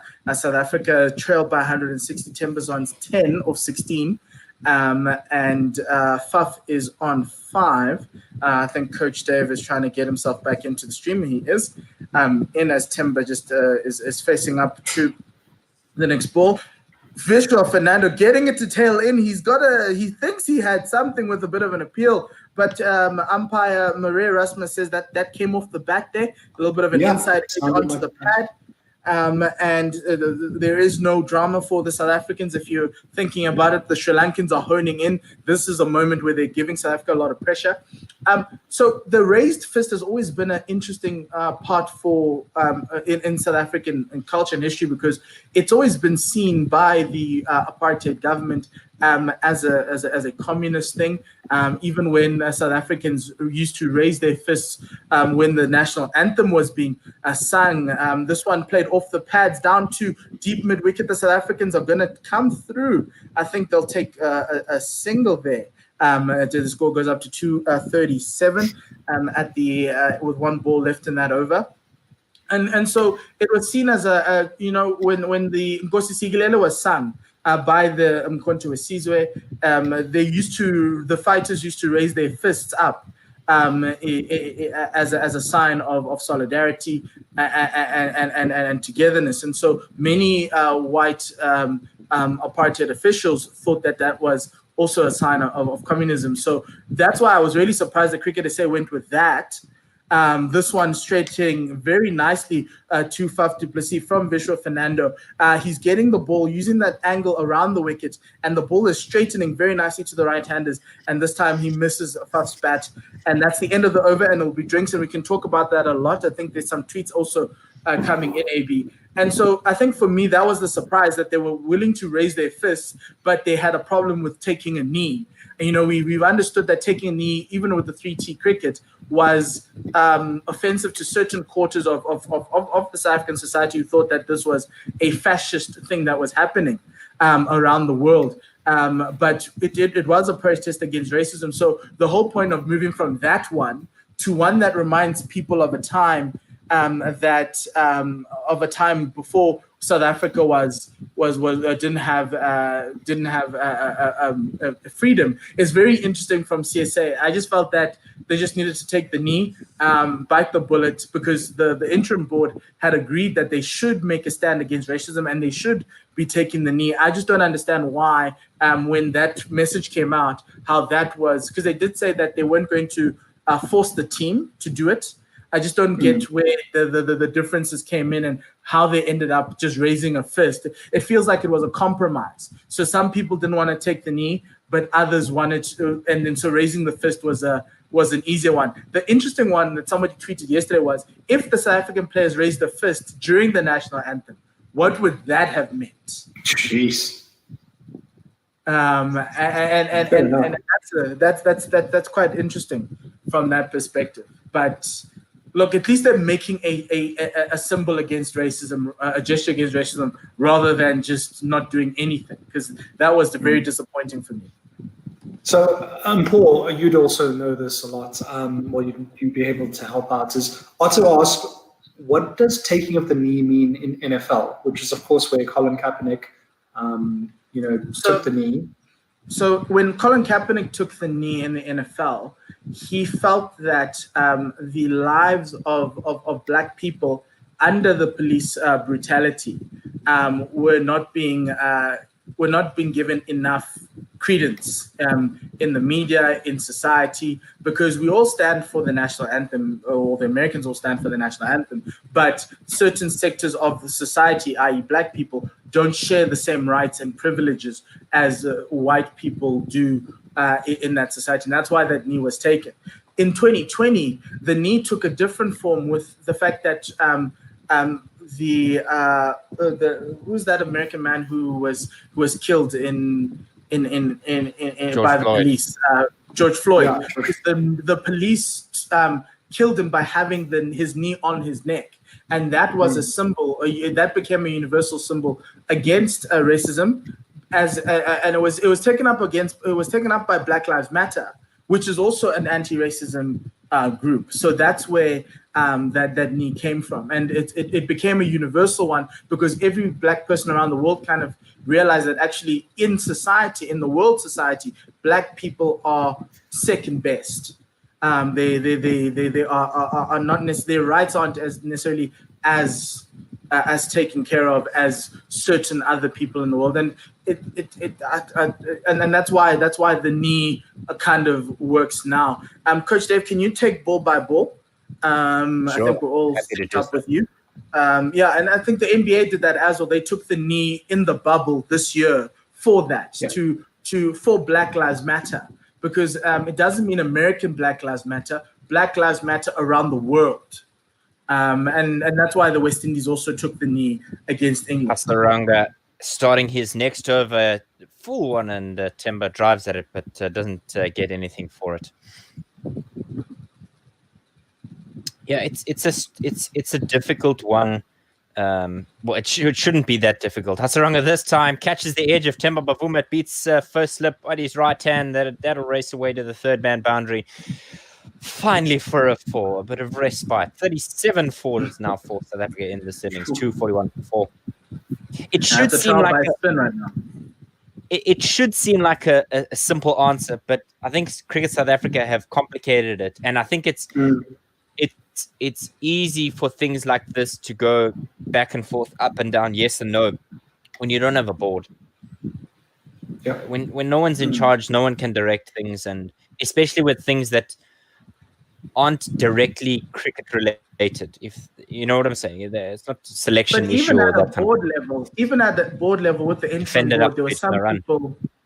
There was some you kind of got a sense that there may have been some questioning around whether the team should be allowed to make the gesture or we should just leave them.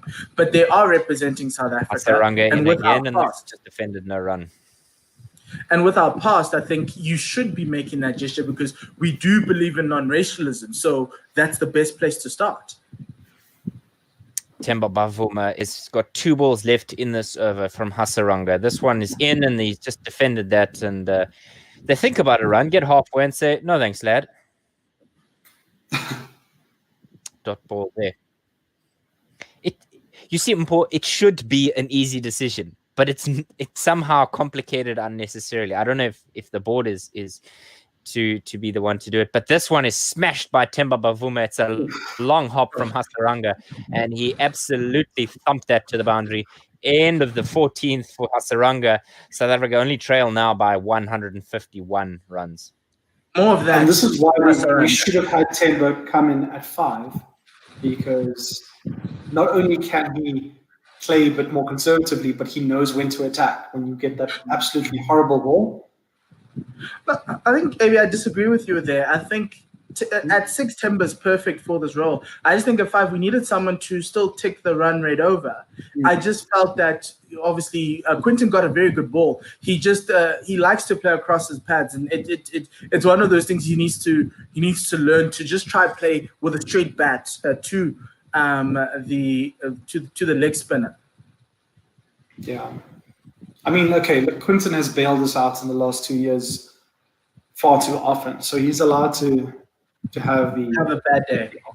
Yeah. Start of a new year, du Plessis is caught on the back foot. That almost looked like a copy and paste of half of his dismissals from the previous season. There, just where his trap pads are 45 degrees to the bowler Vishwa Fernando. I think he's got a second life there. Faf motoring now. His strike rate is what, in the 20s, 20%? That's really quick for him. So he's clearly got some intent. Yeah. Well, maybe he's got a bit of a day. Vishwa Fernando in again, 2 slips, and this one is worked off the hips of Francois du Plessis as they casually saunter through for the second one. And here's the thing. I think the Proteas got out. I think outside of Dean Alga got out to a ball that he was set up on, and he likes to obviously reach for the thing, and that was the bad shot. And the ball was good. The other dismissals, the one of Rassi got a good ball. Aiden Markram flashed at a bad ball, and he needed to hit that hard. He just found the edge. Fernando somehow. in, and this is cut on the bounce. You know, and then if you look at the other dismissals, Rassi, it was Quinton also got a good ball, and that's showing that Sri Lanka are bowling with a little bit more discipline in this session, rather than anything else, compared to what South Africa were doing. Yuri saying on YouTube, Faf is getting loose. He's making me nervous. Fernando around the wicket once again, and this is whipped off of his pads. It races to the boundary. 4. Yes, that's a very good shot there. Bad ball, and you just take advantage of that. That's what that it was a leg stump half volley there that he decided to just. It wasn't actually even a half volley. It was a little bit shorter, but he dealt with that very nicely. Yeah, he's straight there with his line and being suitably dealt with. Wonderful stuff there from Faftastic Faf. Well, it's not Faftastic. He hasn't been Faftastic in a while. No. Yeah, it's the test arena. Not at all. What is Quinton's Bill saying going to be? In this Fernando over Faf du Plessis facing up 11 from 30 round the wicket, and it's a standard delivery that Faf defends. Applause from his slip cordon. Yeah, it's one of those good balls. But I'm really impressed that after tea, the Sri Lankans have really tested the South Africans, bowling that tight line outside off stump. A lot of balls and bowling to a plan. The short balls that Kumara was bowling, that Shanaka was bowling for Dean were setting him up, and that's what you needed. With South Africa, you kind of felt that there was no plan. Trying to lure Faf du Plessis into a false stroke to round out that over. Trailing 145 out South Africa, 251 for 4 now. So an hour to go basically in the day, correct? There's an hour. Yes, just about an hour. Yeah. So it's half an hour and you get the other 30. Is it? Yeah. Right. Okay. The spare. So if you are 85 overs yesterday? Yeah, go for it. 85. Yes. I'm just trying to think where would you as Quinton de Kock and Mark Barcher be happy with trailing at the end of the day? Look, as long as they don't lose any more wickets. Even if it's 120, I just want these two. I think you want these two to bat out to the end of the day. Yeah. I mean, I wouldn't mind seeing Henrik Nokia come in because... No. That means a wicket has fallen and you're in the tail. That's not going to work. That's not for today. You need it right now because you're slightly... Because I know Craig Viz says South Africa is still ahead. Because you're slightly behind, Well, I feel South Africa slightly behind. You kind of needed to do just bad time. So give yourself time. If they give you bad balls, some bad balls are not there to be hit, guys. Catching cover in place, but this one is smashed wide of mid-on, and that's going to race away to the boundary. A woeful delivery there from Hasaranga, and Temba sits him away. Just as I say, some bad balls are not there to be hit. Well, that one was deserved to be hit. Solid pie there. Looks good. Timber really looks good here. He's seeing that ball really well. He's playing cautiously. Please. I'm touching wood right now. That one is just defended by Temba Bavuma. No run there. Knock on wood. Halfway through, well, we're on our way to halfway, but Temba's not happy with something, or rather Adrian Holstock seems like he's unhappy with something, so there's a delay in play here, but the field packed through the offside, and obviously they're expecting the ball to turn a little bit more than you and I would be on day 2 at SuperSport Park. So Simon tweeted us saying he caught himself today seeing SA 141 for 1, and he thought, cool, Hash is in. Sad face. He's in the commentary box, I'm sure, but not in. Adrian Holstock looks like he's not quite sure why he needs to be where he is. I'm not quite understanding why there's a delay in play here, but never mind. We'll get on with it finally. Slip in place, and he bowls that straighter. Doesn't turn all that much. Looks like the one that goes straight on there. Defended, no run. Anis Mohammed tweeting us saying he's joining for the last hour. Oh, wait, Temba's in. Just ignore what's going on. Nothing to see here. Temba on the back foot, drive that out to the leg side, no run.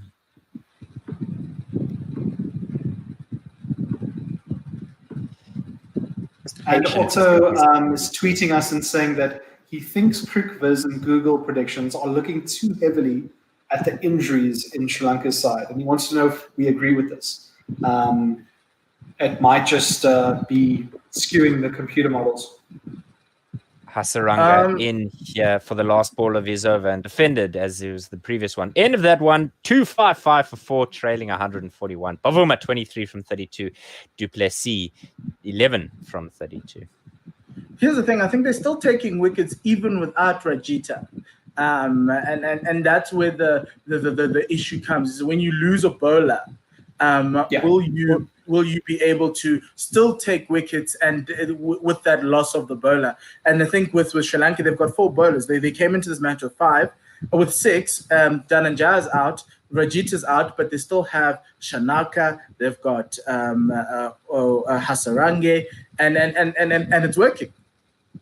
I think they're looking at the second innings, the South African second innings, because I think the longer this one goes on, and hopefully the Sri Lankan bowlers, from a South African perspective, don't get too much time to rest before they're back out on the park. And I think that's going to be a massive thing to see how that, like you said, with moving day, the third and fourth innings of this game, how they play out, because then suddenly you'll see those injuries making a difference.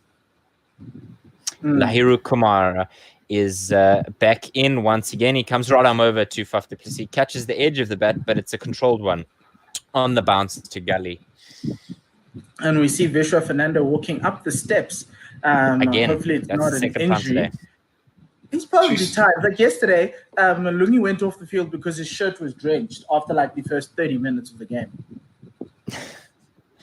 Yeah, it's very humid at SuperSport Park at the moment, and guys, when you're bowling, it's seriously hot. So he comes in again, does Kumara. 2 slips that are really tightly packed. So not expecting prodigious movement with a ball that's, I suppose, nearing the 50 over mark, if not already crossed it. It's at 56 and a bit overs right now. Still 30 more to go before the change of ball. So still attacking somewhat with 2 slips in place, but that one was left alone, no run. Yeah, and I enjoy watching these two bat because I know Faf has the ability to accelerate the run rate, and Timber also lovingly can rotate the strike really well. And Faf being the fit man he is, it makes it life a lot easier. Faf left alone that last delivery, no run. And I'd be happy with them rotating strike for the rest of the day. Just knocking around, frustrating those bowlers, and seeing off the day. I think that would be a very good and wise option. Yes, and to a certain extent, I think I mentioned earlier on this pitch is a little bit more leaning to the batsman, but there's always something in there for the bowlers if you can find that right line and length. And Sri Lanka have proven that you can. Yes, they were wayward early on, but I think they found a way to come back in the session.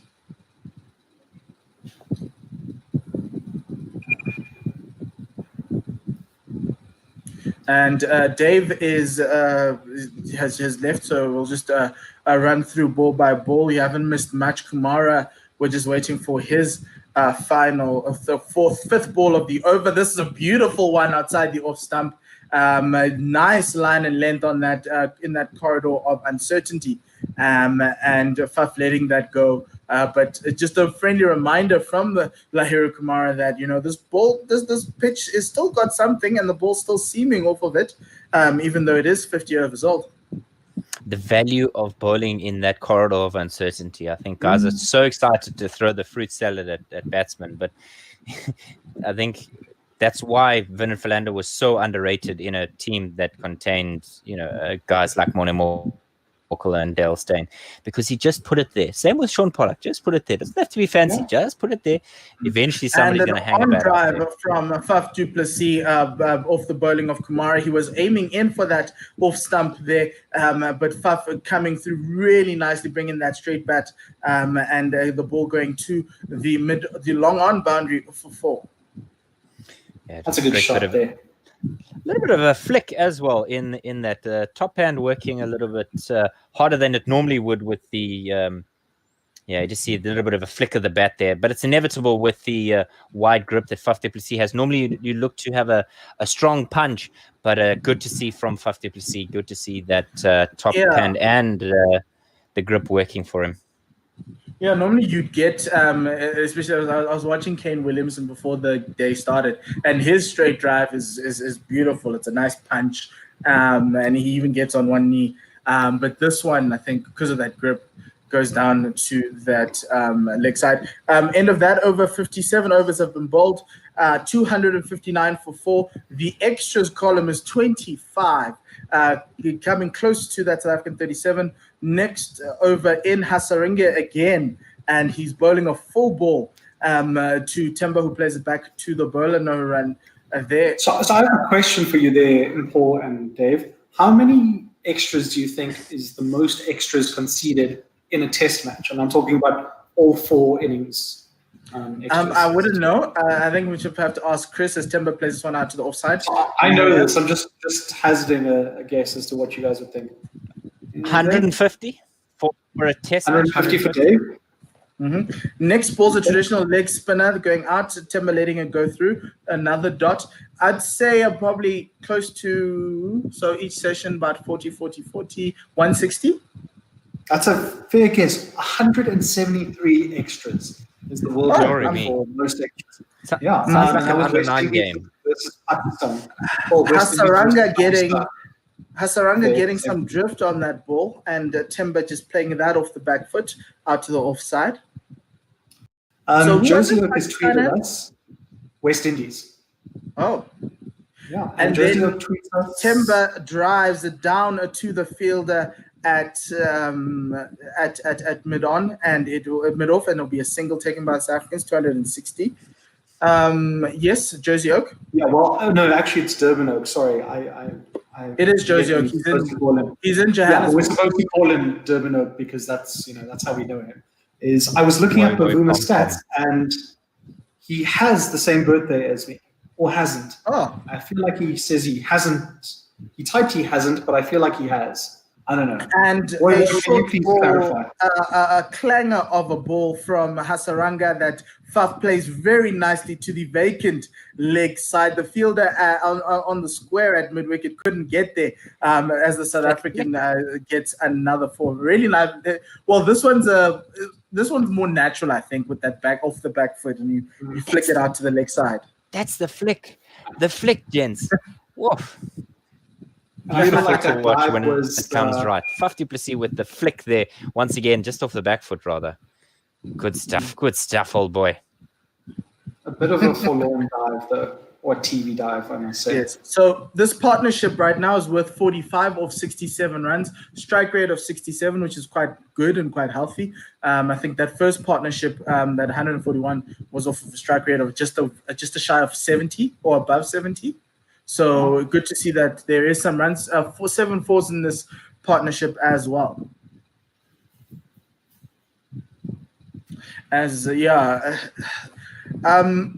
it's no sign of rain so far in Centurion, which is good. We're just hoping that it stays this way for the next couple of days.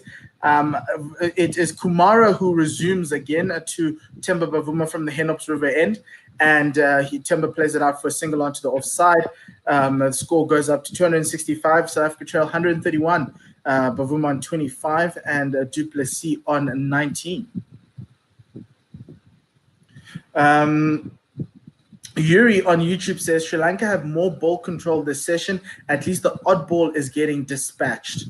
And he gave us a smiley face with a little bit of teeth there. So that's very good. I'm a big fan of emojis. I don't know about you guys. Which emoji is your favorite? The like the dude who's like smoking to the right side of his face or the left side of his face. Short ball from Kumara was pulled by Faf to deep square leg. It is Minod who is the substitute fielder who is picked that one up. So I get a single, 266 for 4. Yeah, I've sent my favorite emoji to the WhatsApp group. Oh, it's a side eye. The side eye. Yeah, that dude. He's my favorite. Mayura Priyananth on YouTube says Hasaranga is going to destroy Sepamla's backside, and he's laughing. I don't know what that means, but I also don't know what that means. Sounds very homophobic, but we'll let it go. A short ball from Kumara, and it is played out, and Timber just ducks underneath it. Helps that he's already a little bit closer to the ground there, but very good. That was uncomfortable watching that. That was a serious snorter of a bouncer there from Lahiru Kumara as Temba destroys that little divot that created it. But look at this again, gentlemen. Woof. I mean, was it a bouncer? Rip snorter. He's like this tall, so I don't know if it was a bouncer. Watch the replays. It is a rip snorter. Okay. To him, it's a bouncer. Kumara's next ball is a little bit fuller, and it comes off the maker's badge there, the New Balance badge on Timber's bat as he plays that out to the offside. Looking at that short ball, Timber nearly got one to the head there. Look, to Green from Australia, it's probably a full toss, but yeah, it's all relative. Bavuma on 25, du Plessis on 20. Bavuma's looked they've looked comfortable, these two.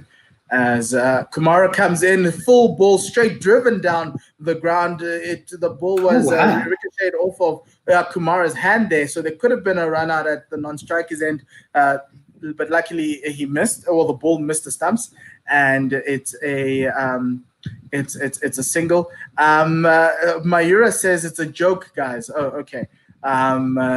So that comment earlier that he meant was a joke. So we're all good this side, Mayura.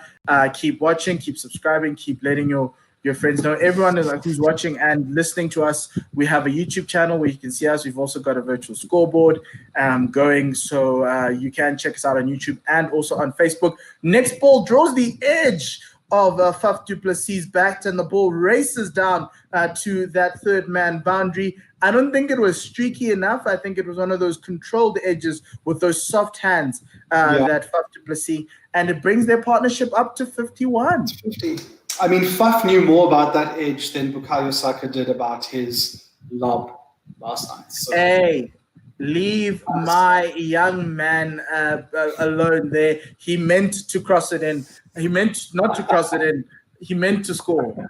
But seemingly everyone is wanting to judge him. But well done to the Arsenal yesterday, giving me a better weekend on the final weekend of 2020. Maybe this is where it all turns around. With all the news of us, with all the news of South Africa possibly going into lockdown level 4 or 5 in the new year, I needed a little bit of joy. So yeah. Anis Mohammed sends us a message saying, since I missed it, how many times did Chris Tyndale tune Quinton de Kock? Well, Chris TD is not on comms. He was on comms earlier on before lunch, but it was was it that Markram Alga partnership that we had before lunch? Chris was because QDK, he was, but I don't think he tuned QDK a lot. We've been a bit critical of QDK just early on, but not that much. Yes, not too much, I think. Yeah, but unreasonably so. Yeah, you weren't too bad. Hasaranga is now trying to get his field ready to bowl his 17th over of the day. They've used him a lot, largely because of the injury to Kasun Rajita. They've had to use him on one end and have the quicks operate on the other end. Largely, that's the Hen Observer end. He comes in from the pavilion end, gives the ball a little bit of flight. It's a little bit too full, and Timber drives that to mid-off. That is Dasun Chanaka, the fielder, for a single. Just 15 minutes of regularly scheduled play left in the day here. Will they go for the extra half hour? Yes, they will. Yesterday they went for the extra half hour. Who gets to choose that? The umpires tell you. This next ball with a little bit of drift into the right-handed du Plessis plays out to the offside, no run. Just need to figure out how many overs were bowled today. So 17 overs are remaining in the day. They'll have to take the straight drive from Faf du Plessis. This time not turning the bat, and good fielding off the bowling by Chanaka. It was a bump ball there and a dot. It's how important it is for young spinners when they complete their action to square up so that you can field your own delivery. Yes, this one's slightly wider, and Faf a la Malinga Sindoni with a helicopter flick down to the leg side. He fetched that outside, way outside the off stump for a single. Doesn't have to be pretty, just has to be effective. Ask Manus about his leaves. And the I want to talk about Manus and his annoying leave. That is not effective at all. And the final ball of that over, or second last ball of that over, is pushed out to the offside for a single. It's 274 for 4. Bavuma gets a single added to his run, to his score. And then the last ball of Hasaranga's over, another single. So if you look at that, it was a 1, a dot, and a single to end it off. Nice little rotation of the strike there, 275 for 4. If Manus was German, would he be Herr Manus? I can't with you, Dave. I just can't right now. Okay. Oh man, that's brilliant. Dave, are you sure you don't have kids outside there somewhere? Because you're giving us a lot of dad jokes. Nope. Wow. Nope. Actually, keep them in a database. Database. Get it? Database. That's proper Dave. In the database. So South Africa trailed by 121 runs. Alga and Ada Markram started off with a lovely 141-run partnership before Markram went out for 68. Dean Alga was out for 95, and there was there was a little bit of a mini collapse in between there with the wicket of Alga and Quinton de Kock. Next ball from Lahiro Kumara starting the next over outside the off stump, tempting Faf du Plessis to play at that, but he lets that go very nicely. There was a little bit of a collapse with Rassie van der Dussen getting 15, and then just after that, Dean Alga getting out, and it was like South Africa went from 200 for no loss to 200 from 200 for one to 200 for 3. As we've just got Dave here. Kumara bowling well coming in with a bit of his tail up there. Nice little 4th stump line, or 6th stump line that du Plessis lets go for no run.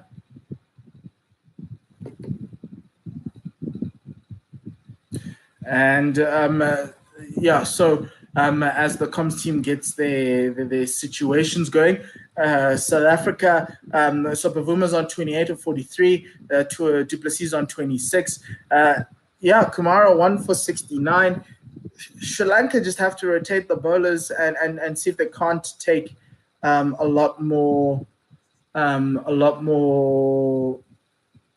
wickets doing this. I'm sitting on the dock because there's lighting behind me, which is the sun setting, and there isn't enough light in front of me, which is a bit of a problem. So I just need to let this period kind of go through, because I even have a ring light on and anything, Josie. Jeepers, he's actually just trying to look more menacing, so that the Sri Lankans are intimidated. Yeah, so I'll just try and adjust my video settings a little bit more. I think I may have it's 275 for 4. Du Plessis shaping up and facing Kumara there, and this one's driven by Faf through the extra cover region for a really good 4. That ball racing away. Francois. Oh, it's a great shot.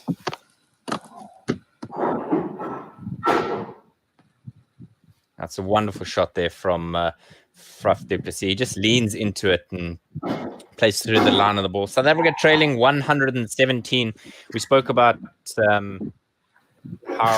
where they need to be in the next little bit, and with as we come up to the 5 o'clock mark, the lead will probably be 80, 90. Geez, that would by 5 in 10 minutes or 5:30? No, by the 5:30. 5:30. Yeah, I mean 80, 90 would be exceptional. Yeah. Yes, but Faf plays this next one out to cover for no run. He just had to ride the bounce there, and he rode it quite well, and just no run. Yuri on YouTube says, first the Gunners and now dad jokes. He's really entertained by all of you. We aim to please. Look, we're a holistic organization. We care about all sports. And then on Facebook, MD Gufran says hi as Kumara bowls to du Plessis, who lets this ball go outside the off stump. And that's the end of that over. South Africa 279 for 4, trailing by 117. And the only time you'll hear us saying that we're racist, or admitting to being racist, is when it comes to marathon running. Besides Simon and T-Man, no running. Hate races. Hate running races, all of them. I've got my London Soweto Marathon t-shirt on. Yeah. You see, that's the kind of race we don't like. So what about a moose race? It says the Hermanus joke wasn't even a dad joke; it was an uncle joke. Shame on you. An uncle joke, but I'm not even an uncle. That's the worst part about it. Are you sure you don't have siblings who have children? I do have siblings. They don't have children. Are you sure that they don't have children? Like, are you sure about that? And as far as I'm aware, Hasaranga resuming from the pavilion end, and first ball's played out back to the bowler, a little bit full from him there, and Timber just padding it back to the bowler. Next ball in, a little bit of drift in and straightening on. It looked like it was a googly, getting the inside edge of Temba's bat out to the leg side. And so a no run there. Facebook, we've got Mukram Gadi saying hi. Mohit King saying Duplessis out early. I don't think we agree with that, but I'm sure that a lot of Sri Lankan fans would like to agree with that. And Temba plays one out to cover point, and no run there. 279-4. I mean, Leo was asking for Faf to get out early so he could take his shirt off. So, I mean, can she wait like 40 minutes so he can take it off at the end of day's play, and then he'll come back tomorrow? Timber looking for a quick run off of the bowling of Hasaranga, played that one out to the offside, but there is a little bit. There's a couple of fielders at cover there. There's a extra cover, a short extra cover, and a conventional cover. So he chose not to take that one. And the last one, he defends that out to. He just dots that out to the offside and run. So I don't know if you guys have seen the joke from Otto Simon. He's actually memed my joke. Brilliant. And the next one is played out to the offside at the end of that over. 279 for 4. South Africa trailing by 117. Duplessis on 28, on 30, and Timber on 28. Oh, is that a picture of Amonis over there? Okay, cool. Yeah. Looks like. And then Mayura Priyanath asked on YouTube, what happened to Rabada? So I'm going to send that to you, Dave. Say again? Oh, what happened to Rabada? Mayura, yes. The joys of 2020. The first test of the summer, and Kagiso Rabada is out. I believe it's COVID. No, it's not. It's a side strain. He picked up a side strain. No, he picked up a side strain before the last T20 of against England, and he's at home recuperating.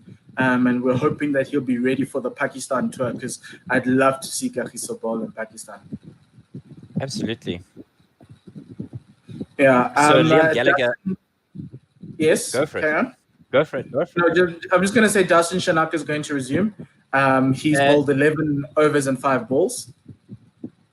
So, Liam Gallagher is saying, hello, mate, lovely work. Just wondered whether you had any further ideas on whether or not they should introduce more oil into fake taxis, videos, maybe. And what? I don't even know what that I don't know what No, don't read that. Reading that comment. I'm going to put him in a timeout. The first ball of Shanaka's over is driven very handsomely by Faf du Plessis to the cover point region. And it is a beautiful 4 off the back foot. Oh, just a lovely punch. Yeah, wonderful stuff there. Yes. So I've put Liam in a timeout. We can put. Is that the same Liam Gallagher from Oasis? I don't know. I only know one Liam Gallagher, and it's from a show that we shouldn't be talking about on commentary. Don't know who that is. Anyway, back to the South African discussion we had a little bit earlier about the BLM movement and making a statement. I'll just let. Yeah, that's. I think it's good as well that they've made a statement about gender-based violence, because it's another scourge that South Africa is dealing with, and the banner that they've got behind Faf du Plessis is something that we should have seen more prominently. Yes, and then Faf riding the bounce on this ball from Shanaka, and he plays that out to the leg side. There's only 2 fielders on the leg side, and Minod is the fielder there, and there'll be a single that was taken by the South Africans. Scored 284 for 4.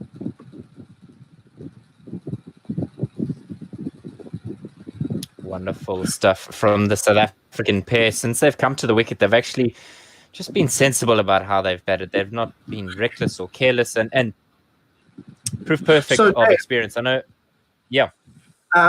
Initially, it was the approaches were going to take a knee, and they would have had wore black armbands for gender-based violence. But that all of a sudden went away in the drama and the confusion that happened around the England series. This ball played out to the offside, and Bavuma goes for a quick single there. The fielder at backward point taking a shot at the stumps, but Timber was already in, getting his little toes in there for a single.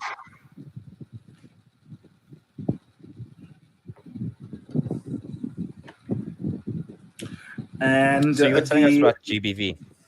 Oh, yes, I'll tell you after this ball as Shanaka comes into bowl to Faf du Plessis, who just bats that down onto the offside, no run.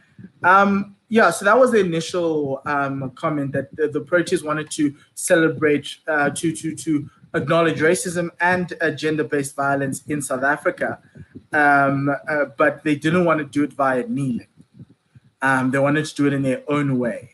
And so there's obviously that sign on the stands, on the pavilion that they've done, but they were supposed to have worn black armbands, and that hasn't happened. Today they're wearing black armbands for Robin Jackman.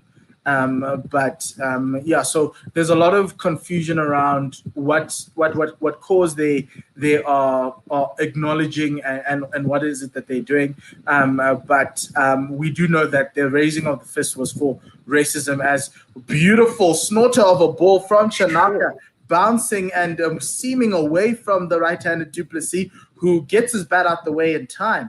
And it's a really good ball. We're just trying to see if it came off the crack. It did come off the crack there on that back. But there's a nice little green crack running across the pitch outside the right-hander's off stump that the batsmen need to be worried about. But a very good ball from Shanaka. Mayura here says, doesn't Shanaka have 5 finger trips with bowling? So he has 5 finger trips with bowling. Thank you for that. Yes.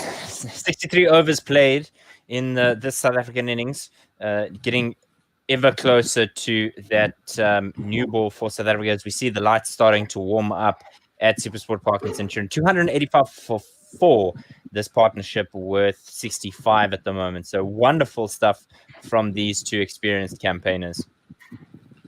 Yes, that's good. Hasaranga in to Bavuma, who plays it out to the off side, and no run there from Bavuma. 285. Hasaranga, so 75 from his 18 minutes. Oh, Timber with a lovely lap sweep behind square. There's a fielder coming around there, and we're not sure if they got to it, but it seems like they have. And they will have eventually saved a single because the South Africans ran 3, because those time trials work. They can run 3 runs there. Good cricket all round. Good cricket all round. Great fielding. Yeah. Very, very good fielding. I think the umpires might want to have a check at that ball, and I think that's what they're going to do, to check if that truly did touch the boundary line. But good running from the South Africans. The total is 288. Zero risk there from Temba Bavuma in playing that shot, but an incredible piece of fielding there in the deep. Looks like he's well safe there, and good to see some effort being put in there. I think we saw early in the day 2 howlers that ended up going for a boundary, and that was the hero of Durban, Kusal Pereira. Absolutely, the man coming to the fore. It was Kusal Pereira doing what he does best, and so it was 3 Hasaranga to resume, and full length ball there, not turning much, and played straight back to the fielder at mid on for no run.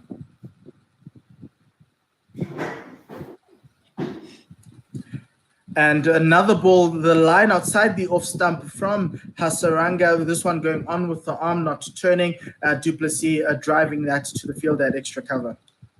AB, did you get something strong after we lost a couple of wickets? I literally got a beer. It was a short ball and punched past the fielder at a backward point. It was actually cut past the fielder backward point. The line was wrong, the length was wrong, and Faf du Plessis climbed on top of that to take the South African score to 292 with that 4. Wow, Faf is hitting that ball so well. He's in total control of his game, I think. But yes, Dave, I did get a beer. I needed it. But now I feel like I should be getting a beer because we're quite happy again. The ebb and flow of Test cricket. The ebb and flow indeed, but we've literally just seen the previous delivery, wonderful fielding, and then the Muppet at backward point diving over it like it's got COVID. And another gift ball from the Sri Lankans to Faf du Plessis, who flicks that flick that Captain Dave, Coach Dave loves so much, through to the mid-wicket boundary for another 4. The South Africa now trail by 100. Woof. Wow. Yes, there we go. The 100 trail. Beautiful. Look at the shot, gents. Wow. Just a quick movement of the feet and the hands come through like that. It's also very lovely to watch from Faf du Plessis. I think Faf wants a 50 before the end of today. Why are South Africans so impatient with Test cricket? Even if it happens tomorrow. We're impatient with everything. You know, the one thing I loved about South Africans when that 36 all out went, they started posting bottles of old gold tomato sauce. On Twitter. That is absolutely brilliant. Yeah, because there's 36 tomatoes in a bottle of old gold. Temba playing this one good. Off the back foot. The first ball of Kumar Lahiri is over and straight to the fielder at extra cover, no run. It just makes me sad to see the lack of fans in the stands. Why are the people in Pretoria not going to watch this team? I mean, really, you support your national team. Come on. A ball and a straighter ball from Shanaka, actually, not Kumara. And Timber just played that off the back foot defensively for Naran. Wonderful stuff here from the honestly, team. It's a beautiful a sunny day in Pretoria and Centurion, and nobody's in the stands. No, it's just dreadful. I mean, it's the best day for cricket. It's 2 into a test match where South Africa are doing better than they've done in a long time. Shanaka with a ball that's very wide and Timber just leaving that behind. Mayura for Naran Mayura on YouTube saying Van der Dissen will be the best batsman in the SA team. Do you guys agree? Boot 1000, the best batsman, will become the best batsman in the SA team? AB? Wow, I think if Rusty's not careful, he may not be in this SA team for too long. There's a lot of young kids knocking on that number 3 door. Another wide ball from Shanaka that Timber decides to play. They ran the first single, and then they hesitated as to whether they were going to take the second, and then the misfield happened, and then Timber was like, okay, let's do this. It's if you're watching at home, please don't do that. We do not run on misfields. But at international levels, if you become a Protea, you can do whatever you want. Yeah, and if you're a you carve that away. Yeah, exactly. That shot is like carving your Christmas gammon, AB. That's how you can. And Timber plays exactly the same shot to the fielder, who's the sweeper on the offside, for a single. This one went quicker this time, and it's 299 for 4. South Africa on the cusp of putting up a score above the 300. We haven't been able to do that in a while, or I think. What is it? I think we've only put up a score of 200, and he's had that stat of 200 twice in the last 18 months, of 300 plus twice in the last 18 months. So that's very good from the South African top and middle order. Absolutely. 79-run partnership for these two of 107, 12 fours. And they're going along at a good lick at 74 strike rate. Mm-hmm. And Shanaka bowling I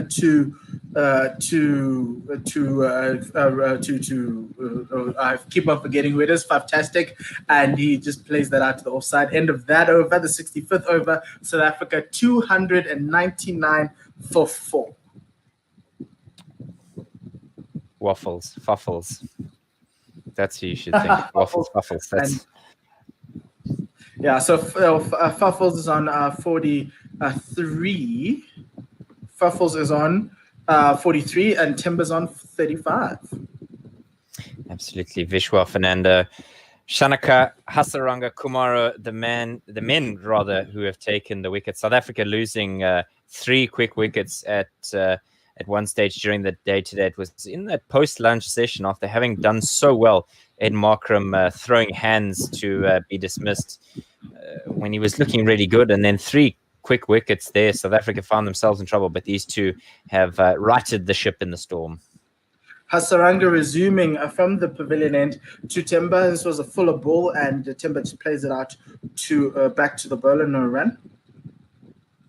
And he comes in for a second one. This one's wide, and Timber cuts that one. And the fielder made a great stop, but didn't know where the ball was. A little bit of confusion. And that enabled the South Africans to get through that single very nicely and safely. And it's 300 for 4 now. South Africa getting to 300. So if you're a diehard and a long-standing South African fan, you'll ask yourself when the last time South Africa scored 300 in a match or consistently.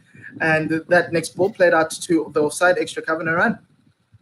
It's weird seeing South Africa score 300 without Fernando at the crease. Very weird. I think that's happened against England. And a punch off the back foot from Faf back to the fielder at short extra cover. We see Arnold Nokia in his blues.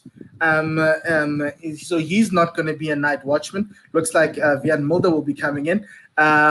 This ball from Hasaranga, a little bit more straighter, and he's played it out to the bowler for no run. We have a comment here. 2 comments. Yuri, for interest's sake, where are you guys located? He's in Pretoria. As Faf cuts this one out to the offside for no run. I am in the south of Gauteng, so I'm in Vosloorus. Dave, where are you? Port Alfred in the Eastern Cape. Ooh, very lovely. Must be nice. You know. I hope you're not going to the beach. No. The score goes to 301. And AB, I think you're in Johannesburg. Yeah, I'm in Joburg. I'm in Rivonia. And fancy. And then Mayura asks, I think Timber Bavuma is the shortest cricketer in cricket history. I think James Taylor was shorter than him, or they're the same height. Yeah, James Taylor was really short. Chris TB, tell us. If you wanna have your comments read out, don't forget to find us on Facebook and on YouTube as well. If you want to chat to us, tweet us, Gorilla SA, GUERILLASA, and we will be happy to read out your tweets. These two going along nicely, gentlemen. We say that, I feel like we've said it a lot in the last hour. No, they are, but that's what you want. That's what Test cricket is. It's many people may find it boring, but this is where it's intriguing. Watching the partnership develop, watching a team fight through all their demons, getting through everything that they've gone through, that has held them before, and stepping up. As we watch Faf play this one off the back foot to Shanaka. This was a fifth stump line, and he played off the back foot down to the fielder at extra cover and a run. And that's what it is. That's why it's a test, because you're watching the players go through all these mental questions and thoughts as they go through the day, and how they handle the different pressures, how they handle the different bowlers, and this is quite intriguing. I think Test cricket is the closest sport to chess that there ever has been. And I love it. Is this one from Faf played out to the leg side, no run there. And Anis Mohammed's coming through with a lot of tweets. And Chris, at the end of the over, we'll just go through a lot of those with you, AB, if you don't mind. Well, Chris TB has said he hasn't actually checked about the shortest cricketer, but he thinks Kruger van Wyk is the shortest. I think he was, but he was very short. And Anis Mohammed. For the forward defensive back to the bowler, no run. Anis Mohammed saying that the last time SA scored 300 was against India in the first test in the middle of 2019, which seems like 10 years ago. Oh yes, I remember that first test. That was the one Dean scored quite a few runs, It and I was think he pretty may have much a carried. decade ago. Yeah, it was. Yeah, I think 2020 is its own decade. And we're going into a new decade next year. Faf gets an edge off of that ball from Shanaka. The Sri Lankans' hands on heads as that one squirts through that gap between second slip and gully for 4 runs. That's the importance So of having some soft hands there. Absolutely. So I've actually found a list of the 5 tallest and 5 shortest in the game, and this I'm not sure how old this. This article is July of this year. And is Temba on it? Are you guys ready for the list? Yes, I'm we excited. are. I'll call it out for you. It goes tallest first. So Bruce Reid is 2 meters, a former Australian, the West Indian. Peter George, Australian cricketer Peter George. One test match in which he claimed 2 wickets. Boyd Rankin, if you remember him, 2 meters 16. Former Ireland, former England. Shortest, Gundappa. Right, so 1.6 meters, 5 feet 3 inches. Gundappa Vishwanath from India. Played in the 70s. Parthiv Patel was exactly the same height. Alfred Parthiv, Freeman, he just retired, by the way. So let's correct. He's one of my faves. Alfred Freeman is 1.57, English cricketer many moons ago. Titch Conford 1.52, and Kruger van Wyk 1.19, 3 feet 9 inches. Whoa, no, Kruger can't be. No, he can't be 3 feet 9 inches. He can't be. I think he's one. He's I think he's 1.49, not 1.19. He can't be. So end of that over. No runs off the final 3 balls of that over from that was Shanaka, and the South Africa's total is 305 for 4. They trailed by 91, so they've gone past the target that AB had set for them for the end of the day as we enter the final 15 minutes of a day 2. So another source says he's 1.45 meters tall, 4 foot 9 inches. Yes, that's much better. That makes more sense. Let's have a look at Timber height. I think Timber's 6'2" or something. Do you just have that at the back of your mind? Timber plays this off of his back foot there. Hasaranga was the bowler, and South Africa takes single 306 for 4. That brings Faf on 48 to the crease to play Hasaranga. Mark Bacha looks very worried. I really don't know why. Maybe it's a coach's curse. Faf coming across his off stump, looking to play down to the leg side.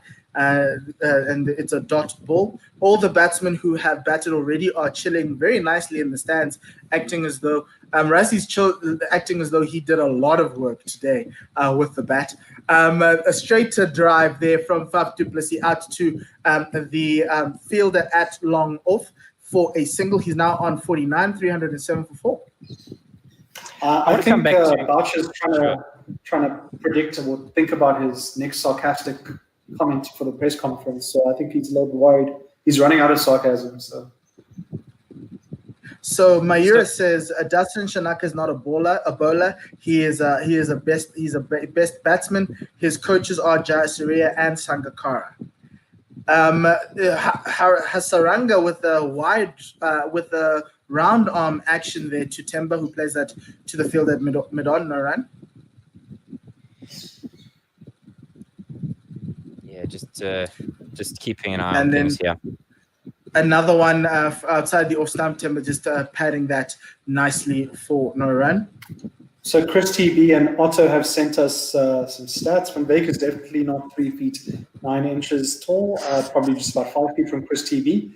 And then Otto has sent us an article of Bleacher Report's ideal shortest 11 for cricket is. And Timber comes down the wicket to the pitch of the ball and plays a straight drive past the fielder at a silly mid-on there. And they get a single because there is a fielder at the conventional mid-on and South Africa's total goes up to 307. And then Otto asks, where do we get the vital statistics of cricket players? Because he struggled to find weight and height before. And if Wahid was here, why do we need to record weight and height? Because I mean, this is a question for Wahid. Yeah. Surely it shouldn't matter. It's not like we're going to need the Proteas to catch balls in a line out. It's pub quiz numbers. Oh yeah, 100%. How tall is Temba Bavuma? Mpho knows, 162. It's like you hang out with him and a tape measure just regularly. You just have that number in my best friend went to school with him. My best friend went to school with him. Yeah. And I actually got my Protea shirt that I was wearing yesterday. First ball of Shanaka's over. Fafa looking for a quick single there to get to his 50. And that is the 50 for the former South African captain. We'll just clap him on. They really great innings from Fafa when South Africa really needed it. 22nd test 50 as he gets a fist bump from his mate there, Temba Bavuma. That's a captain's mark. Say Quentin is watching. Yeah, so I've met Timber a couple of times over the past couple of years. He gave me my South African jersey, I think 2017, before they went to the Champions Trophy. No, I won a competition and he delivered it to me. Next ball played outside the off stump, no run. And I've met Timber at the CSA Awards last year in 2019 as well. We just had lovely chats. And so, yeah, it was pretty cool. There's tomorrow's lunch on the screen, chicken nuggets. Stop. From which place? Shanaka into Timber, who plays that off the legs, off to the offside, no run. And I think my Euros posted chicken nuggets on the order. Oh, he's clapping. He's clapping. Oh, clapping. On my side, it looks like it's chicken nuggets. It does look a little bit like chicken nuggets, as we see some Coach small birds on the screen eating. Otto wants you to carry on singing the jingles, so I think that's your new thing now. Yes, that is your new thing there. Okay. And this ball seaming away from the right-handed Temba Bavuma. The line was too wide to engage the batsman, and so it will be a dot ball. These With two 10 minutes have to play, you don't need to play at those. Precisely. Just 10 minutes. See it through. Mm-hmm. Unless if they give you bad balls, and then put them away, as we see the lovely sunset in Centurion. Shanaka into Timber. This one's still wide. Timber not wanting to play that one, and he just lets that go through. So can I be the... Go for it. So Anis asked, do we call Faf's innings a former captain's knock? Yeah. Probably. Former captain. So the question of the whole captaincy thing, they wanted to see if all the contenders were going to put their hands up. Aiden got a 66. Obviously, the current captain didn't get much. So the question obviously would be, does Faf get into the conversation? Because he's putting his hand up right now. Do we bring him back? He's fit enough. Yeah. End of that over. The last ball of that over was a dot ball, 308 for 4.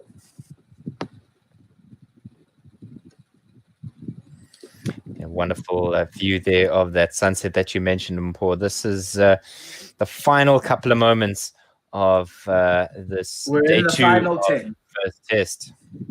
Don't lose your wicket now. Can I be that? Please. Can I be that guy? Can I be that guy? Sri Lanka to steal a wicket here. Justin, please no, Dev. Please. If I say it, then it won't happen. I used to be like that. until Arsenal last night. So the teams I always supported, the teams I supported never won. So I would always support the opposite team. This one driven out by Faf. Hasaranga gave Faf a dolly there that he smashed, but Kusal Mendis fielded really well at short extra cover for no run. Wonderful, wonderful there. Yeah, so I'd support the team. So I know the teams I support, they never win or nothing ever happens for them. Case in point, Arsenal and Kaizer Chiefs. And so last night, Arsenal seemingly broke the jinx. Bafana.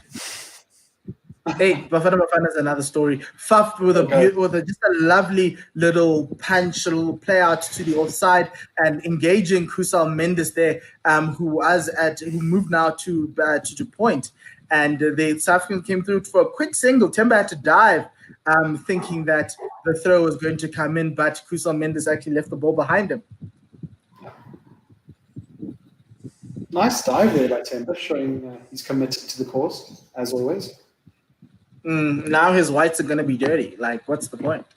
The poor laundry ladies at the Irene Country Club. This ball driven down to the fielder at a wideish long off for a single. Temba's total goes up to 38. Faf for a 51. It's really important as this deficit now is 86. In the context of the game being 220 for 4, these two really have set this game up nicely for South Africa to try and come back tomorrow and attack this deficit and then move into a lead. They scored 310 runs today, which is a testament to the quick run rate that they've been batting at. Hasaranga with the ball outside the off stump and played out to the offside for no run. New ball is now available in 10 overs. I think they'll get that tomorrow with 6 minutes left in the day.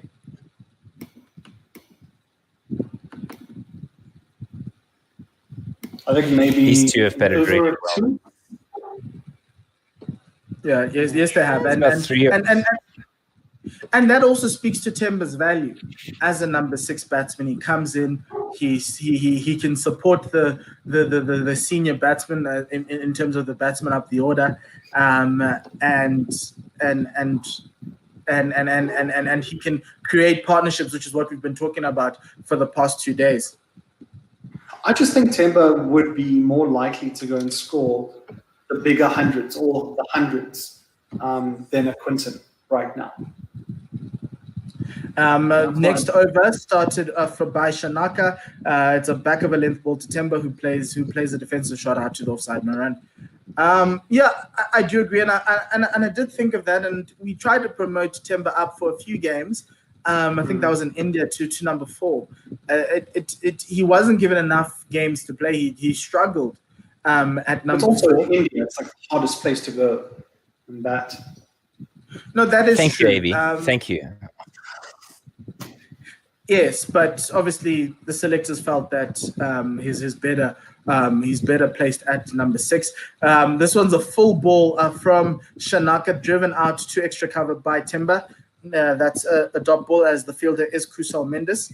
We've got a comment from Mahira, who's been very supportive of us in this period.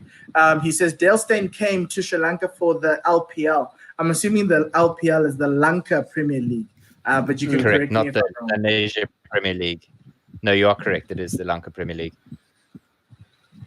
And Temba just getting that one out, playing that one defensively out to the fielder no run. What did I say? 85, 86, 80, 90 for the trail end of today. Not far. Yeah, but you also said another wicket, Dave. Yes, I said Dave, it would be nice for Sri Lanka if they could burgle a wicket here late, but the game's not over, Mr. Mulder. The day is not done, my friend. He has a heart on his sleeve there with Shanaka coming in. Beautiful ball there that seemed away off the pitch. What a peach of a delivery. What a peach of a delivery. What a delivery. Wait, can we have a look at the ball, please? Like, it can't be that. You cannot be getting the ball to do that 70 overs in. Away from Yes. So that's the the SuperSport guys are showing us the coverage of that New Zealand Pakistan test. New Zealand 431 all out, and last ball of the over, another peach, a snorter outside the off stump. Timber keeping that line straight, that bat angle straight, and the Sri Lankans, Shanaka is thinking he's in for the money. I just don't think he's going to bowl another over today. Wow, what a peach! What a couple of deliveries there. Temba Bavuma making sure he doesn't miss out there, or he misses out there rather. But wonderful stuff here late in the day. Yes, well, 3 minutes to go. This probably will be the final over, as Mayura finds us very hilarious. And if you do find us hilarious, so that was the end of that over. From Shanaka was defensive stop from played out to the leg side by Timber. So we're waiting for that final over. But if you do enjoy our company, do join us tomorrow. Same YouTube channel, same 1WSR Facebook channel, even on Periscope on the 1WSR Twitter feed. There's a nice little block there that you can just follow from the tweet. So do retweet and send it out to your friends and family. We'll be bringing them out tomorrow again at 10 a.m. For day 3, which is the moving day. I forgot what day it was today. Today is a Sunday, so tomorrow will be a Monday. Monday, correct.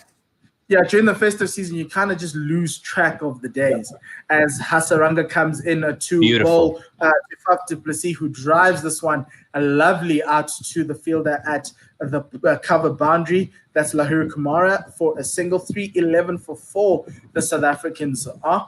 And that deficit is just coming down even further to 85.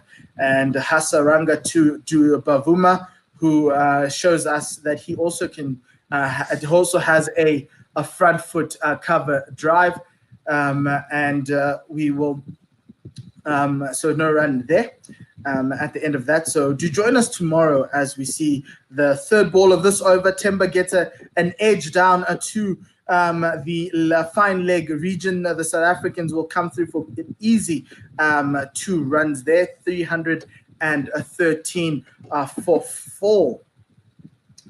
Timber just taking some time wiping his face there. It is quite humid in Pretoria, and he has batted very well for his 40 runs so far.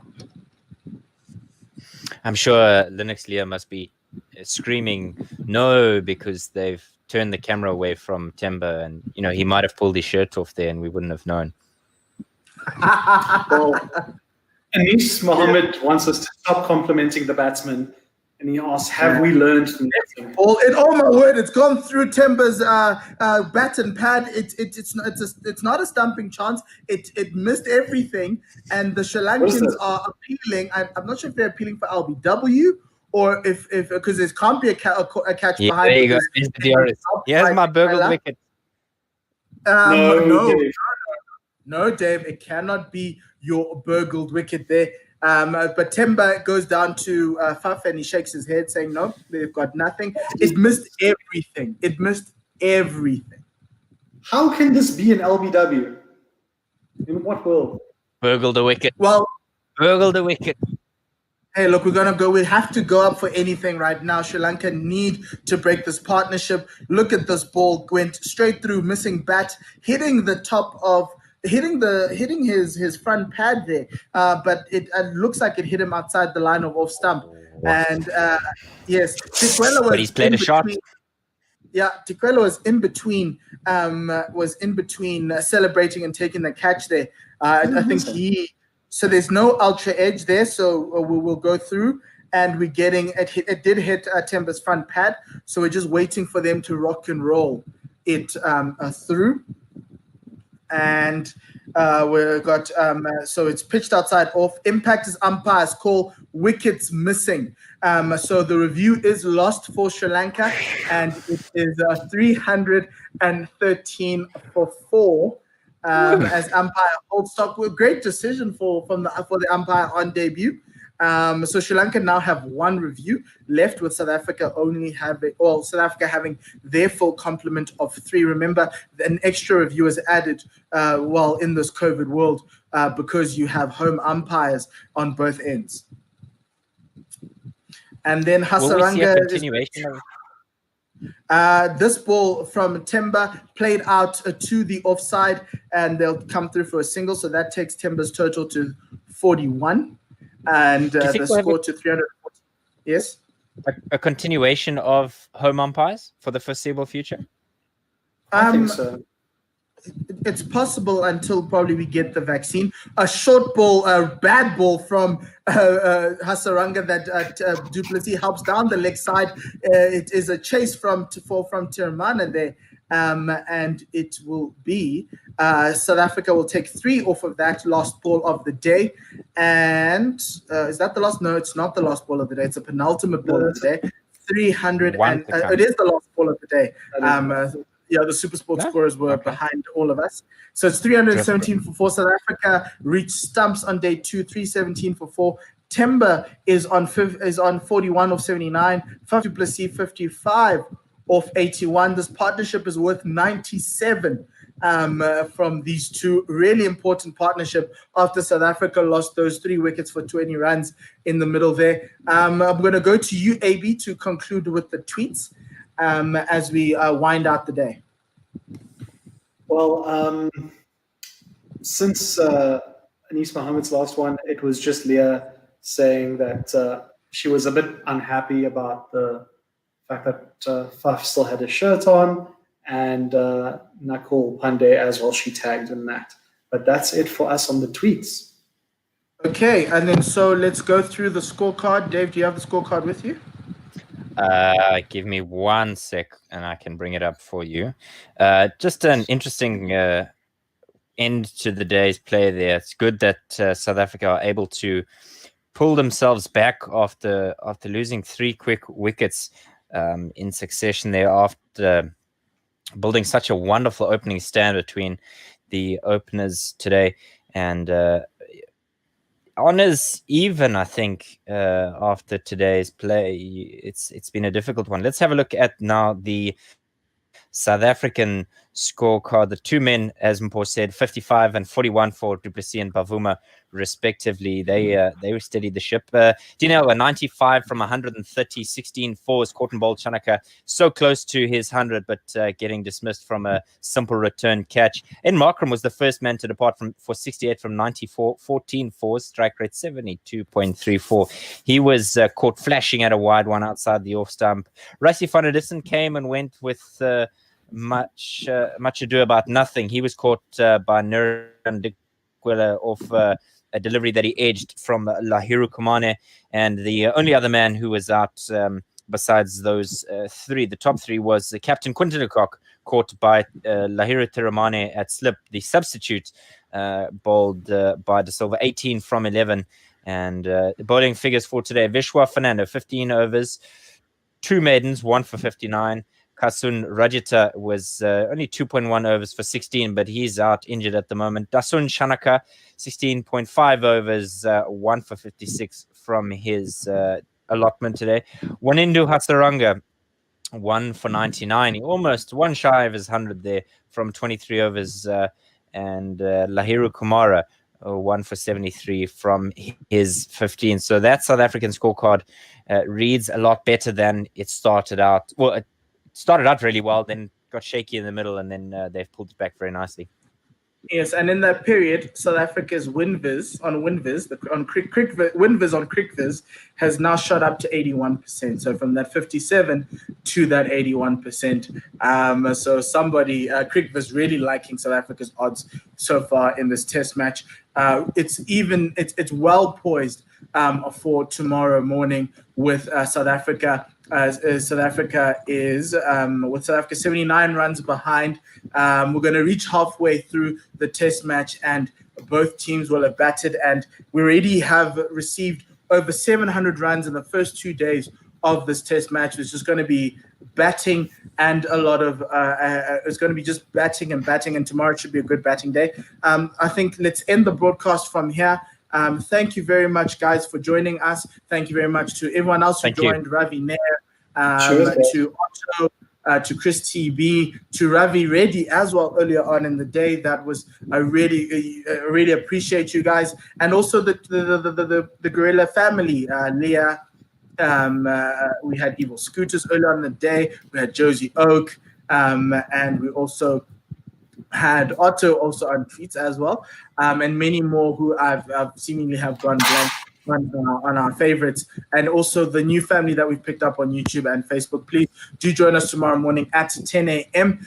For the resumption of this cricket match. South Africa looking very well poised in this test match. So thank you very much, Mayura, and everyone else. We'll see you tomorrow, and enjoy the rest of your day.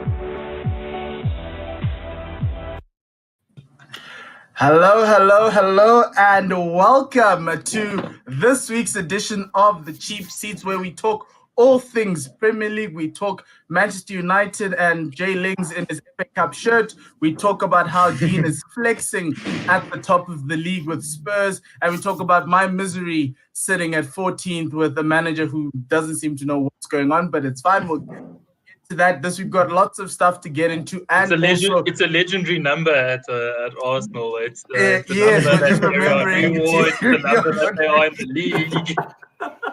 Remembering Henri, and it's also the number of the man we paid a lot of money this summer. But anyway, remember, firstly, let's get through the admin. Please interact with us on these platforms, but the most important one is the one at the bottom. Please like and subscribe to YouTube. You can also send us comments. You can also send us little questions that you'd like for us to do. I got an FPL question that I'll post to the guys in the FPL section of the show, so do wait for that and watch until then.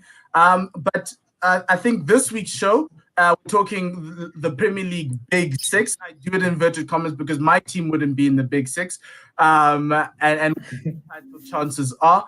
And then we'll just move on to FPL. We'll carry on with the series with FPL, where we go through the next 5 teams alphabetically and who the best buys are. And then we'll talk about the festive season, since you've got 6 game weeks in December. I'm in an FPL league where we do it monthly, and the monthly winners get a pot of money. And so, guys, some guy just got Tala. Actually, remember him? He did Date Night Drip. He won 1,800 rand, and he's getting married next weekend. So, congratulations to him. Well, congratulations to Tala's wife, because that's her money. Yeah, so I just don't want to be supporting his honeymoon fund anymore. So you guys need to work for me. How are you guys doing? All good. Good, better. United are doing better. It's, you go to work in a much better mood on a Monday when you when you come from 2 goals down to win 3-2. Doing better, 2-0 against Southampton, and you praising working in Prague. Get lost. We were playing quite well up to them scoring, and any team is going to concede to James Ward-Prowse at the moment. The guy is a magician over the free kicks, probably the best I've seen since Beckham. So, what was the Spurs Southampton score? I don't take an interest in small teams games against each other. Good. No, just checking. I think it was 5-1. So this week we're going to talk about the title chances that each of the Big Six have, and what you've seen so far. We've gone through a quarter of the season, so we're going to discuss that, and we're going to go through that. I just went through from position in the league all the way down. Sorry, Leicester fans. Sorry, James. We'll talk about Leicester. And if you're a Wolves fan, sorry too, because still going to talk about Arsenal. Liverpool. Champions, they finally got it after 20 years. This season didn't start off the way it's working, but it seems as though they've got some sort of championship mojo that's keeping them going amidst all these injuries that's happening. Dean, can they sustain this with everyone else around them trying to take them down? You know what the thing is? I think if you asked us that question, when was it, 3 weeks ago, I think we would have said no. You know, Virgil's gone, Thiago's gone. You've got, you know, the backbone. You know, you've got Trent gone. Fabinho was out for a while. Everyone was going, okay, cool, Liverpool's going to blow up. And they just haven't. That's the thing. They just haven't done it, you know. Everyone was expecting this catastrophe, and it just hasn't happened. And I think that puts more fear or, you know, worry into the rest of the Premier League, kind of going, they got their best squad, or the best squad of players that have all taken hits in key positions, and they're still managing to get, you know, beat Leicester 3-0. They're still managing to get these wins. I mean, they were Brighton on the weekend, they were unlucky, but, you know, they're still managing to get these crucial wins to really stay up there. And I mean, at the end of the day, they're second in the log, you know. It's not like they, you know, down there with United where, you know, they can still kind of boost up. They're right there. So definitely think they can continue the form. I think the one thing I will say is that everyone would have expected them to run away with it probably a little bit more at the beginning of the season if they had stayed, if their players had stayed fit. So it has probably made the league a little bit closer, but if anything, once these players come back, it's going to be a Liverpool that we should all be afraid of, really. Yeah, I think Jurgen Klopp got this team kind of, and as we think we spoke about this, I think last week or 2 weeks ago, about how it feels as though they have every game is like they've got their backs on their wall, against the wall. Even with the press conference on Saturday, he was just blaming everyone, which is Mourinho-esque, because it's the Alex. It's creating a siege mentality within his squad to make them believe it's us against the world, to make them believe that everybody's written us off. Look at this injury list, and let's go show them how good we are. I said a couple of weeks ago that I'm not sure Diogo Jota would have been as good for any other club as he is for Liverpool. So, yeah, like I'm not sure if he had to go to City for United, he'd be performing to the level he's performing at right now, and that's just the harmony Klopp at Liverpool. And I know famous screenshot of United team against Wolfsburg in I think 2010, when United were absolutely decimated with injuries, and Alex put a semi squad out where he put 8 defenders on the field. You had Michael Carrick and Darren Fletcher in defense and all sorts of stuff. And United still managed to come away with wins in those games, and like big hectic wins against Wolfsburg. And it's very similar to what we're seeing now against from Liverpool. Is no matter which kids he puts out, no matter which players he puts in different positions, square pegs in round holes, they just seem to be coming away with a win. So yeah, we compare Mourinho, but I'm actually seeing a little bit of the latter Fergie years here, where he's creating a siege mentality in his squad. Yeah, complaining about everything, including the fixtures, even though everybody has the same type of fixture. That fixture became a bit of a situation. And then moving on, Manchester City. This team, I think, is very, very... Yeah, you expected so much from a squad like this, and every year you expect a lot because they spend a lot. They play, supposedly we see them buying in the top tier of the transfer market, but it just hasn't been able to transfer onto the field.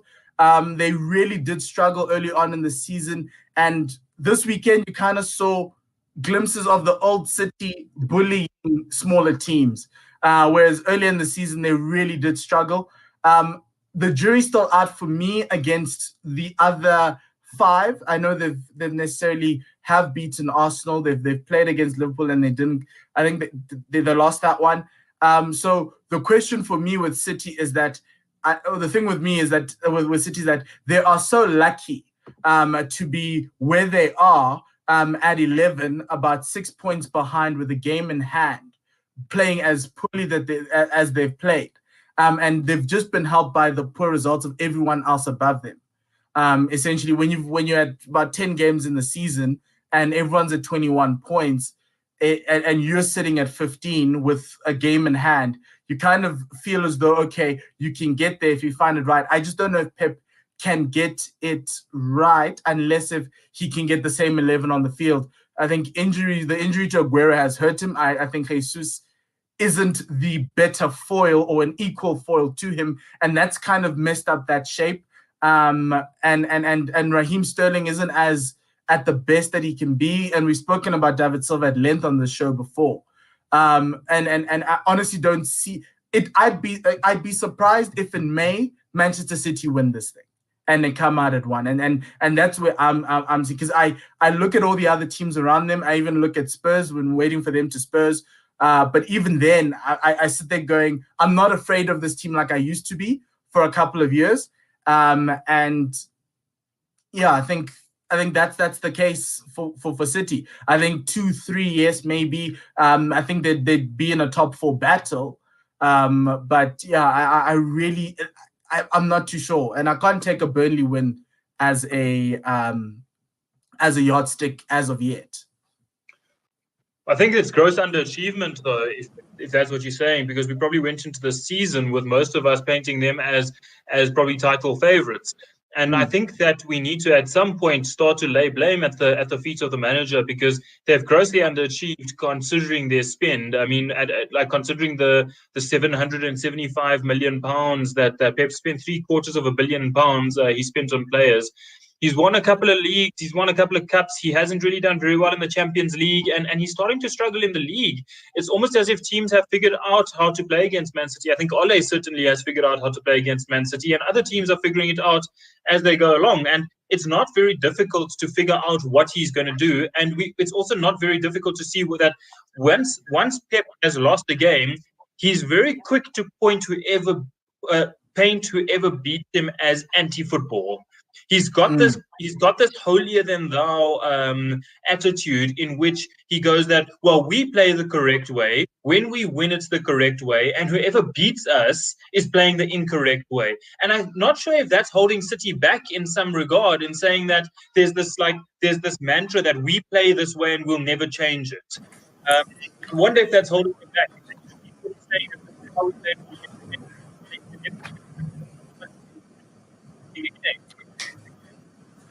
Okay, I think we lost Wahid. We lost you there for a little bit. I'm just going to try and mute Dean a bit. What was that last point that you made? I was saying that City sort of have Pep has this idea of the correct way of playing football, and he's quick to point anybody who beats him as anti-football, anti his way, and he sort of maintains this idea of like a holier than thou attitude, where his way is correct and anybody who beats him is playing the incorrect way. And I feel like that could be holding City back, this idea that there's only one way to play football, there's only one way to win games, and he's not willing to tweak that to win games. Dean, what do you think about the City squad? I think you guys are going to play them soon. Oh, you've played them already. We just played them, yeah. What do you think of their chances? Because I don't see them getting there. I've been disappointed by Pep a lot, and Wahid seemingly has. Yeah, no, I agree. I think Wahid makes a good point there. You saw exactly what Pep did when in all these post-match interviews when we beat them. And the thing is, if it works, it works. You know, they can have. I think Mourinho said it. They can have as many shots on goal as they want. We got the 3 points, and we'll walk away. You know, which is what matters at the end of the day. I also think, you know, I've seen a lot of people say, okay, they beat Burnley 5-0, you know, City's back, watch City. You know, that's not the case. You can't take that single win as them being, you know, the City of old. And I definitely do not see them finishing first. I think they'll probably be in a scrappy battle for fourth, probably at the moment, if all pans out the way I wanted to, with Spurs winning the league.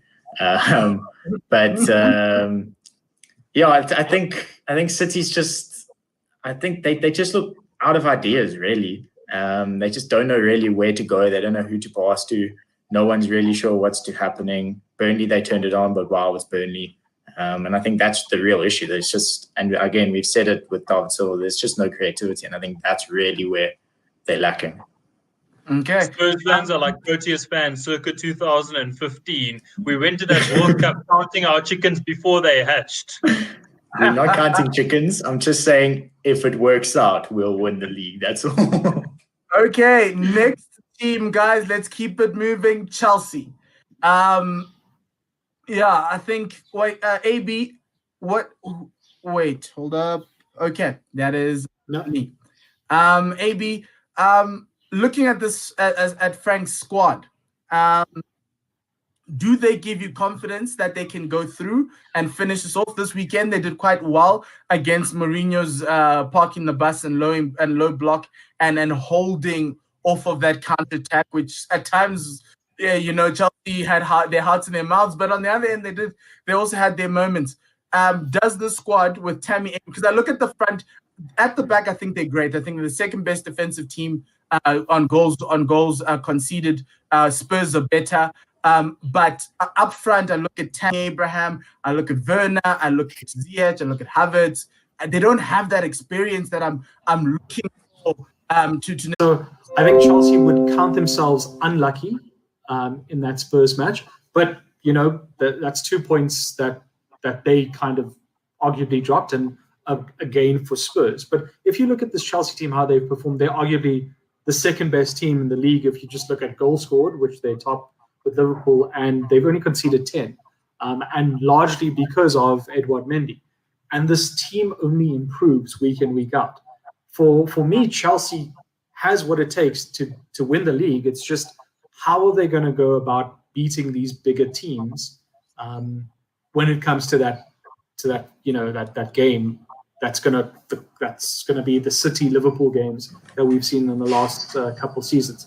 Because they've got the squad, but as you said, and Paul, they don't have that Sergio Aguero, they don't have that Harry Kane, who's been in the Premier League long enough, who knows what it takes to perform at the Premier League big moments. They don't have someone who, right now, I can't see to have a Vincent Kompany moment in a big game to just come out and create this piece of magic and win them the title.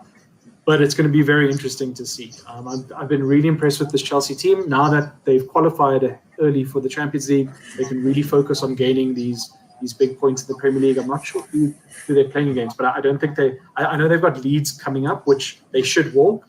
And then they have an out-of-form Everton team, which they should also get. So I think their run-in into Christmas could favour them, purely because they don't have to focus on Champions League as well. So I'd expect to see Chelsea maybe second on the log by Christmas. Wow. Okay, that's a big call that you've made there. Frank and the kids.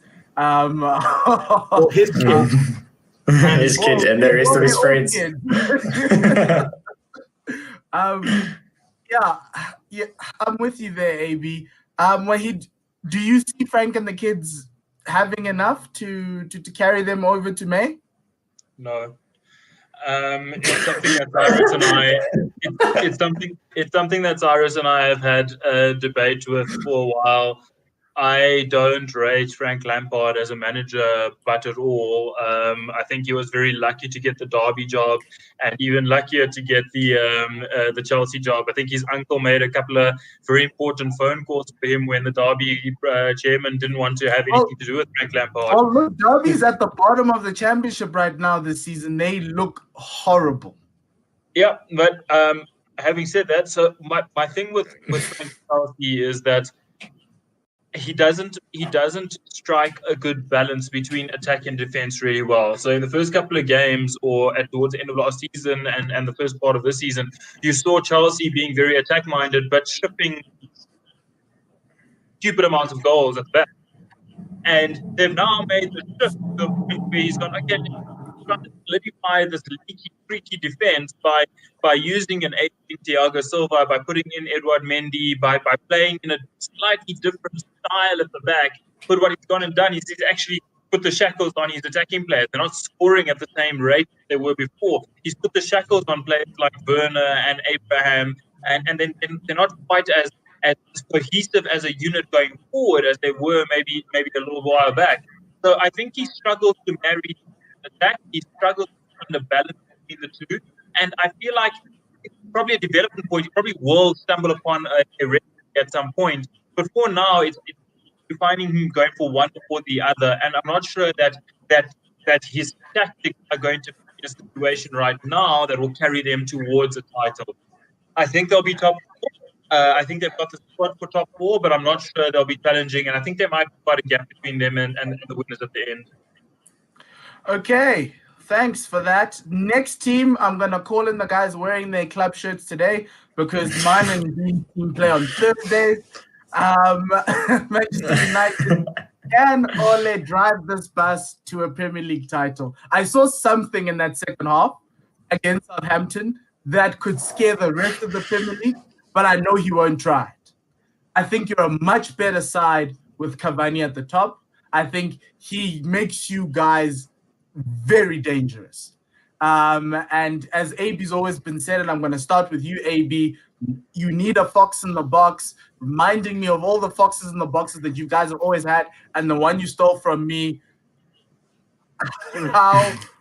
Where do you see this bus ending up? Is it one? I mean, yeah. So look, I agree with you. Cavani should be starting just based on his performance levels, his talent, what he offers. He's the best number 9 we've had in the last 2 years. I'm not even counting Lukaku because he was out the door, and I love Rom. I just worry about Cavani's age and fitness levels. It's a totally different league. One season though. You just need him to carry you. Exactly. I mean, if he's fit and he works hard and all of that, and hopefully he's not banned, whatever, he should be starting. His impact off the bench has been amazing, though. Do I see United winning the title or challenging for the title this season? No, I think there's some glaring holes in the squad. We're non-existent on the right wing. I think we're close to finding our best midfield combo. The defense is a bit sketchy. So, on our day, we can go and beat the likes of City, the likes of Chelsea. Yeah. But top 4 is where Ollie is aiming and needs to achieve, or else he will get the sack. But I don't see us challenging for a title, even though mathematically we're in with the shot of being close or thereabouts. But I don't believe the squad is strong enough. Wait, do you think you can do it from this position with Ollie and the assets he has? No, you're dealing with the footballing equivalent of the Pakistani cricket side.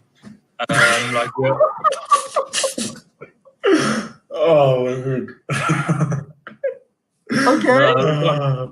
We are one of the most bipolar teams I've ever seen in my life. I mean, there's games, there's like the Southampton game, admittedly, the first half wasn't even that bad, but all of a sudden we're 2-0 down. And that's what I'm saying. We can be like half decent, we can be like semi-good and still catch a hiding. And then there's games where we're absolutely atrocious and like we'll walk away with the win. And I'm like sitting here scratching my head against West Brom. We're thinking like, how the hell do we come out of that with 3 points?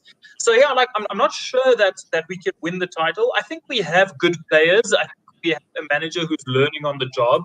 I think who's in a development cycle, probably a little bit ahead of his counterparts. So the comparable ones would be Lampard and Arteta.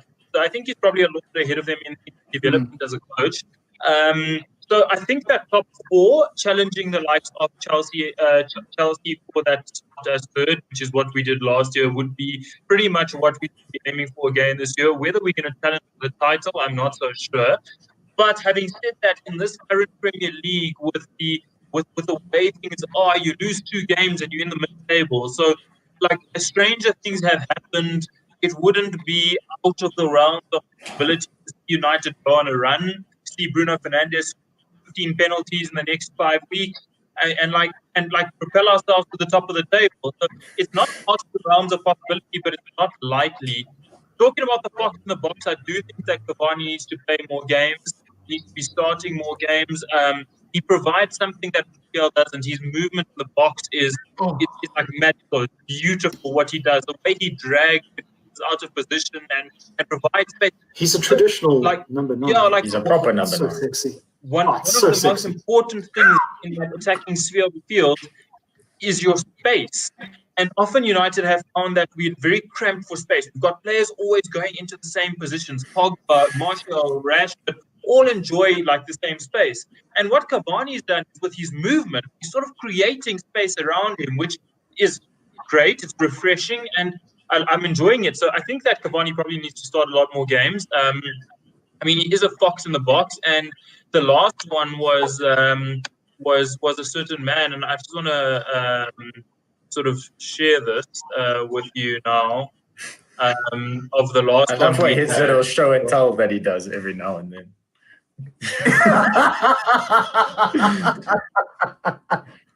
Okay. I know I listened to you took him from me. That's great. Well done. Did you see Robin van Persie's tweet the other day though? No, I didn't. What did he say? He was admiring Edison. I can't remember what it was. Dude, he was admiring Edison.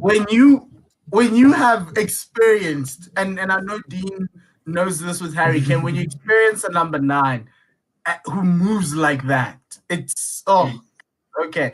Anyway, moving on to Dean's team. Can Harry Kane encourage the boys all the way to the title? Can he go, come on, boys? Yes. That's all. Section done, yes. Move on. We previously dealt with the Pakistani cricket. Now we're dealing with the South African ones, the chokers. Absolutely not. Absolutely not. Okay. Dean, make a case for your guys. You're looking good defensively. You're looking pretty at the top. What's going on? Can you carry this to May? Yeah, look, everyone knows Spurs choked. Everyone knows Spurs pulls the Spurs, all of that, right? And I think, honestly, Mourinho knows that as well, okay? He knew that coming in. And that's why I think he brought in the likes of, he brought in leaders, to be honest. He brought in, okay, Joe Hart is not going to be our number 1 goalkeeper, but the guy knows what it's like to win. Gareth Bale knows what it's like to win. He brought in Højbjerg, who is a natural-born leader. That's what you need in those pressure moments. And best of all, you've got a coach that is a serial winner. So I don't think that negates what we may or may not do, but I definitely think it puts enough sort of door stoppers in there from that being the go-to excuse when it comes to the Spurs side. Would you survive a Harry Kane injury? Yes. No. I've had this. Okay, so there's talks of it. Well, he is injured now. So there's talks of him not being fit for this weekend. So we'll see. But it's quite sad news. But my thing is, you take Kane out that squad, and it's a massive hole. Same way if you take a Salah out of a Liverpool, or you take, De Bruyne out of a City, there's going to be a hole. But penalties out of Man United. Take penalties out. Exactly. But I do think we could probably, if it's a 6-month injury, definitely not. If it's a 2-week, I think we've got enough cover at the moment up front to handle it. And I think that's really what it's going to be about. Spurs are winning games Spurs are winning and drawing games that we would never have won or drawn in the past. And that's honestly why we're sitting where we are. This Chelsea game for me was the most stressful game we've played this season, just given their defensive record and where they're at. And I think we came away with it. We almost scored at the end as well, as much as they almost scored at the end. It could have been 3 points either way. But at the end of the day, that's how it goes. But look, I know Wahid likes to say that I'm counting my chickens before they hatch. I'm not. No, I'm probably the most doubtful Spurs supporter that there is, waiting for us to explode. So if you're very doubtful, at what point in the league, in what month are we going to be sitting here going, okay, it's a deer in the headlights moment, Spurs are, or will we never get that? Because I feel as though when you haven't done something in a while, regardless of whether you've got Mourinho there, you might get to a point, maybe March or April, and it's staring you in the face.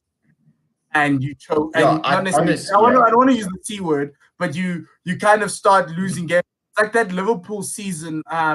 The Gerrard slip and the season before they won this one, where they got 99 points, and it was that game against City where they needed to win and they never got there. Do you see that happening, or Mourinho's just going to ride this thing all the way to the trophy? Look, I think that's obviously a possibility of happening, but I definitely think that we've got Mourinho and the different personnel to perhaps not make that stretch of games go for as long as they perhaps would have under Poch or someone else.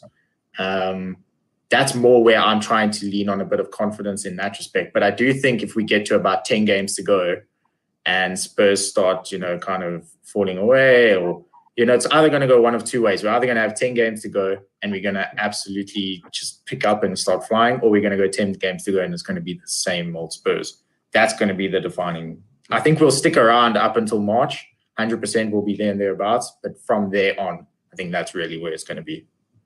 Maybe is Dean being a little bit too doubtful? Again, the answer's no. Answer's no from AB. We can move on.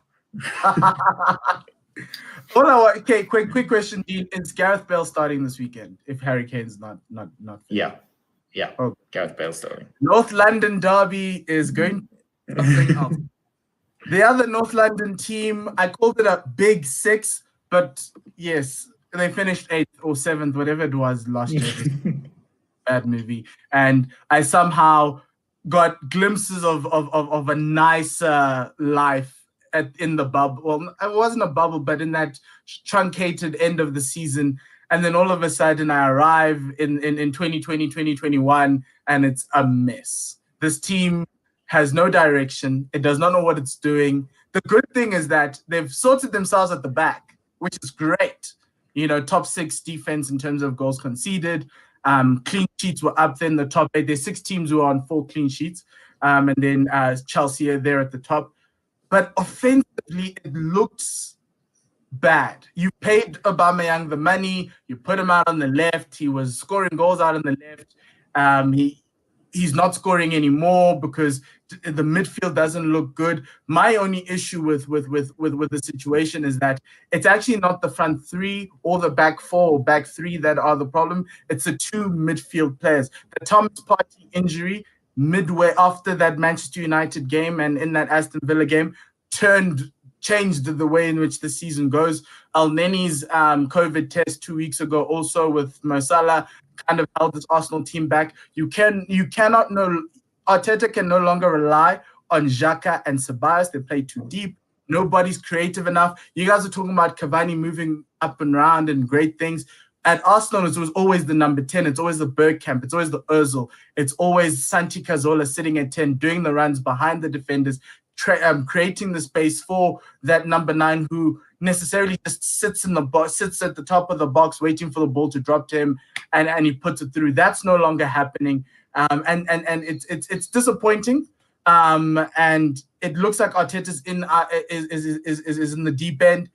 I think Stan Kroenke really hurt him by only paying for one player, and I think he paid for the wrong player. Even though I like Thomas Partey, I think we should have gone for Houssem Aouar. It would have been slightly different and a little bit more creativity, but that's where it is. Arsenal sitting in 14th. Our season's over. The best I can hope for is a top 6 finish, if at all. I don't even think we're going to get to top 6. I think we'll get to probably 8, based on the way they're playing, unless if they do something in January to kind of set it up, of differentiate it.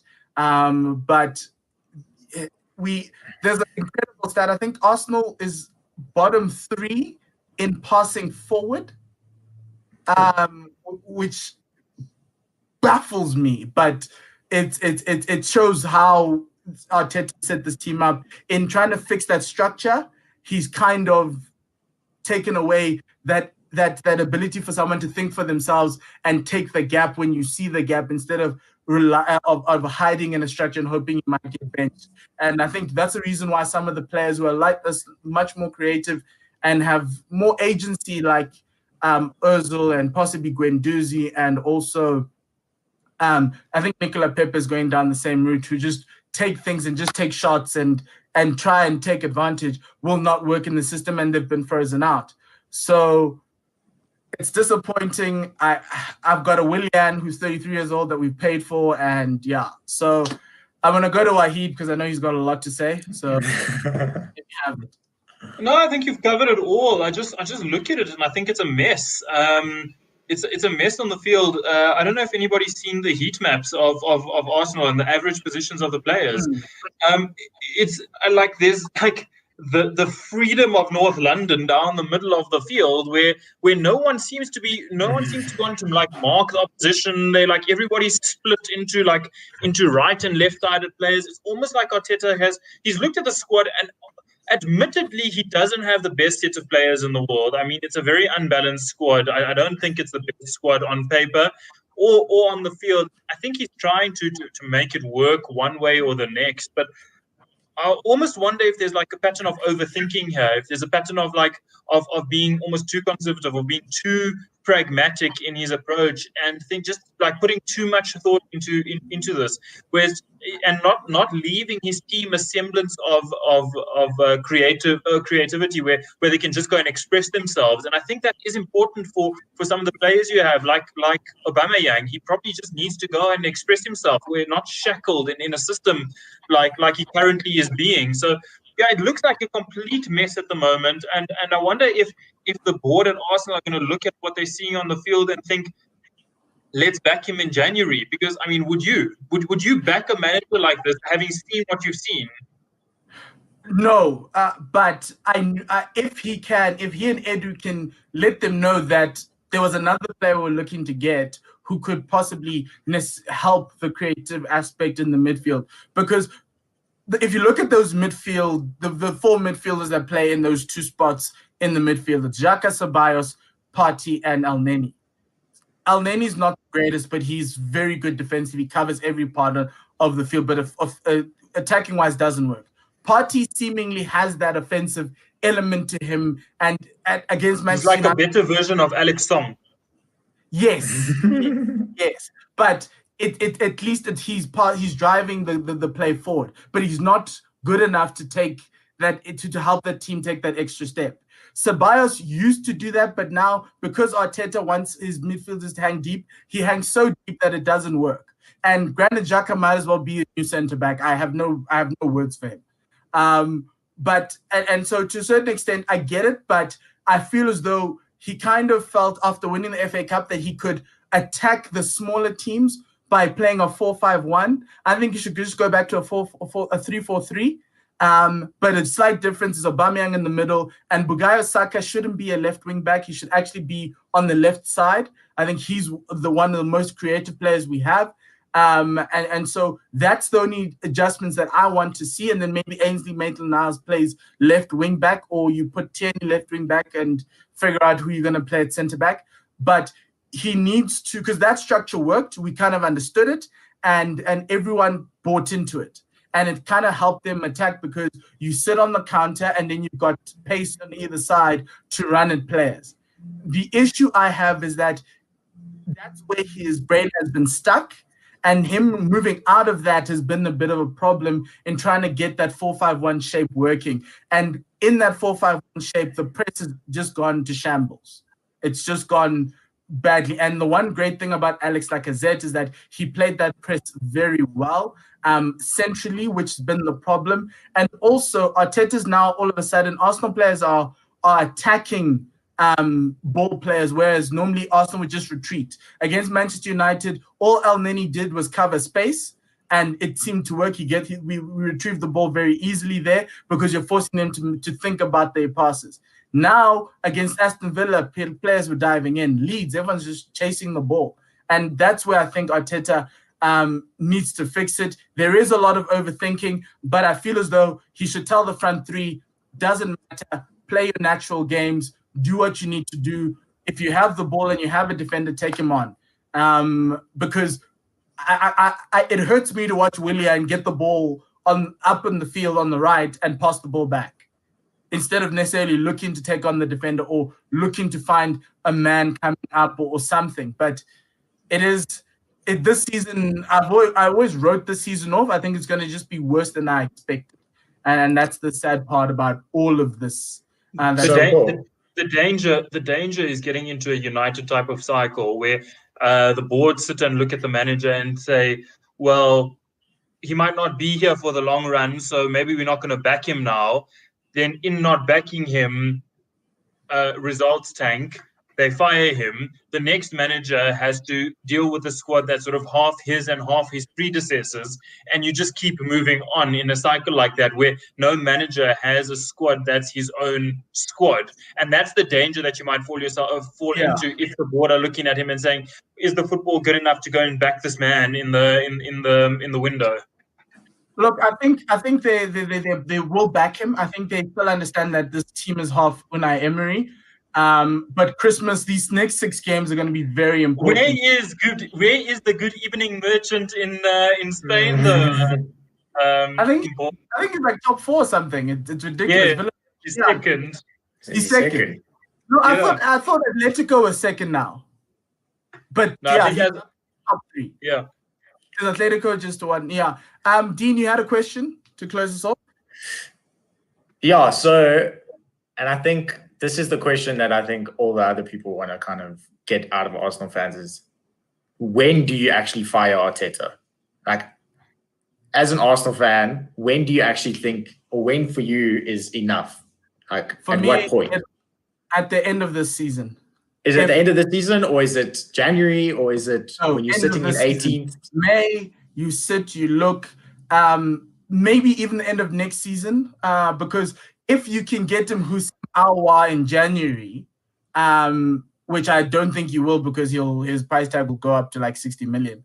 Then you can then say, we've given you 6 months of having an attacking midfielder in your side, and see where that looks and what the squad looks like and how it is. I think he can bring it back. I do think if Arsenal's like is in the bottom half, he'll be fired by the end of the season. But I do think you guys have enough to stay up. Yes, up in the Premier League. Touch and go. It's very touch and go. Right now, we are, on shots created, our bottom 3. On average distance from the goals, we are bottom 2 in terms of the shots that we take.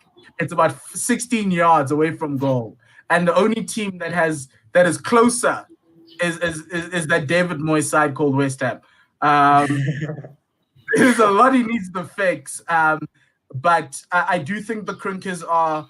So the thing is with the Crinkers is that obviously they've got all these teams around the world, and I think they could use this try to get this Arsenal season going and seeing if they can't get a trophy, a Europa League run or something that can bring some cash back in. And I think that's the most important thing that Arteta needs to be aware of, is that even if the Premier League doesn't go as well, try get some other tournament or trophy that you can hold on to and put in front of Stan for you to be able to keep your job. But anything below top 10, he'll get fired. But I think he won't. I don't think we'll finish in the bottom half. It's just, it looks horrible right now. But the great thing is they're taking more shots. Over the past 3 games, I think they've averaged about 15 shots. Previously, they've averaged about 9. So it's a massive difference. And 15 shots is Liverpool range. Liverpool take about 15 shots a game, and they're the highest in the league. So those are the type of things that it seemingly the structure's changed. I think Aubameyang's just cold right now, and you can see it. But okay, that brings the end part of the Premier League discussion. Just a quick reminder to everyone that you please do interact with us on these platforms. Please like and subscribe to the YouTube channel. We're going to move over to our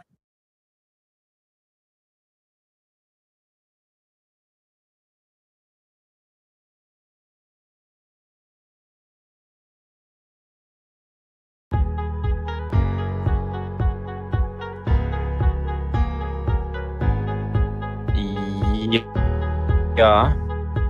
just having a slight technical issues. I'm gonna fix that.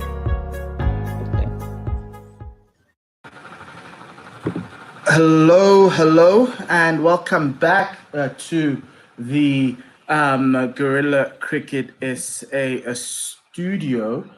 We are running Gorilla Cricket SA from home right now, as we're trying to get the guys be safe and to get through this COVID. So if you're at home, please do stay safe. My name is Mpomukane, and I've got Coach Dave with me to take us through the next session. South Africa won the toss and put Sri Lanka into bat first. Sri Lanka currently in the session at 102 for 3. Interesting session as we're trying to figure through some technical issues with Dave here. We'll just put him back out. It's an interesting session, I think, if you are considering it, because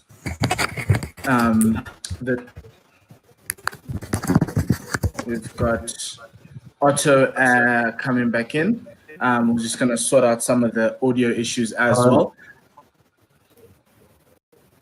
I'm just here as a backup. Yes, yeah, that's cool. We're just waiting for Dave. We've got Dave now. Dave, Sri Lanka 102 for 3. Over rates 12.3. The run rate was 4.08. What did you make of that first session?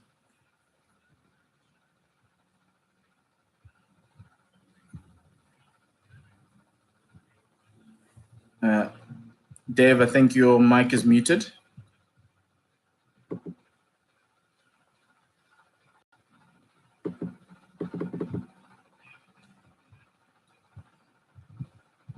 So let's just trying to put Dave to the back and get him to sort it out.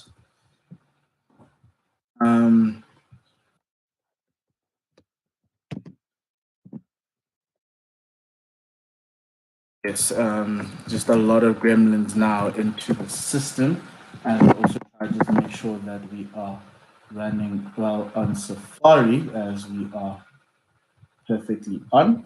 So you can hear us on One World Sports Radio. Remember, do follow us as we go through. Otto, if you can bring on your visuals and join me for this session, please do. And here he is. First ball of the session has been bowled. It's gone through. It's taken up by Nokia as we run through that. Otto, what did you make of the first session? I think the Sri Lankans' ODI-style batting mitigating the loose deliveries that they were offered by the South African bowlers, costing them 3 wickets. I think if it weren't for the 3 wickets, South Africa would have been blushing. I'm going to interrupt you there. Second ball went through past the bat. Nice little shape from Nokia to his wicket keeper there as we're going through this test match. It's still 102 for 3. Dinesh Chandimal on 13 off 48 balls, and Dhananjay De Silva 32 off 42. We're going to try get Dave on, and Otto, thank you very much. Dave, are you good now? Yeah, all back, all good here. Okay, Otto, thank you very much. Next ball hits the under edge past the diving fielder at Gully, and it goes through for 4. The score now goes up to 106 for 3. That was off the bat of Dinesh Chandimal, and it takes them to a 50-run partnership. We've got Ravi Nair all the way from India as well. Ravi, how are you doing? How was your lunch? Were you well? I don't know if it was lunch. I think it's dinner that side. So don't worry about that, Abo. With COVID, we've just gone completely. It doesn't matter. Next ball. Okay. Next ball in just outside the off stump. Dinesh Chandimal playing a little bit more circumspect to that one, letting it go through as well. I don't know, Nokia still putting it up to the 147-kilometer mark, 90 miles per hour. He is the fastest bowler in the world, and I don't think there's only a few that can get up there in world cricket. The runs were a problem for South Africa. Absolutely. Yes, I think Henrik Nokia is both an underrated and an overrated bowler. He's overrated because he has the speed. He's underrated because actually not too many people know about him yet. That's true. That's true. In the next ball, going past the edge, similar to the one previously, he's getting nice shape off the pitch. It's seeming nicely away from the right-hander. So yeah, I think. But there is the IPL gives everyone a little bit of a view of what type of a bowler is. Obviously, in the red ball format, the lengths will be slightly fuller than what they are in the IPL, but you can get it. It's just sometimes, Ravi, if you're bowling at 150, batsmen really struggle. Oh, absolutely. He makes them struggle. I can't. I think he's to that extent an underrated bowler. But in the South African context, is he underrated or overrated? Is he being pushed too much, or is he not being pushed enough? I think he's in his moment. We've got the end of the over. Now we're moving to the next over. Ngidi is coming in there. Dave, what are your thoughts on Henrik Nokia? That last ball was a dot ball. I think the thing is with Henrik Nokia is he's still very, like Ravi said, he's very unknown within the international community, and obviously the IPL would have accelerated his time in the spotlight. But I think it's too soon to say whether he is overrated. I mean, with guys like KG and Lungi that have been around the South African setup for a long time, I think he's quietly going about his job. First ball in of Lungi is over, and it is a beautiful pitch on the line, swinging just in time away from the right-handed batsman, drawing them in, and a very good way to start your over post-lunch. And I definitely think that if we're looking at a guy like Henrik Nokia, this is an opportunity for him to with Lungi and Ngidi stand up and say, I deserve more than what I'm currently getting. And Ngidi's bowling incredibly well. Next ball, just beating the bat again. This one holding its line. First one tailed away. This one just held its line. Quinton is very impressed there behind the stumps.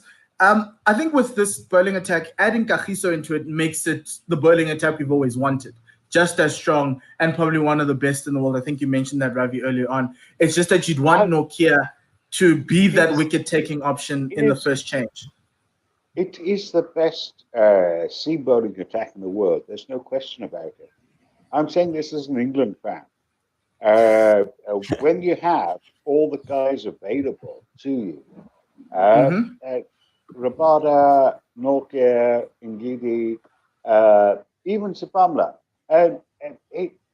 you have a bowling attack that is ridiculously good. Okay, even Australia can't quite match that, and England takes its. England and India take the fact that they have vulnerabilities. They have 2 or 3 best at most. You've got guys coming up time after time. So let's do the cricket. Sorry. Next ball in Lungi's over is played out to the offside. Temba Bavuma, the fielder, no run. Ravi, the stage is yours. Yeah, so it's not about that. For me, what's fascinating about South Africa is that you're trying to do this all with the with regard for transformation, which I love, and it's not easy, and what you guys, each of you are passionate about something or something else, but you're still doing it, and I love that. That's what I love about South African cricket.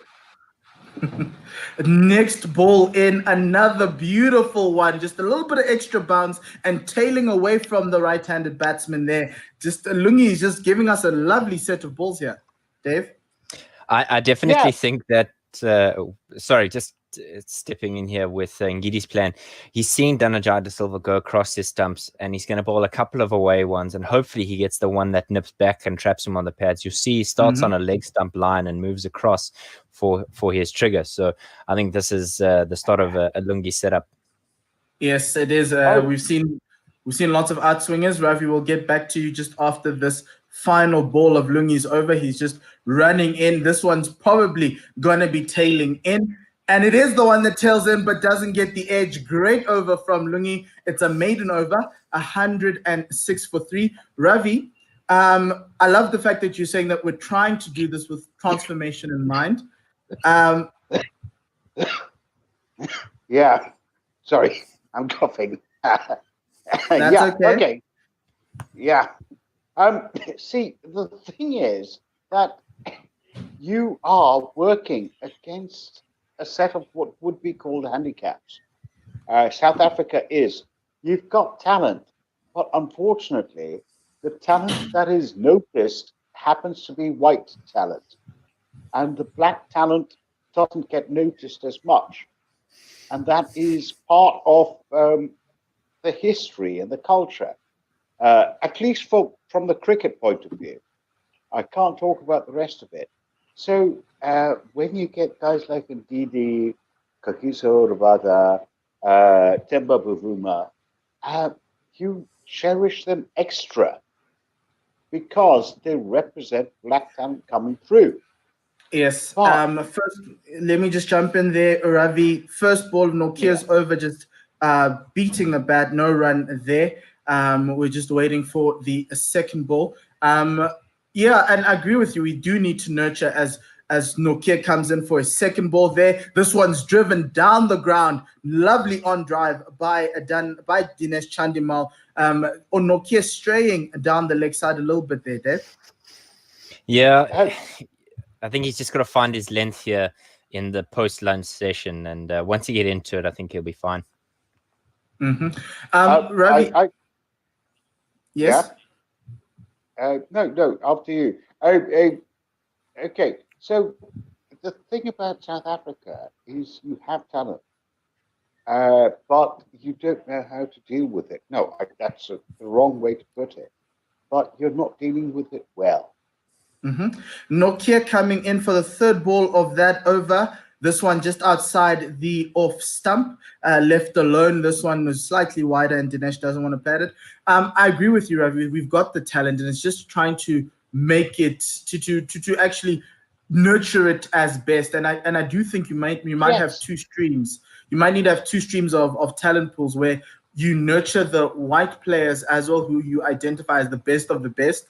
And you nurture them well, but also giving the black and players of color an opportunity to be able to get to those levels by giving them interventions.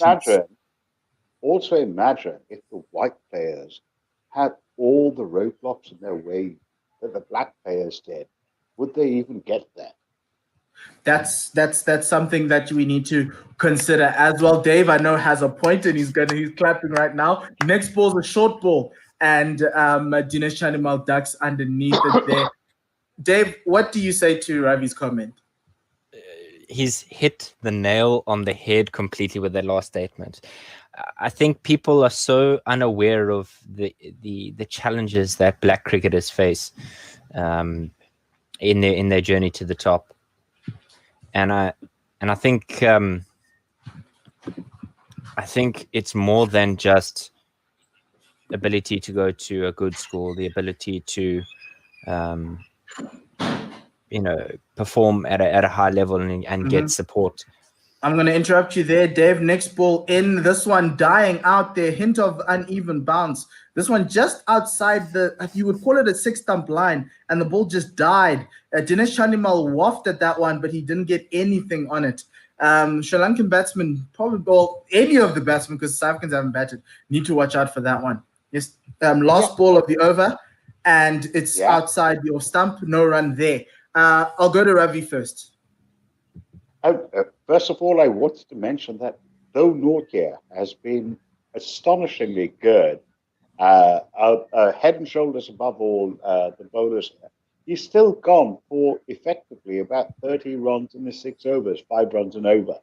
That's what I meant when I originally said they're playing this like an ODI. They've forgotten how to play Test cricket, both the Sri Lankans and the South Africans. They literally are. And we get this 28.1 overs, 110 for 3 or whatever. 28.1 overs is irrelevant, not for a Test match. You know, And I don't need to know how many overs. And as I jump in there, Ravi, Ngidi bowled the first ball of it to the 29th over outside the off stump.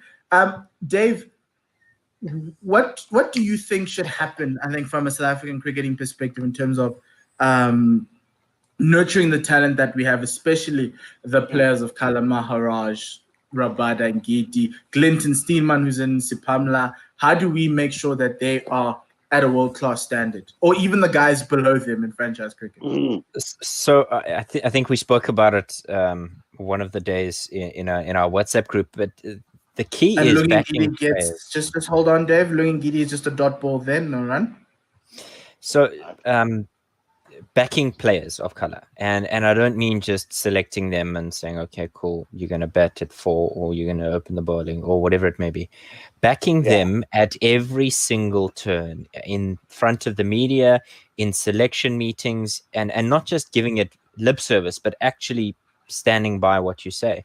I mean, if we look at not really a relevant example, but somewhat relevant, is Steve Smith. And how he's failed since 2019. If he was Temba Bavuma. And next ball is played out by Lungi Ngidi. Bowled by Lungi Ngidi, played out by Dhananjaya De Silva to the covers for a 2 there. Van Mulder, the fielder, score goes to 112 for 3. De Silva up to 34, Dave. If he May I interrupt? Sure. I think Mpho was just completely struck by Ngidi's arse.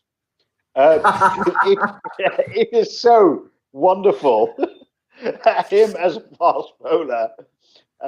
Next ball, sorry.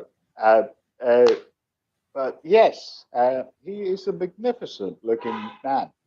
Ngidi in again. This one's full and straighter this time. Driven back past the bowler for 4 runs. Incredible shot by Dhananjaya De Silva. Absolutely. So I think backing players unequivocally, undeniably, unreservedly in all aspects of public and private meetings.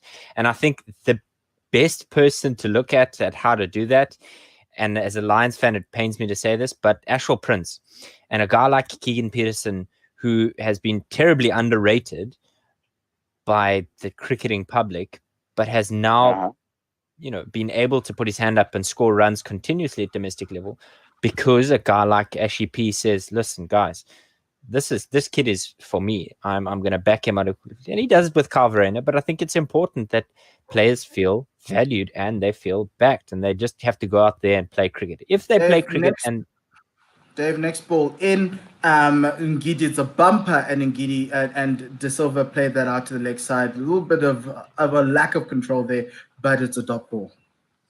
And I think that that players who feel like they don't have to worry about anything but scoring runs and taking wickets perform a lot better. That's just my 2 cents.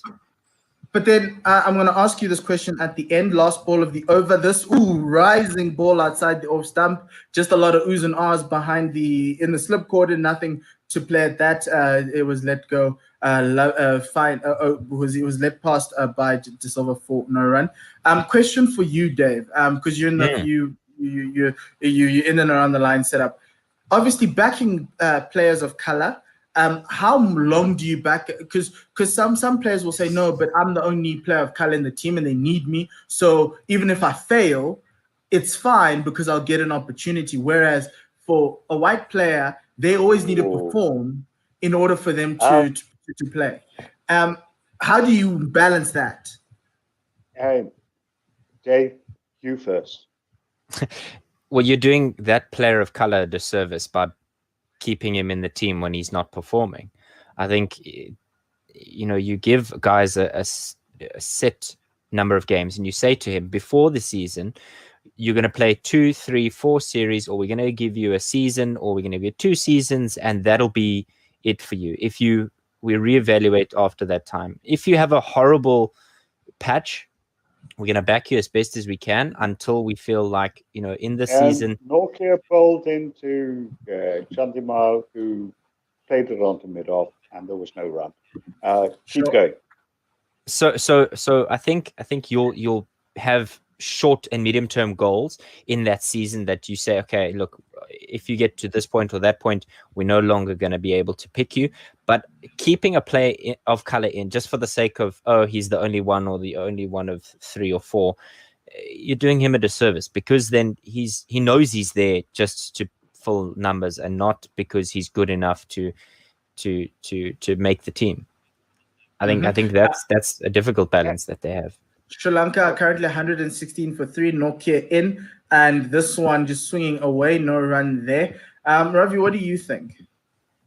I think the problem is that if you say it as a black player versus a white player, say even Temba Bavuma versus Park du Plessis, you realize that your reactions are going to be different.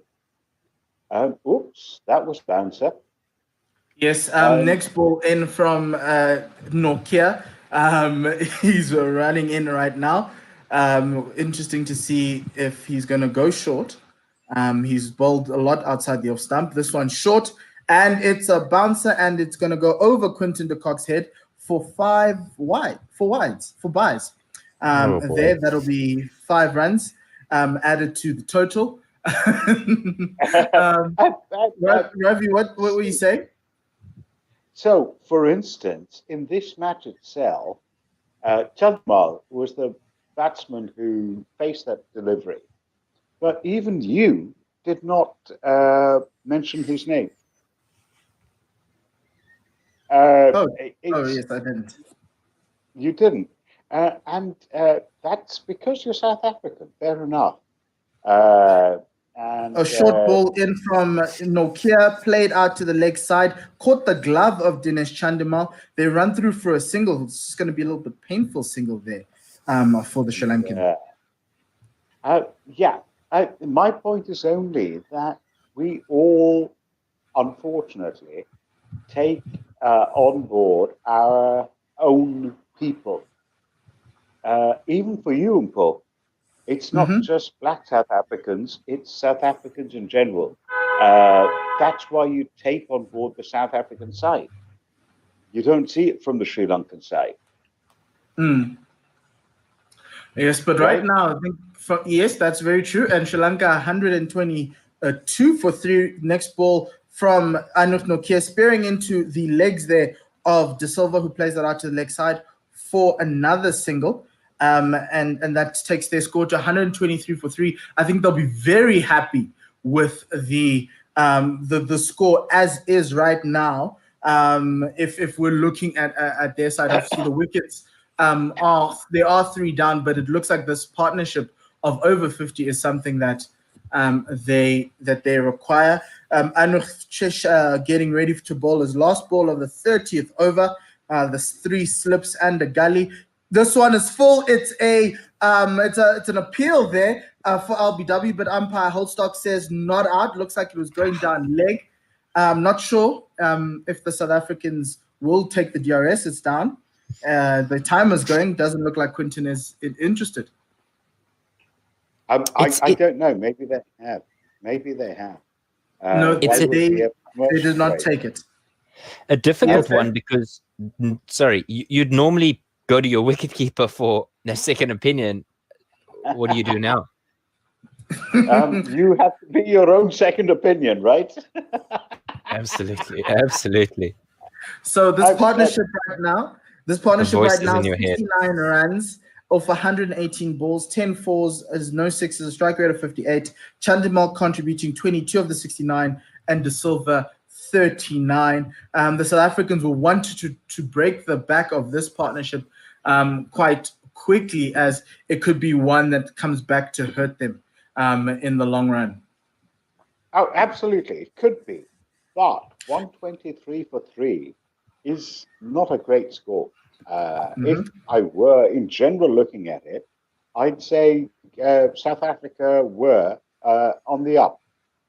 And Yes, Sri first Lanka, ball of Nokia's over in this new spell after lunch, played out to the offside, no run there. It's actually Ngidi who bowled that first ball. He's mesmerized again, Ravi. He's just mesmerized by Ngidi. Mixing up Nokia and Ngidi.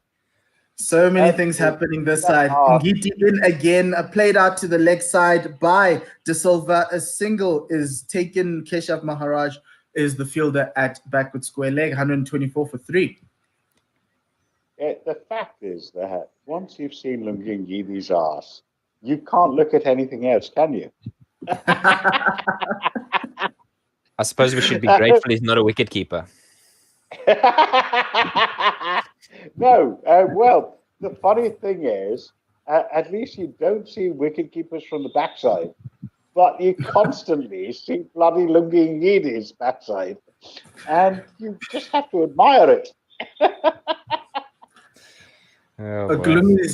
Lungi's done a lot of work in for his third ball of this over. Swing and a miss outside the off stump. He's asking himself, how did he not get an edge there? Really good ball from the South African pacer, who's having to take the role of leading this bowling attack, with him having only 9 tests under his belt here. The South African bowling attack only having 12 in total, including the debutant, that is Luto Sepamla. I don't know if we've gone to Twitter, and this was 55 minutes ago, so it was before lunch, but just about. Paul Coffey says, really appreciate listening to cricket on another continent. World's best commentary. Thanks, Gorilla SA and the internet. Ngidi in again. This one's driven out into the covers. There's only one fielder in the covers, and that is Mulder, who holds this one in. They will come through for 2, that is, but they are checking. They will have to check whether he has crossed the boundary line. So it's actually 3 runs taken off of there. 127 for 3. And it looks like Mulder has not touched the line. So very good piece of fielding there. Yeah. Very good piece of fielding. Yes, please do tweet in to us at Gorilla SA, GUERILLASA on Twitter. We'd like to read out your tweets. You can also send in your comments on Facebook if you're watching us live, and also on YouTube. This is our first foray into YouTube, so please do subscribe. Ngidi in again, short ball, this time over correction and pulled straight to the fielder at square leg. That's Keshav Maharaj for a single. He had a little bit of a fumble there, but nothing to be worried about.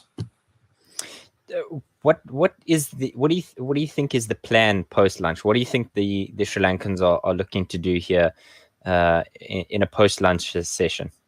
Leave as many balls, wait for the bad ball, and try and rotate strike from playing a less riskier form of cricket to the one they played before lunch. Do you think they even want to rotate strike? Or I'm just going to say, we've got more than 100 runs before lunch. That's ridiculous.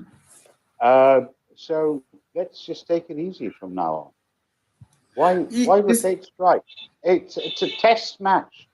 We don't need to rotate strike. You know? Yeah. That is. I think that is a fair comment there. And they've got 128 on the board, 31 overs in.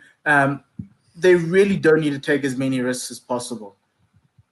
Yeah, they should. If they could keep this stand going for the rest of the day, they'd be laughing. Nokia starting, getting ready to start his the 32nd over. The scorecard for Sri Lanka reads: Karunaratne 22, Pereira 16, Kusal Mendis 12, Dinesh Chandimal not out on 25, and Dhananjay De Silva not out on 41. Test championship, is it something that should continue? I know we're saying this as South Africans at the After this bottom of the ball, log. Dave, but- after this ball, this one played down the leg side. I don't know, Nokia just goes up for everything that hits the pad. It looks like it will be leg buys there, but it was, no, it's not actually. Umpire Holstock saying that actually that came off the bat. Oh no, he then now is playing games with me, telling us all that it was a leg buy. The DRS, the DRS timer, because he walked and he was shaping as though he was gonna call the leg by, but I think he was waiting for play to be dead before he called it there. 129 for 3. Just wait before this ball. Nokia quickly into his second ball of the 32nd over. Outside, back of a length, played out into the offside off the back foot by Chandimal for another single. Score goes up to 130. Dave, how do you feel when guys like Paul has not actually said it, but I'm saying it, blame you for being wolf? If you know what I mean, in that the privilege you've had or have is so huge. How do you cope with that? After this ball, Dave Fuller ball out on the off stump line, played out to point for no run.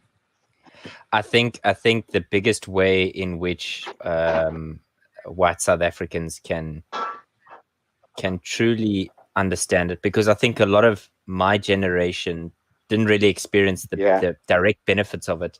It's difficult to correlate direct benefit with what current privilege we do have. So a lot of the kind of older in my generation don't really grasp that. But I think the biggest thing that needs to be Dave, I'm going to acknowledged. have to interrupt you there. Anrith Nokia just bowled a filthy ball that was played back behind the bowler down. Straight drive, a 4-4. Not the best ball. Ravi, they're not going to slow down the scoring here. The Sri Lanka just climbing onto anything that's bad. Good for them. Good for them, but dangerous as well. Yes, but, Dave, you can. I want to hear you. I want to hear from you when between balls. Okay, let's do it between overs. Let's let Dave collect his thoughts while we wait for Anrith to complete this over. Taking an age to bowl the 5th ball of this over. This one is a shortish ball. He's a little bit angry, so he bowls a short ball to the Sri Lankan batsman, and it is a single. They're great control from De Silva to get it out to deep square leg for a run. That's 135 for 3. Do you think Nokia is also angry about having to bowl so much so early? He's bowled nearly a quarter of the overs of this inning so far. So he asked to, I don't know. Final ball of the over, Nokia in. It is a fuller one. It hits him in front, middle, and off. Umpire Holstock says not out to the South Africans' appeal. Quinton quickly says we're reviewing this, so let's see how that's going to go. What do you guys think? Oh, I don't know. Hit him on the back foot there. Yes. Oh dear, that's done. He's done. Surely. Yes. So we're looking at ultra edge. There is no ultra edge. It's hitting him on the back leg. The only thing that would be different that could leg tip him is stump. It's height. hitting top of leg stump. Surely. Oh, that's dead. Let's look at that. Red, and red. Umpires call orange. So the review is retained. Oh, shit. And De Silva stays there, surviving. How? Okay. So much for home umpires. My problem with this is umpires call does not mean that the umpire should call it as he originally called it. Why should he not just go, okay, that looks out? Why should he not Dave, say, okay? Yeah, stone dead. Umpire Holstock. I would say the call is in his favor to give him the benefit of the doubt, the umpire the benefit of the doubt there. But Dave, as you were saying, to Ravi's question. Yeah, I think recognizing that privilege is a massive step, because I think just being ignorant or putting your head in the sand about it is not actually how you're going to address it.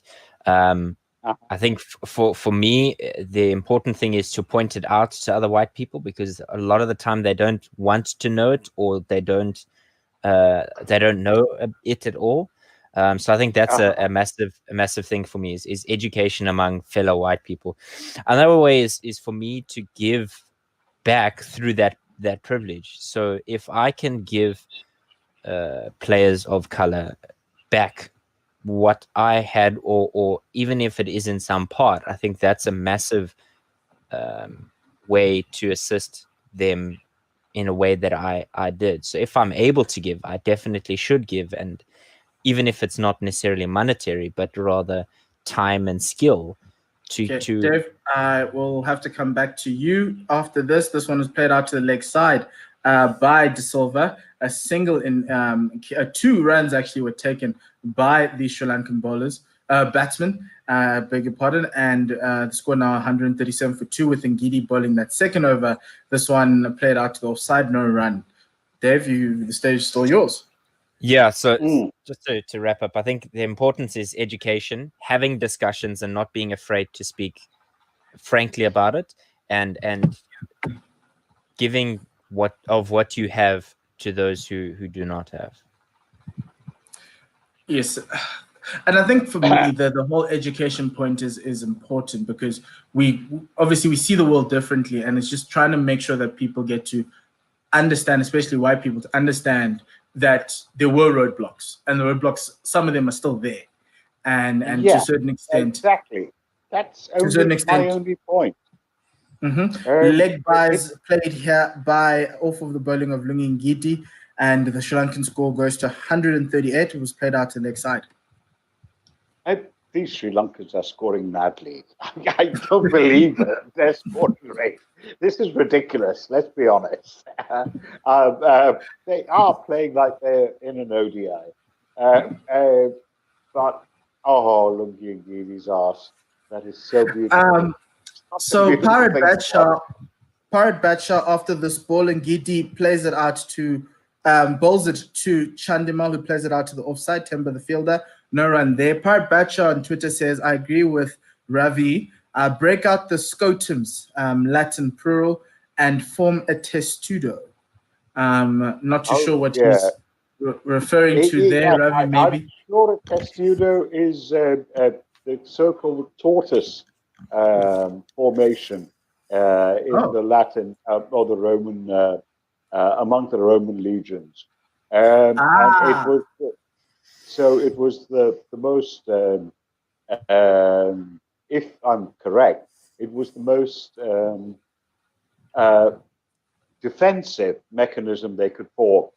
So when they were under pressure, they formed a testudo, and they all had their shields out, and they had their armor in. And I don't know quite. I'm getting this off Asterix, reading Asterix comments. Okay, next ball in from Ngidi. This one's a fuller one, driven by Chandimal. He gets the inside edge through his legs there, down to square leg for a single. Okay, so can I ask this question? Teams throughout the world are supposed to have replacements. But how can you replace Kagiso Rabada, who is right now one of the best bowlers in the world, and you don't have access to him? How can you change that? How can you just say there's a like for like and we're a team? Last ball of that over outside the off stump, played out, not played, let go, gone through to the keeper. End of that over, Sri Lanka 139 for 3. This partnership's now 85 off 136 balls.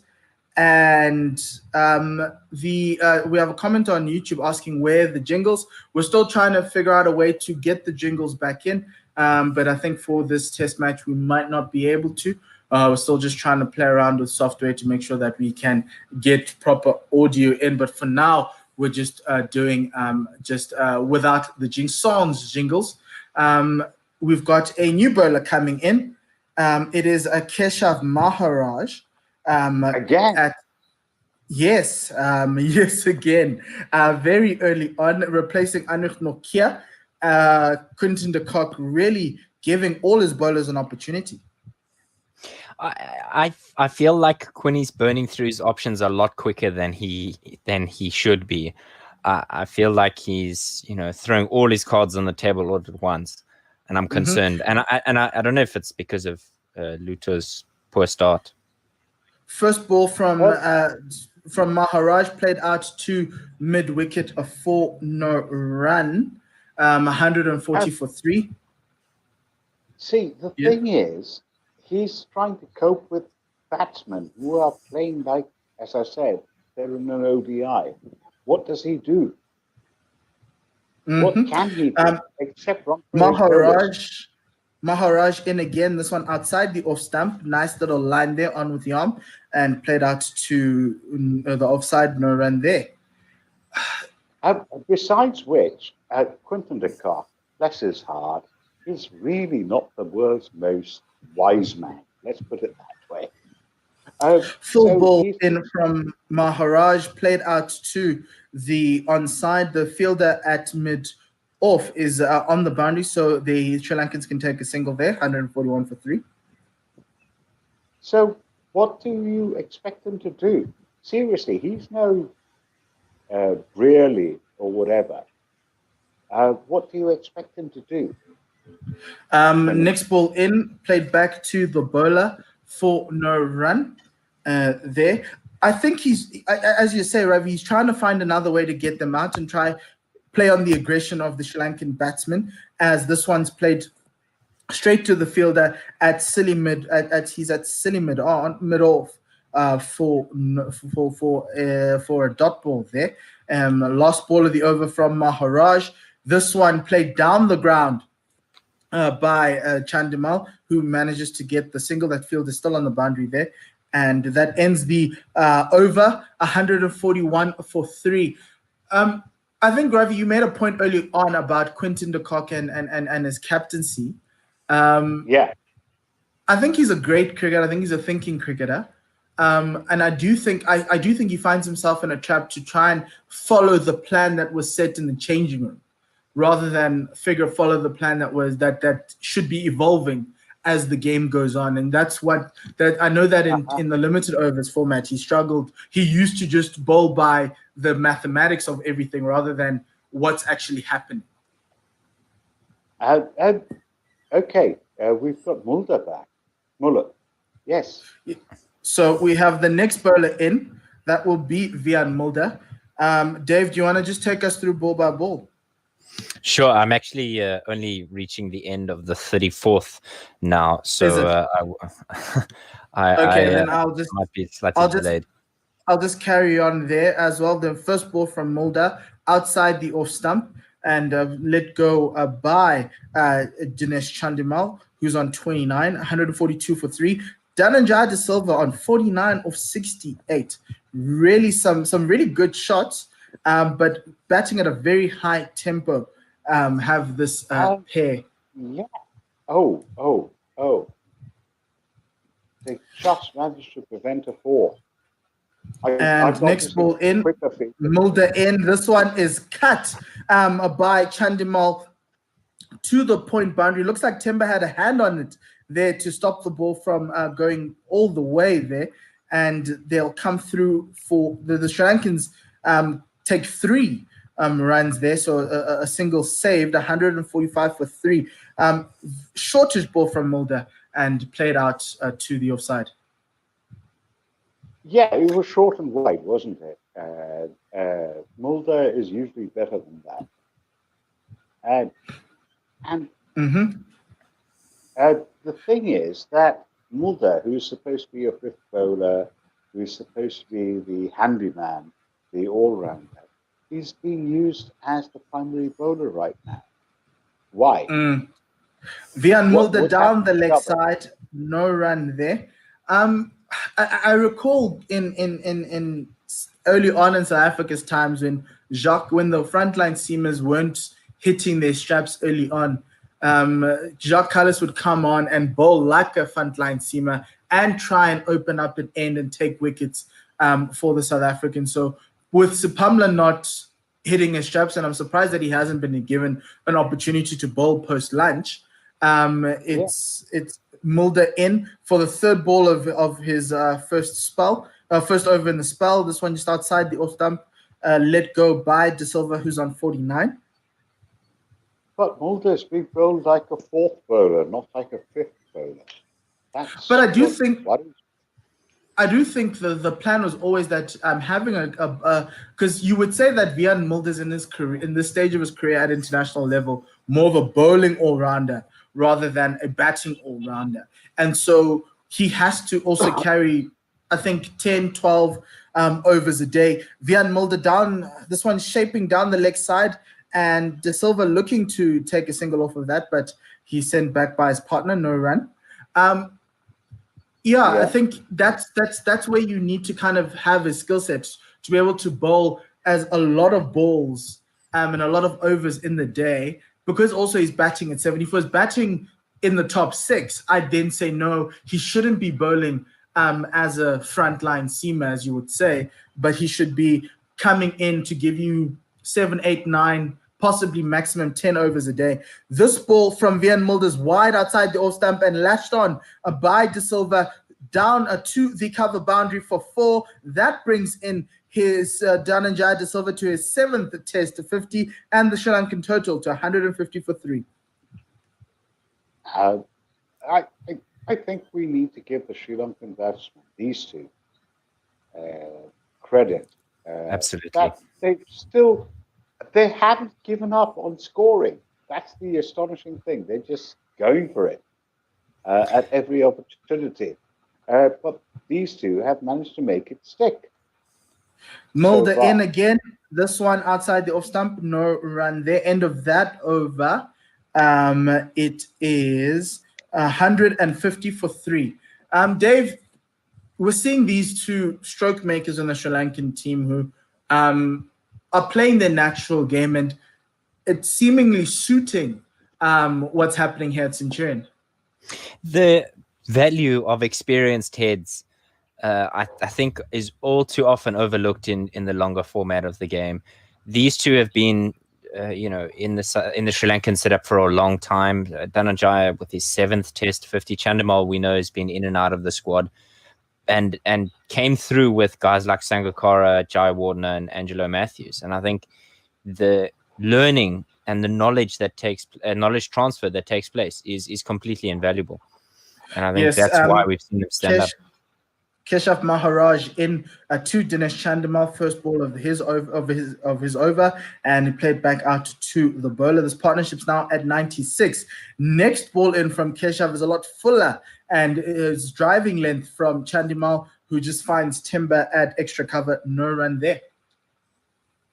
And I think their experience, as you say, Dave, is important.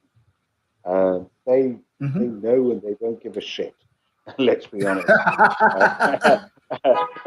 about the situation. They just know what they have to do. Yes, but Ravi, the South Africans have been bowling bad balls, as the next ball from Maharaj is played back to the bowler. The previous ball before that we didn't cover was also a similar one to this one. Yeah, they're just pushing him to the offside. Let's be honest with Keshav Maharaj. But my point is that they just hit astonishingly the way we always said Test cricketers should play. Punish the bad balls and let the good balls go. And they're also rotating the strike. Next ball from Keshav is played out square this time to the offside. The fielder is a third man on the ring and has to come out to get that ball. So an easy single there taken by Chandimal. De Silva waiting for the last ball of Keshav's over. This one came in straighter along into the right-hander, who cut it very late and there is no run there, just a little bit of tense moments there from Dhananjaya De Silva. End of the 36th over, 151 for 3. With the end of the over, I just want to quickly shout very loudly the praises of Keshav Maharaj. I know that we were seriously impressed by George Linder during the white ball series. Keshav Maharaj is in a league of his own when it comes to this level of the game, and I think it's so underrated to have a good left arm spinner that can just hold an end, even if his colleagues aren't doing their job. Let's get through some tweets. So Vian Mulder bowls his first ball of the over, back of a length, played out to the offside, no run. Leah replying to the tweet about the Scootums, she replies with scooter, if memory serves. And then Pirate Batsha gave us a visual aid. So if you go to Gorilla Essay on Twitter, you'll see the aid. And he says I vaguely recall Mahelajai Wardner giving a forward defensive as his favorite shot in an early IPL. That might work too. Vian Mulder again drawing the batsman forward and just missing the outside edge of Dinesh Chandimal, who seemingly is continuing with this expansive game of his. It's risk-free cricket. Also, Quinton de Kock is quite clearly going for Mulder as his go-to bowler. I don't know what that is about. And it could be the making of Mulder as a cricketer. But it could. And I think it's because he bowled so well before lunch that Quinton's going to him, because he attacked both edges of the bat in the morning session. Next ball in from Mulder is left outside the off stump by Chandimal this time, and it's a dot ball. Mulder is incredibly skillful. Is that Sri Lanka are 150 already? 3 wickets down, yes, granted. But and less than an hour after lunch, they're already 150. And he's relying on Mulder and Maharaj. Next ball in. Not Sepamla. Sorry. Next ball in from Mulder, another one left outside the off stump. He's now seemingly just putting it full, just out that 4th and 5th stump line, that corridor, and wanting to draw the batsman forward. I just feel this over, he's been a little bit too wide and not necessarily straight enough to bring the batsman forward. What do you make of this pitch? We'll talk about the pitch just slightly after this one. Another one, Chandimal coming forward and not playing a shot to it, just letting it go through to Quinton. This pitch is I would say it's a typical Centurion pitch. I think they left a little bit of grass to give something to the bowlers and also try and have the bounce going into deep, possibly beginning of day 3, middle of day 3. It will become better it will become better to bat on. I just don't think the South Africans have hit the right lines and lengths to bowl on this wicket and necessarily bring in those edges. Dave, so end of the over, 151 for 3. Yes, Dave? What do you think? The age-old cliche of don't say anything before both teams have batted on it springs to mind. I think this pitch is going to show us flames if we go into it too arrogant. I think if everybody remembers South Africa's batting woes as far back as the previous Sri Lanka series, you'll know that slow down, not so fast. The final 10 minutes of our session. As a team, and the first ball is bowled by Maharaj, played out to deep square leg for a single. The total goes to 152 for 3. We've got a tweet from Pirate Batsha for Dave to help Dave out. This one played out to next ball from Maharaj, played back, leaning edge back to the bowler. a little bit much there, but nothing to write home about. Dot ball there. Pirates And got what does something for me. Padshah say? What does Padshah say? Or next ball in from Keshav Maharaj, played out to the leg side. There and the Sri Lankans taking a little bit of turn there from Keshav into the right-handed De Silva, and he's getting through his overs very quickly. Is Keshav this one? De Silva coming down the wicket and Kesha and missing it entirely, and it just hitting De Silva on the back pad. They had it gone straight through, it probably would have been a stumping chance for the South Africans. Yeah. And nice little played off. The next ball is played out to the offside, and no run there. 153 for 3. And that's the 100th run of the partnership. Oh, yes. Yes, that is the 100-run partnership for these two batsmen, with this ball being played out to the offside. It's a shortish ball from Keshav, and the Sri Lankans will run for 2. Ngidi bringing it back with Temba, and De Silva adds 2 to his score, and the partnership goes up to 101. The score is 155 for 3. And looking very good for the Sri Lankans here, Dave. Yeah, it's just too easy for them to rotate the strike, like Ravi's been lamenting. It's too easy to just dot 1, get 2 here, get 3 there, boundary here, boundary there. It's all too easy for them. Well, yes and no. I mean, what's the point? We need to relog on or something. So I'm going to whatever. But the point is, for me, that it still looks like they want to hit 250 or 300 because they're playing an ODI. Look, 300 gets them in the game. Yes, I know. It gets them in test. Gets them into the test. Vian Mulder. Yes, Vian Mulder bowling his first ball of the 9th over, just left outside onto the off, left by the batsman Chandimal to the bowler, no run. And of course, we asked the question: why is Mulder being used so much? Yes, he's got. Mulder?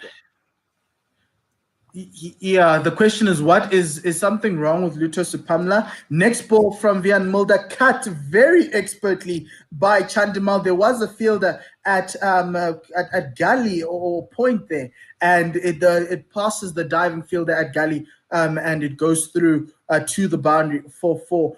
Very risky shot, but the width was there to be hit. It's a risky shot for a Test match player, isn't it? For an ODI or in a T20, you'd applaud him for playing that shot, but you wouldn't in a Test. But Mulder in again. This one tighter on off stump, played out to all the offside, no run. In a Test, you think that's stupid, but right now Sri Lanka are aiming for 300 max. If they get 300, it's going to be a very formidable score, because I don't think South Africa have struggled to get to 300 in the past 2 years. So a first inning score of 300 brings Sri Lanka into the game. Sri Lanka won the toss and chose to bat, so they presumably have a target in mind. Mulder in. This one's a wide ball, very wide, and Chandimal's timing is way off as he misses the ball entirely. Doesn't it look like an ODI or a T20 ball, a delivery that was wide of the off stump and long? Yes. So at the end of this over from Vian Mulder, we'll be handing over to Otto and Simon. I think Dave is going to be staying on. Next ball through. It is a dot ball let go by Chandimal to Quinton de Kock, who is the wicketkeeper. Yeah. Good point. Yeah, it's going to be interesting to see how South Africa go about this. It looks like Keshav Maharaj is looking to kind of rush through his over and hopefully force an error. And the use of Vian Mulder, I think it's more to buy a wicket than it is to, actively search a wicket. I think if he gets lucky, like the previous shot we've seen in the over where he just kind of flashed at it, if he gets something to take the edge, that will be the game changer. And I think that's when you'll see the return of the frontline bowlers. So last ball from the Vian Mulder over is a dot ball, but there is a shy at the stumps at the non-strikers and the bails were dislodged. And so the question is whether the batsman, that is Chandimal, was in his crease and his bat was down by the time the bails were lodged. And looking at the visuals, it looks as that is the case. And so we're expecting a not out. This gives us a quick chance to say goodbye to Ravi. Thank you very much. And to bring on Otto and Simon. I'll bring on Simon and then I'll let Ravi go. And then I'll bring Otto on and we'll just ask Otto to switch on his camera as I take my leave. And I'll see you. Maranti. Good afternoon, Simon. Good afternoon, Otto. Welcome. Afternoon, everybody. My headphones are looking a bit messy. We don't normally have to worry about these things. I just who's got the slowest feed so that we know who's going to be doing ball by ball. So I'm watching CSTV. I can pause it. I think it might be me. Okay, cool. Yeah. Well, if you can do ball by ball for a little bit, then I'll be able to just pause my feed so that we're all on the same sort of thing. But how's it been, guys? Have you had a good Christmas and all of those things? Good, thank you. Yourself? Yeah, no, it's been good. I went down to White River for a little bit, which my stepmother works at a school there, so Amy insisted that we had a net sometimes twice a day in the local net. And it's nice to be up and watching a bit of cricket. Test cricket, most importantly. Exactly. It's like a Boerewors roll after days and days and days of nothing but candy floss. Mm-hmm. Yeah, I'm I would have said it's watching caviar as well here from sunny Pretoria, and quite muggy and damp after the rains we've had. You guys must just update me on the chat here if my feed is doing okay. If there's a problem, I'll just switch off my camera. First ball by Maharaj, defended. Run. So a current run rate of 4 now, gentlemen. It's a lot better than it was. I mean, it was 6.5 at one point during the first hour of play, but 4 is a lot better. So I've got the first ball in now, and that's just defended, no run. Okay, so I'm almost an over ahead of you guys, I think. That's Maharaj. That's all that one. Okay, so what I'm going to do is pause it on the fourth ball of this over, and you guys will just tell me when second you get ball in again, and he's just driven that back to Keshav.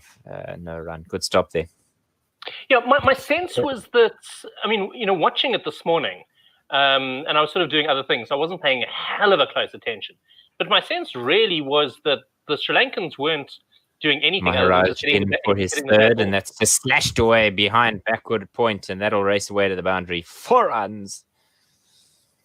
So, I mean, there was a real sense that the bowlers weren't bowling particularly well, and the Sri Lankans were just taking advantage of that sort of 1 or 2 bad balls that was coming down every over. Yeah, lots of pressure release deliveries. Especially from Luto. Yeah, I was really disappointed by that. I think all of us were really, really looking forward to his debut. And to be honest, that's probably the worst figures someone has ever had for their first 5 overs in Test cricket. I can't, off the top of my head, think of someone who had a shakier start. Chris TB will tell us, I'm sure. 4th ball now, and it's a dead ball. He's pulled out of that one. So nothing there. On his debut as well, signalling that dead ball. Correct. In again now, and he's defended that. Sorry, go on. A sort of somewhat wishful thinking semi-appeal there from Elgar at slip, but no, it was a massive inside edge onto his pad, I think. Yeah, did you see that there was a capping ceremony for Adrian Holstock as well? I did. Maharaj now net. for his fifth, and this one's inside out on the bounce to 50% a short cover, no run.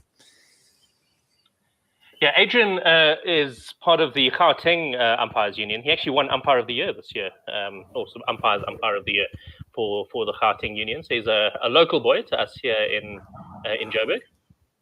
Maharaj to wrap up this over rather, and that's cut away through the offside. There is no one in the cover region to sweep for him there. That's 4 runs. End of his 7th. Sri Lanka 1-6-7 now for 3. It looks like we'll have a bit of a drink. Yeah, real pressure release ball. That's last ball, so dragging it down a little bit, and just so easy to cut that away through to the boundary. And it's been the story of the whole morning, hasn't it? Absolutely. I was just about to say exactly the same thing, Simon. That whenever we've been able, we being South Africa, of course, have been able to build some pressure, the release ball inevitably comes, and Sri Lanka will be happy with the session so far. Giving it to Sri Lanka all the way so far in this first hour after lunch. The South Africans looking a bit clueless in terms of plans to take wickets, but they face a tough challenge with these two batsmen that look like he has to stay for a while. Yeah, we're losing you a little bit there, Otto, but we get the we get the gist. Even the wickets which have fallen today have been pretty soft wickets. That pull that looped up to Lungi and Ngidi. I can't remember which of the Kusals it was who got that wrong. But it seemed like both teams had not played enough red ball crickets in the last year, didn't it? Absolutely, and you look at how they've gone about it, and Ravi Nair lamenting the way that the Sri Lankans were almost he considered it far too reckless for Test cricket, but the South Africans were kind of handing out presents. I know it's this. I think it's the second day of Christmas, first day of Christmas. Nevertheless, we are not their true love, and we shouldn't be giving them freebies. Yeah, no, it was ordinary all round, and I think this partnership now has sort of re-established some Test match thought and effort into it. And I was actually listening to Hashim Amla and who was Fernando. And they were talking about batting together, and what it was like. Building big partnerships and the incredible importance of talking to each other all the time and recognizing the pressure moments and recognizing when you're getting finally on top, when you've worked your way through the pressure, you've seen off someone like Nortje and you're now able to start scoring a bit more freely. How those are the times you must really not lose your wickets. And I was quite surprised at them talking about how much they say those sort of things to each other in the middle. Just sort of reiterating, to keep concentrating, to keep focus, and to build the pressure back on the bowling side. You almost think that it's a foregone conclusion, but it's so key, Otto, to just subtle reminders. Just keep your head. Well, and I mean we see it often. Pressure is definitely on South Africa at the moment. Yeah, and all over us like a rash. Absolutely, and I remember just always assuming as a kid that just the sheer fact that you were playing not even international cricket, just for me first class cricket, I thought would have been amazing. That of course you would concentrate harder than you ever have in your life all the time. Mulder in to start his new over, and that's straight through to the wicket keeper. But of course, that's not the fact. That's not the case. And as with anything, you get used to what it is you do every day. And for these guys to maintain concentration, and often as a team in the dressing room, when you're chasing a low total, I think that's often when things go pear, is because the team loses its focus completely, and maybe chatting about where they're going to go tonight and that sort of thing. And suddenly there's a clatter of wickets and guys are having to walk out, not anywhere near the mine zone that they're supposed to be in. Next one, just defended and squeezed out onto the onside, no run. I think Kevin Peterson said something to that effect, Simon, where he said, when things are going well, nobody questions it, and we just paper over any cracks that are there. But the moment things go pear-shaped, and they inevitably go pear-shaped very quickly, everybody's falling into the pitholes, into the chasms we have now just papered over. Yeah. Of course, he was talking. I remember that line out of that series that they had on SuperSport a couple of months ago, isn't it? Mulder now with a foolish one, and he's mistimed that drive, has Dinesh Chandimal no run. What do you think? What do you think of Vian Mulder today? And today, I think He's been exceptional. He's been exceptional. Otto, go for it, please. Yeah. Yeah, no, he's just keeping the line in length, keeping the batsman quiet, and he got his wickets with his first spell when Sri Lanka looked to take him on, and they paid the price for it. Yeah, I mean he hasn't looked particularly threatening, but he has kept them quiet. Passes the umpire now, and it's once again left alone outside the off stump, and he has a bit of a foul word for Chandimal as it goes through to de Kock. I think the foul word might have been to himself. I think that was what's the seventh stump line, and I think he's sort of saying to himself that was a complete waste of a runner. It was always going to be left alone. I suppose you send one of those down every now and again in the vague hope someone's going to throw the willow at it and hold out at gully. Yeah, I think it's more hopeful than harmful. This one again is in the similar vein of the previous one, just slightly shorter and slapped away by Chandimal down to Sepamla at the cover boundary. Yeah, I'm sort of wondering what role Vian is going to play in the Proteas. I mean, the fact that when he is available, they select him back into the 11 very, very quickly. He's clearly someone that they want to build into a real asset, but he's just I don't know, sort of poor man's Jacques Kallis. And I know it's desperately unfair to describe Mulder to wrap up, and this one's fuller, and it's just a bat turning in the hand there of De Silva. No run to Maharaj, overbowled. But would he make the team on the strength of his bowling or batting alone? Yes, no. No, that's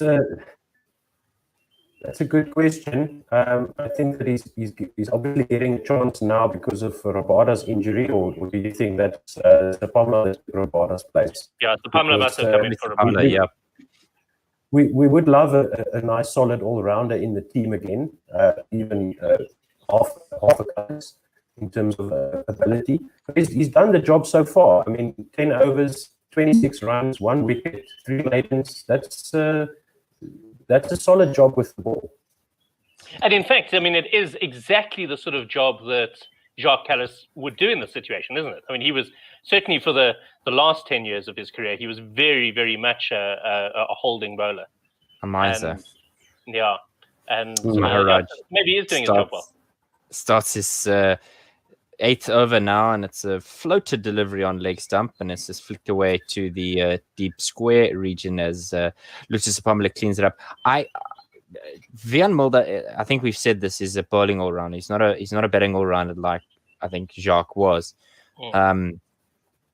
But he's got competition in guys like Dwayne Pretorius, Miguel Pretorius, those kind of guys. This one's back of length and just punched to Bavuma at mid-off, no run. So there is certainly, and has been since Jacques Kallis retired, a myriad of all-rounders that don't quite tick one or both boxes for us completely. I think they're going with Vian because he's young and we've got enough time to mold him into the player we want. This one just defended no run. Maharaj in again, fourth ball. Down the wicket comes De Silva. There's a big shot, but the umpire is not phased at all. Yeah. I think it's just because he's come down there. Yeah, I mean, this is an interesting one because he came down the pitch. But of course, these days with DRS, you can you can review those. Adrian Holstock was completely correct not to give it. No umpire worth his salt is gonna give an LBW where the batsman is advanced down. And I think Maria is telling them that now, as we can see, kind of just hangs out with the boys. Well, they have reviewed. It was interesting to see Maria come down and chat to them. So he's well outside of his crease, but it hits him low down on that front pad. Is there a rule that if you're ahead of a certain amount ahead of the popping crease that it can't be given out LBW on DRS? I seem to remember there used to be. It may change. They did have that, they did more than have 2 meters, I think. at one point. Let's have a look. It was like just one series. Over 3 meters. There you go. So there is actually a. So it would have been out. It would have been out. It looked great, but I think that Adrian Holstock was completely right not to give it. And if we're honest with ourselves, DRS is supposed to remove error. So if ball tracking says it would have been out, is that not supposed to be overturned? No. And it comes back down to what I've always said about DRS, is that it's to... I'll let you take this ball. Maharaj in again, and he's come down the wicket and slapped it over Miran and Bongani Jele, who's the fourth umpire under the umbrella there, signal 6. Really, really good shot there, just getting to the pace the pitch of the ball, and really sort of pick-up shot that cleared that deep mid-on boundary with a fair degree of ease, actually. Absolutely, it was a great shot. To get back to the DRS, so my argument has always been that it was brought in to overturn absolute howlers after this ball. Maharaj in again, and this is much fuller this time, but he's able to squeeze it past Timba Bavuma running around from a cover region, but Nokia at kind of a long off gets there. That's the end of Maharaj's 8th. Chandimal's 40 from 101. Dhananjaya De Silva 71 from 90. Sri Lanka 176 for 3. And what you don't want... The last 2 overs here by Maharaj has really hurt his figures. 8 off the previous one, I think, and the 6 off this one. And he's gone past... he's almost at 4 runs and over now. So if it weren't for these last 2 overs, his figures would have looked a lot better. Yeah, for sure. Just to finish my DRS thought. So I'm firmly of the opinion that the decisions that wouldn't have been given out before DRS need to try and the DRS decision needs to sort of reflect that, and that's why we have umpires call on when it's clipping the bells and that sort of thing. And I think this 3 meter rule is again a very, very good example of that. That every umpire when they're standing at club level won't give that out because there's just too much can happen in the distance that they've come down the pitch, and therefore I do think it was the right decision. What is interesting is that there was no marker there sort of showing where the 3 meter mark was. Mulder in again, and this one again left outside the off-sumner run. I remember seeing that in a match, that they had the ruler on the screen there on the pitch showing how far the batsman was forward when the ball hit the pad. But it seems to have disappeared. Maybe somebody on Twitter can enlighten us as to what happened to that rule. There's a white paint mark on the outer edges, but Simon will know that's for danger zone rather than... Yeah, that's just indicating the danger area. That's not the same as what we're looking at here. Mulder in again for the 3rd ball. It's full, and he's just had to defend that, has Dhananjaya De Silva. A lot quicker with his scoring than his partner, who's only 40 from 101 deliveries. Yeah, but Chandimal struggled to get going as well. And at a time when Nortje was bowling at 150 k's an hour, I think it was he's done well to see off the real danger men in the South African attack, and I think now is more than happy just to rotate the strike for De Silva, who's going along very nicely. Mulder in again, and this one just nips away off the seam there. Quinn de Kock almost taking it in front of first slip, but it's a leave nevertheless, no run. They've been getting quite a lot of bounce out of this pitch, haven't they? Yeah, and they're getting movement off the consistent seam bounce for still me. in the 43rd over. So the ball has been looked after well by the South African bowlers. We only saw that 1-6, and we know that the outer field here at Centurion is very kind to the leather ball. So that seems to be still standing proudly. This one is a lot straighter this time, and he just defends that on the back foot. No run. One ball to come. So as captain, what do you do about Luto Sepamla now? Because I think you need to bring him back into the attack and hope that he can, having had a bit of a breather, he can be a little bit more reliable. I think I would have brought him on after that drinks break. Just to maybe get a batsman with his guard down a little bit.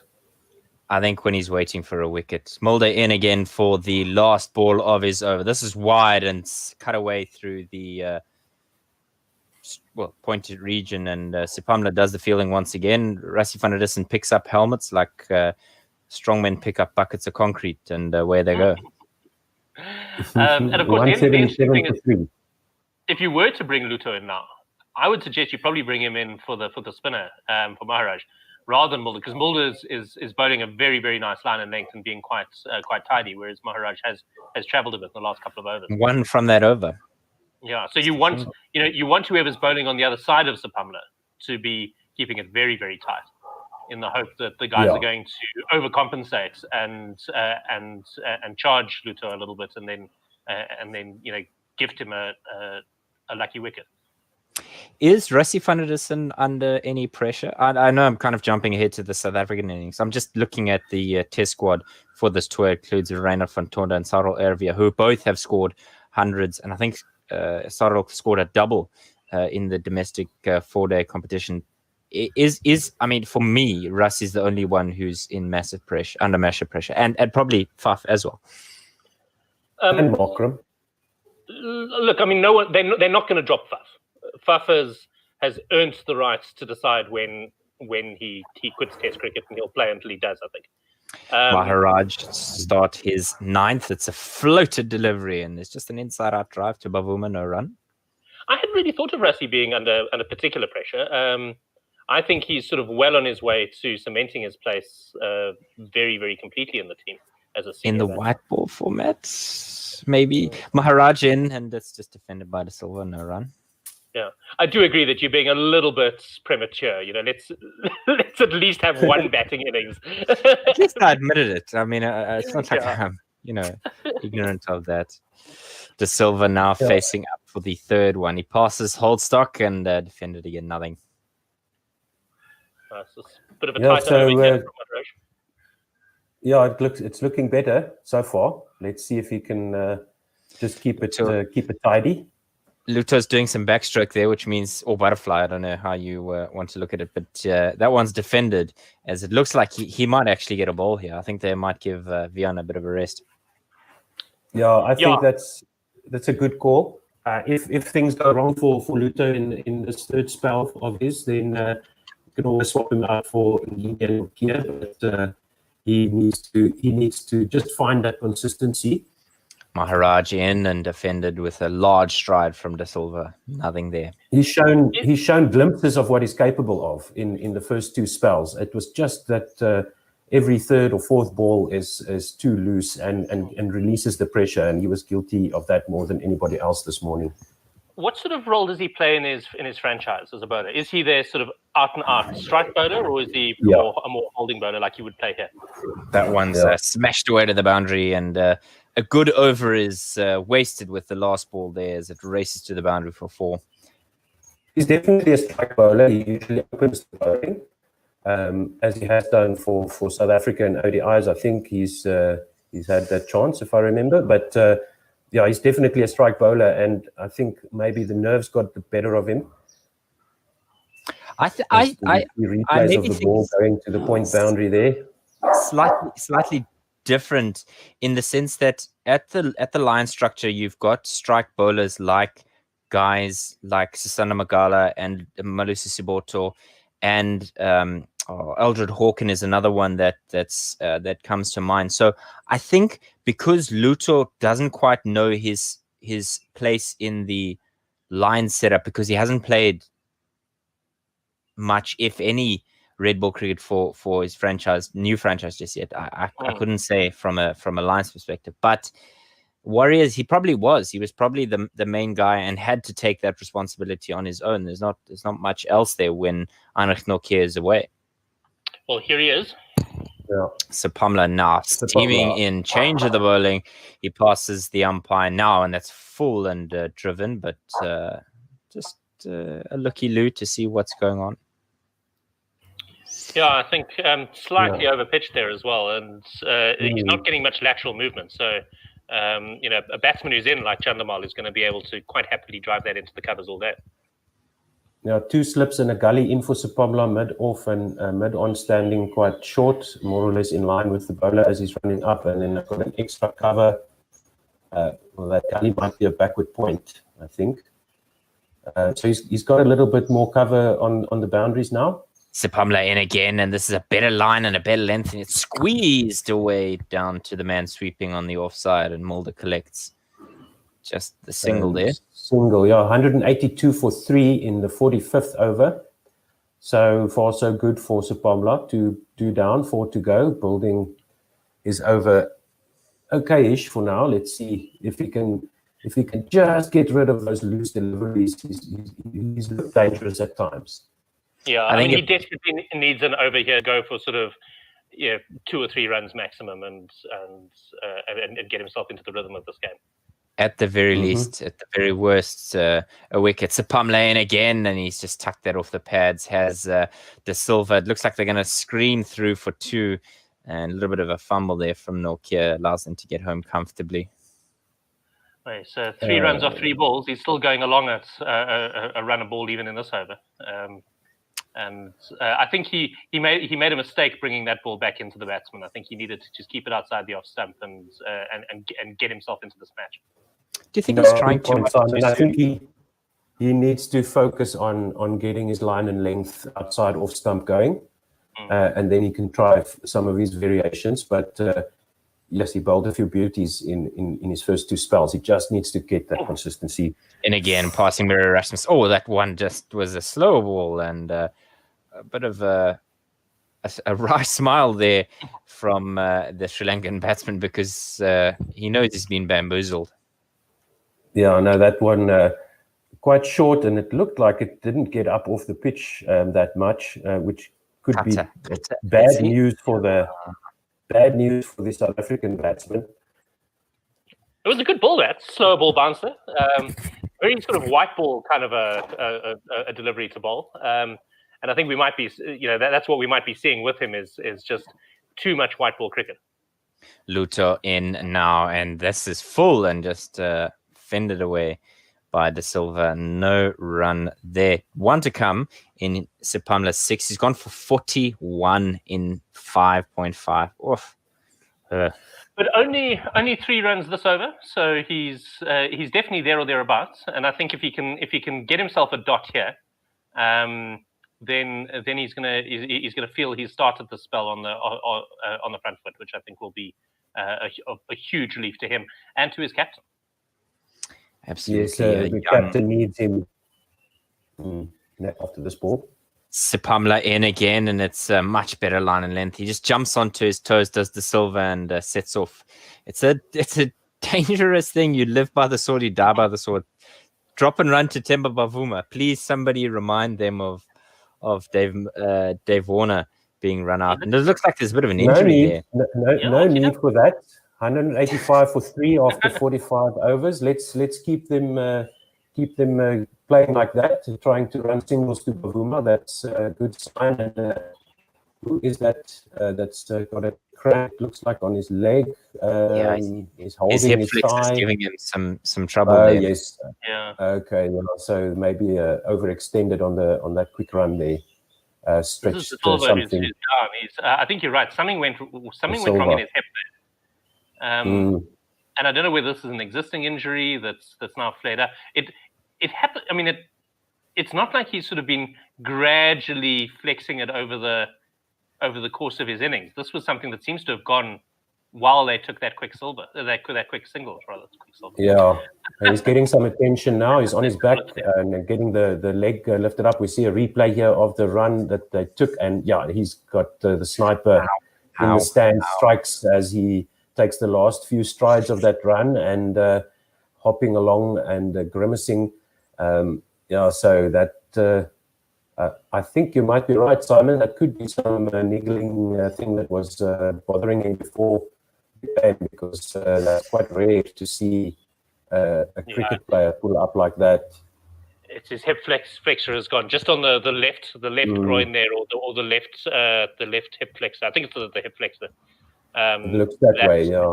And he's holding his face. He looks like he's in pain, yeah. Yeah, I think he realizes that this is something that's going to put him out for the rest of the series, which would be such a pity because he's batted really, really nicely, but he is absolutely distraught.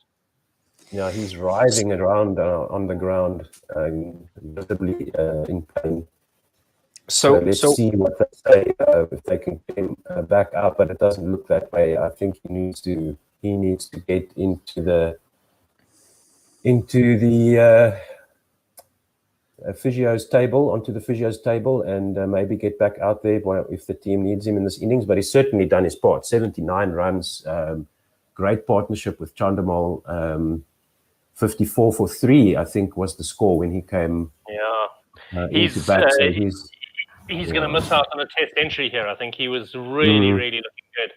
And I don't know how much of his distress is the pain of the injury, how much of it is the disappointment. I mean, he knew the second it went, he knew that he was going to be coming off. You could just see everything about his body language and his expression. That just looks like sheer pain. Yeah, I think they're going to have to actually get a stretcher.